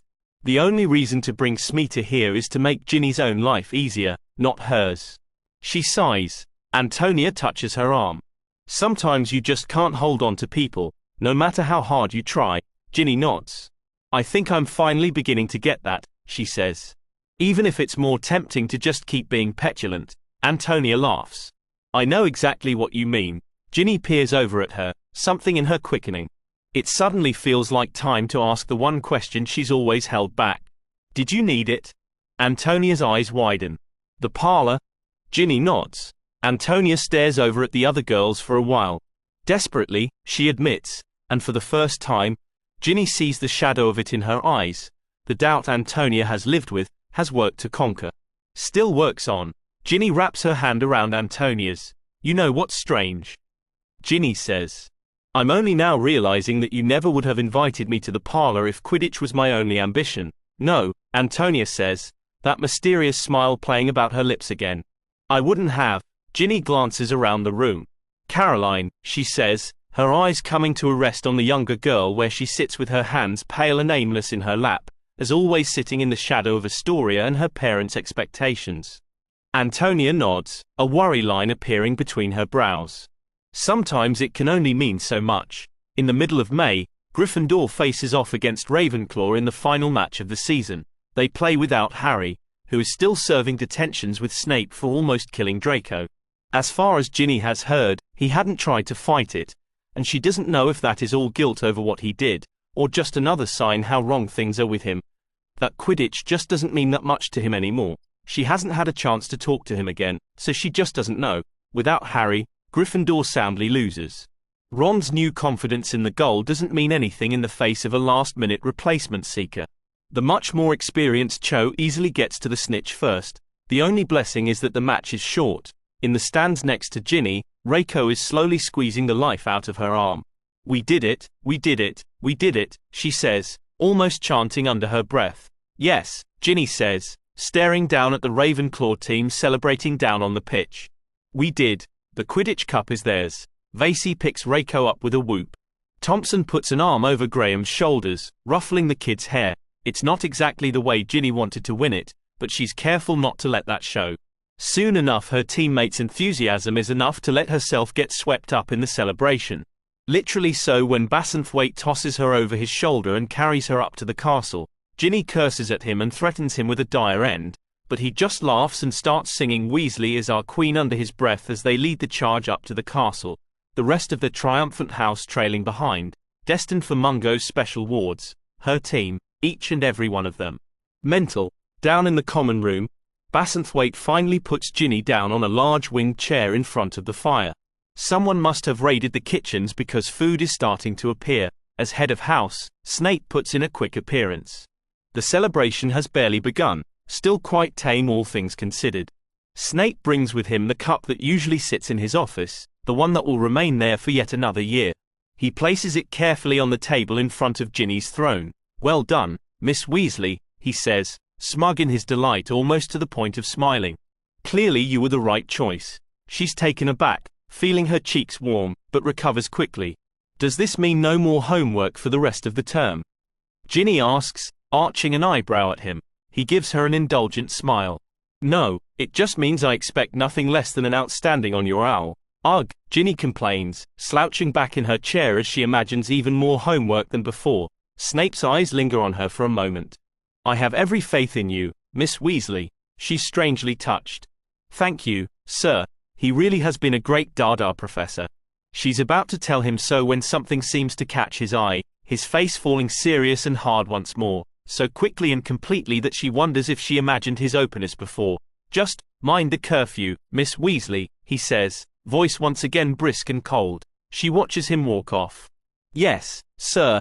Snape has barely left the room when mysterious flasks start appearing. Ginny smiles. Tilly's bound to make a small fortune tonight. She's just going to make sure no one ends up with any unwanted tattoos. The rest of the term flies by in a flurry of revision and cramming and even more homework. The only blessing is that there are no more Quidditch practices, which means more free time. But that just makes Ginny even more tense, lacking any escape on her broom. She's already counting down the days to the start of the next season, scribbling ideas down in a notebook when she should be studying. She won't ever really feel completely accomplished until she beats Harry fair and square. Next season will be her last chance. She's in the common room studying with Smeeta and Tobias one evening when she feels inexplicable heat in her back pocket. The burning sensation is so unfamiliar that for a moment she wonders if some rogue spell has caught her. Only as she pops to her feet in surprise does she finally remember. Pulling the galleon out, she holds it out flat on her palm. The DA hasn't met in over a year now. She can't explain why she's still carrying it around like it means something. She doesn't miss Tobias' hand straying towards his pocket as if maybe he's felt a little heat as well. Peering down at it, Ginny can see that the serial numbers around the edge have changed, asking the DA to meet now. Ginny automatically starts stowing her books back in her bag. Ready? No. Tobias is still sitting, arms now crossed over his chest. Ginny frowns in confusion. What? I'm not going, he says. Ginny doesn't have time to argue with him, turning instead to Smeeta. She starts to shift up and off the couch, Tobias' hand stopping her. Tobias shoots Smeeta a sharp glance. The last time you helped them you nearly died. Ginny wants to ask when the DA became them and not us, but it's a naive question. They had never really been a part of the DA, or at least not completely accepted. A year of walking past each other in the halls like strangers hasn't done much to repair that. You don't owe them anything, he says. Them? Ginny can't help but think. Or me. Smeeta's eyes are wide, darting back and forth between Tobias and Ginny as if this were an exam she hadn't been allowed to study for. It's painful to see the normally steady Smeeta so uncertain. Ginny lifts a hand, plastering a smile on her face. It's fine, Smeeta. You stay. Ginny, Smeeta protests. Really? Ginny says, reaching out and squeezing her hand. I'll be back in a few hours. She turns and walks away. Ginny's late by the time she makes it to the meeting point. Hermione looks incredibly relieved to see her, her hair a frenzied halo around her head. Ginny, thank goodness. Ginny frowns, reaching out to touch Hermione's arm. What's going on? Hermione's hands flap with agitation. Harry's left the castle with Dumbledore, but he's absolutely convinced that Malfoy is going to try something tonight. Ginny feels her jaw clench, but holds her tongue. She's made way too much of a fuss about wanting to help the DA to slouch back to the common room now just because she doesn't want anything to do with Harry's mad Draco paranoia. She'll just see this out and give Harry a piece of her mind when he gets back, because he will be back. Take this, Hermione says, shoving a flask with no more than a single drop of potion into her hand. If something happens, take it. Ginny lifts the glistening liquid to the light. Is that liquid luck? Hermione confirms. Let's pray we don't need it. 2 hours in, it seems incredibly unlikely that she'll ever need the potion. Doing watch duty on an empty stretch of hallway seems to require little to no luck. Just something to keep Ginny awake. She paces down the hallway, smiling at Neville as she passes. The total blackness that swallows everything seems to come from nowhere. Ginny. She hears Neville say. She reaches for him. But before she can make contact she hears a thud and a crash. Feels the shift of air from bodies moving swiftly nearby. At the first echoing scream, Ginny gropes for the flask in her pocket and downs the potion without a second thought. In her attempt to be free from the stifling darkness, she gets separated from Neville. She turns a corner to see what takes her several moments to identify as members of the Order facing off with what can only be Death Eaters. Here, in Hogwarts, there are a million questions swirling in her mind, but they seem to float away, leaving behind the protective curses that she thinks of just the moment she needs to. One of the Death Eaters doesn't look right, the way he holds his body, the sounds he makes. He stops in the midst of the fighting, eyes latching on to Ginny down the long hall. She understands in that moment that he isn't fully human, his face twisted and feral. A slow predatory smile spreads across his face as he looks at her. Ginny takes a step back. The beast is unnaturally fast though, Ginny's hand fumbling for her wand. Her brother Bill appears almost from nowhere, stepping in front of Ginny, bellowing at her to get back. Ginny barely gets a chance to glance at Bill and the impressive swish of his wand before she turns and runs. She finds Luna, stands side by side with her against a Death Eater. Nothing but a wisp of luck keeping them on their feet. Eventually the luck runs out though, a curse catching Ginny and half burying her in rubble. Or more likely the luck is still holding, because she's pretty sure that curse should have killed her. She ends up with some bruises and a pretty solid blow to the head, but is still breathing. That's lucky enough. Before she can completely extricate herself from the rubble, she sees Draco dart by, his face terrified. For a second she doesn't understand what's happening. Snape is only a few steps behind. She stumbles up to him, one hand still pressed to her bleeding head. "Professor?" she asks, thankful to see someone she can trust in all this chaos. He slows only long enough to look her over, his jaw tightening. People are yelling in the distance. She turns slightly at what sounds like Harry bellowing, but she can't quite make out the words. When had he returned to the castle? Her eyes widen as Snape points his wand at her, his curse hitting her in the chest and pushing her back out of the way. Her luck still must be holding a little, because she lands with inexplicable care, not slamming into the debris behind her, but clearly out of Snape's way. Still, her head is woozy enough that she must black out, because when she next opens her eyes, the dust has settled, the castle ominously quiet around her. She staggers out into the main hall to find students streaming out the front doors, barely a whisper between them. Everything seems to slow as Ginny exits the front doors, following the flow of bodies. People melt out of her way, and soon enough she has an unobstructed view of the sick tableau. It's wrong, so wrong on every level her tired brain can function on. Albus Dumbledore was never meant to look so broken. Harry sits at Dumbledore's side, the two of them frozen like statues. Her feet carry her across the distance even as everything in her revolts at the idea of being anywhere near the wizard who is now just a body. Up close, Dumbledore looks almost strangely peaceful, if not for the grotesque twist of his leg up under his body. There's whimpering in the crowd around them, faces lifted away from the body towards something she hadn't noticed in the face of Dumbledore's gory death. In a haze, Ginny follows the gazes up to the sky. The dark mark hovers over the astronomy tower like a green stain. Ginny feels her knees weaken, the jagged, painful pieces staring to come together. Death Eaters in the castle. Werewolf. Dumbledore dead. Snape. Draco. Dumbledore dead. Draco. Kill or be killed. Ginny clutches her stomach, feeling the acrid burn of bile in her throat. Harry is still just sitting next to Dumbledore's broken body like he may never move again. She kneels down next to him, tentatively touching his shoulder. Harry?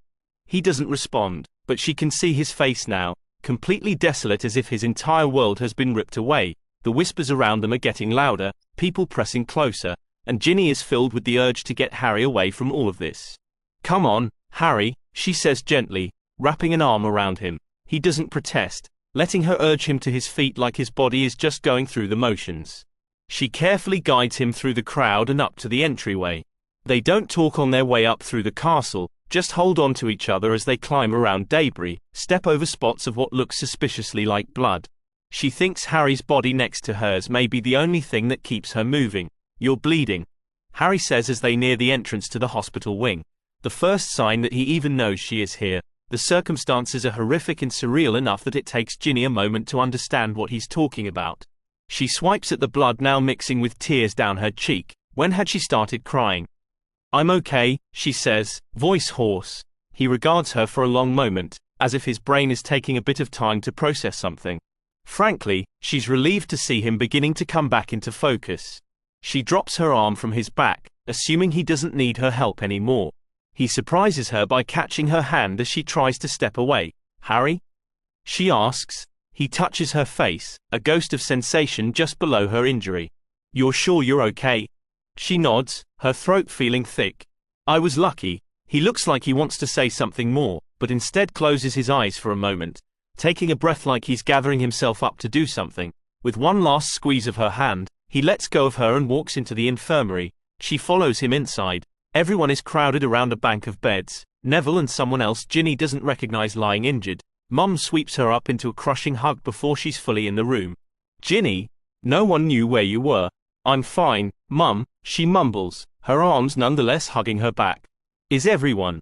She looks around, and it's only then in the awkward silence that she recognizes him. Bill lying in that bed, his face a mess of rips and tears. Remembers the sound of a werewolf's cry as he stepped in front of her. She makes a rough sound of protest, crossing over to the bed and grabbing onto Fleur as she nears. Harry is still standing in the doorway, waiting to deliver the devastating last blow. Dumbledore is dead. The words cut across the room like a sword. No, someone protests. It's true, Ginny says, voice thick with tears. Professor Sprout sits down with a heavy thump, Hagrid bursting into noisy tears. But Harry isn't done. Snape killed him. Ginny's head lifts with a jerk. Harry steadily meets her gaze like this is something important he needs her to understand. Malfoy let the Death Eaters in, he says, but he couldn't. Snape did it.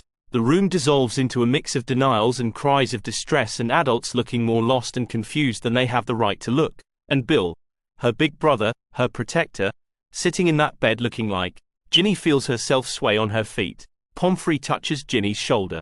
"Let me look at you, dear," she says, cheeks wet with tears. Ginny, filled with an unnatural listlessness, lets herself be pulled away. Dawn creeps over the sill of the infirmary window. Nearly everyone from the order has left, out in the world scrambling to figure out what to do next. Pomfrey easily knit the gashes and erased the bruises from Ginny's body, but the ache is still there. Ginny's glad. It feels like it's the only thing keeping everything sharp and focused. Dumbledore is dead, and it's hard not to think this means Voldemort has all but won, if not for Harry. The one last person standing in his way. She thinks that is more weight than anyone has the right to ask a 16-year-old to shoulder. Ginny wishes she could say she's surprised with the way everything has turned out, that Dumbledore's crumpled body at the base of the tower is something completely beyond the realm of her imagination or understanding of the things swirling all about them. Instead, she feels a sort of settling, as if she's just been waiting, as if they all have been, like it's finally all beginning. Gingerly climbing out of bed, she crosses over to sit next to Bill. Fleur sleeps in the next bed, lying still enough for Ginny to wonder if Mum had been forced to slip her a sleeping draught. Bill stirs in his sleep, sounds caught in his throat. Taking his hand in both of hers, Ginny leans in close to his ravaged face and whispers, "Weasley," an affectionate accusation. He stills, his hand tightening around hers. Sometimes it really is that simple. The parlor is subdued. Ginny found Antonia waiting for her in the common room once she was released from the infirmary. She followed Antonia downstairs, looked at the faces of the girls waiting down there, and felt something inside her ease in a way she would be hard-pressed to explain. No one pushes her for details.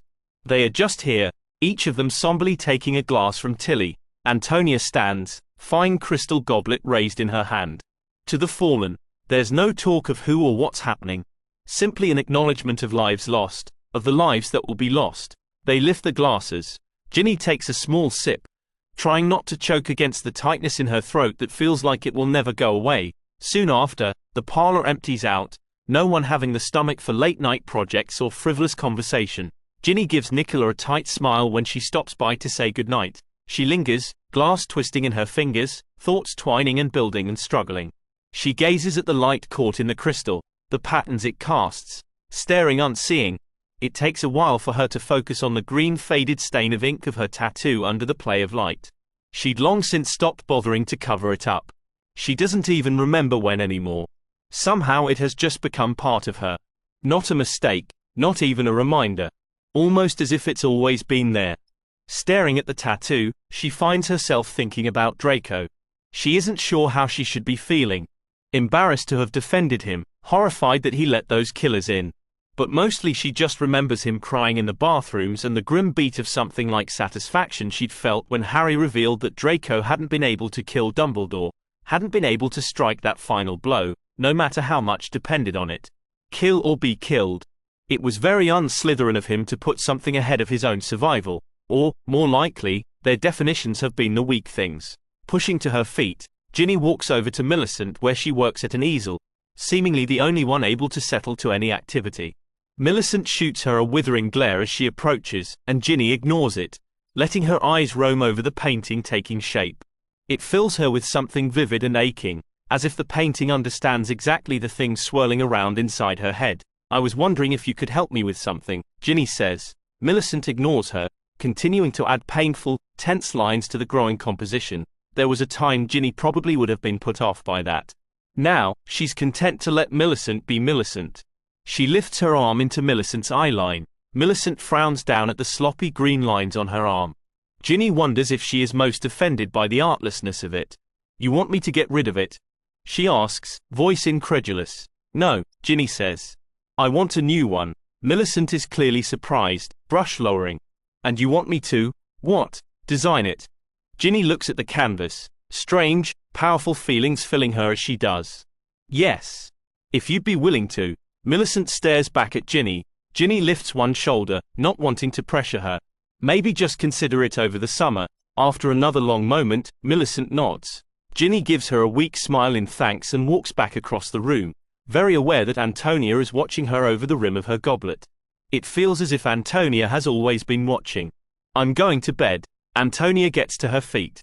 "Me too." She follows her closely up the stairs. At the top, she puts a hand on Ginny's arm to stop her. "Give me your hand." Ginny gives her a dubious look. What? Antonia smiles. The one that means things are about to get really interesting. Don't you trust me? Despite the smile, Ginny does trust Antonia. Probably more than anyone else here at Hogwarts. Reluctantly, she holds out her hand. The knife appears in a flash, the blade drawing across Ginny's palm before she can even pull back. What the hell, Antonia? Ginny says, blinking against the vicious sting of pain. Antonia has a firm grip on her hand, staring down at the blood welling on Ginny's palm. Her lips are moving, the words inaudible. Ginny stills completely, finally realizing the importance of what is happening, the kind of spell that requires a blood price. Antonia slaps her bleeding palm up against the door, blood smearing the surface. She murmurs the incantation Ginny has heard her say only twice before, only this time, with Ginny's palm against the surface, a line of runes light up in the wood. Sisterhood, and Ginny understands. She's just been given membership to this sacred space. She feels humbled by it, but also incredibly thankful. Like everyone else down there, Ginny has been saved by the parlor time and again. I don't envy you these next couple of years, Antonia says, her face more grave than Ginny has ever seen it. But if anyone can handle it, it's you. Antonia takes Ginny's face in her hands, pressing her lips to her forehead like a benediction. Take good care of them. The next morning, Ginny wakes to the sharp pang of pain in her hand. She can heal the wound easily enough, but she doesn't want this to be easy. Easy was never the point of anything that happened in the parlor. Instead, she wraps her hand in clean gauze and waits for it to heal on its own. She catches some of the other girls eyeing her, maybe as if wondering if she's somehow forgotten how to use magic, but other people's judgments don't really seem to matter anymore. The whispers and glances that follow her just flow off. In the wake of Dumbledore's death, all examinations are cancelled.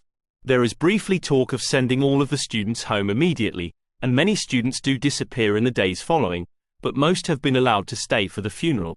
Ginny spends her free time visiting Bill. One day as she sits next to a sleeping Bill, Smeeta appears with a tray of sandwiches. He'll be asleep for a while, she says. Let's have some food. Ginny lets her lead her out into the hall. They sit nibbling sandwiches for a while when Smeeta blurts out, I can't tell you how sorry I am. Ginny frowns at her. What do you mean? You've been great, helping with Bill. No, Smeeta says, dropping her sandwich back down on the plate. Not about Bill. She looks determinedly up at Ginny. About not going with you that night. Ginny's mouth pops open in surprise. I should have been there, Smeeta says. No, Ginny says. You shouldn't. Smeeta looks back at Ginny with more open confusion and sadness than she can ever remembering seeing before. Why not? As much as it pains me to ever say this, Tobias was right. Ginny remembers Smeeta lying unconscious on the floor of the Department of Mysteries far too well. Tobias doesn't even really know. Doesn't comprehend how close it actually had been. And that night in the castle, it had been worse. Ginny knows with absolutely certainty that the only reason she's still alive is thanks to her brother and a tiny drop of brewed luck. Just don't tell him I said that. Smeeta gives her a watery smile. Wouldn't want to make him even more difficult to live with. No, Ginny agrees. We wouldn't want that. Ginny grabs her hand, squeezing it tight. She feels the twinge of pain in her palm. A reminder, take good care of them, even if that means letting go. Ginny has tried to pretend a few Sundays at the lake would be enough to keep things as they were between them, but the truth of it is sitting right here in front of her. It has been all along. Ginny misses Smeeta, and their lives have taken off in different directions, but Smeeta is clearly happy. And so is Ginny.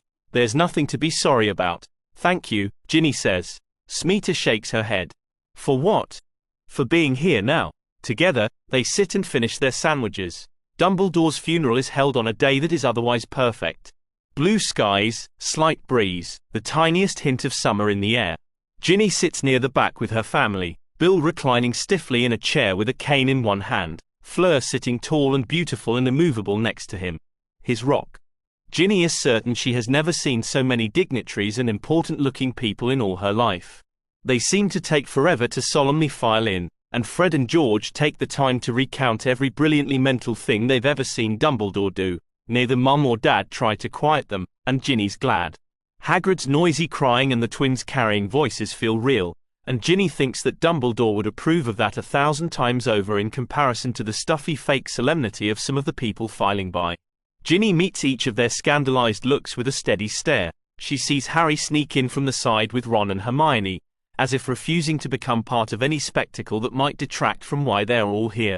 He looks composed and calm, but when he scans the crowd, catching her eye, she somehow knows exactly how much he is struggling to appear that way.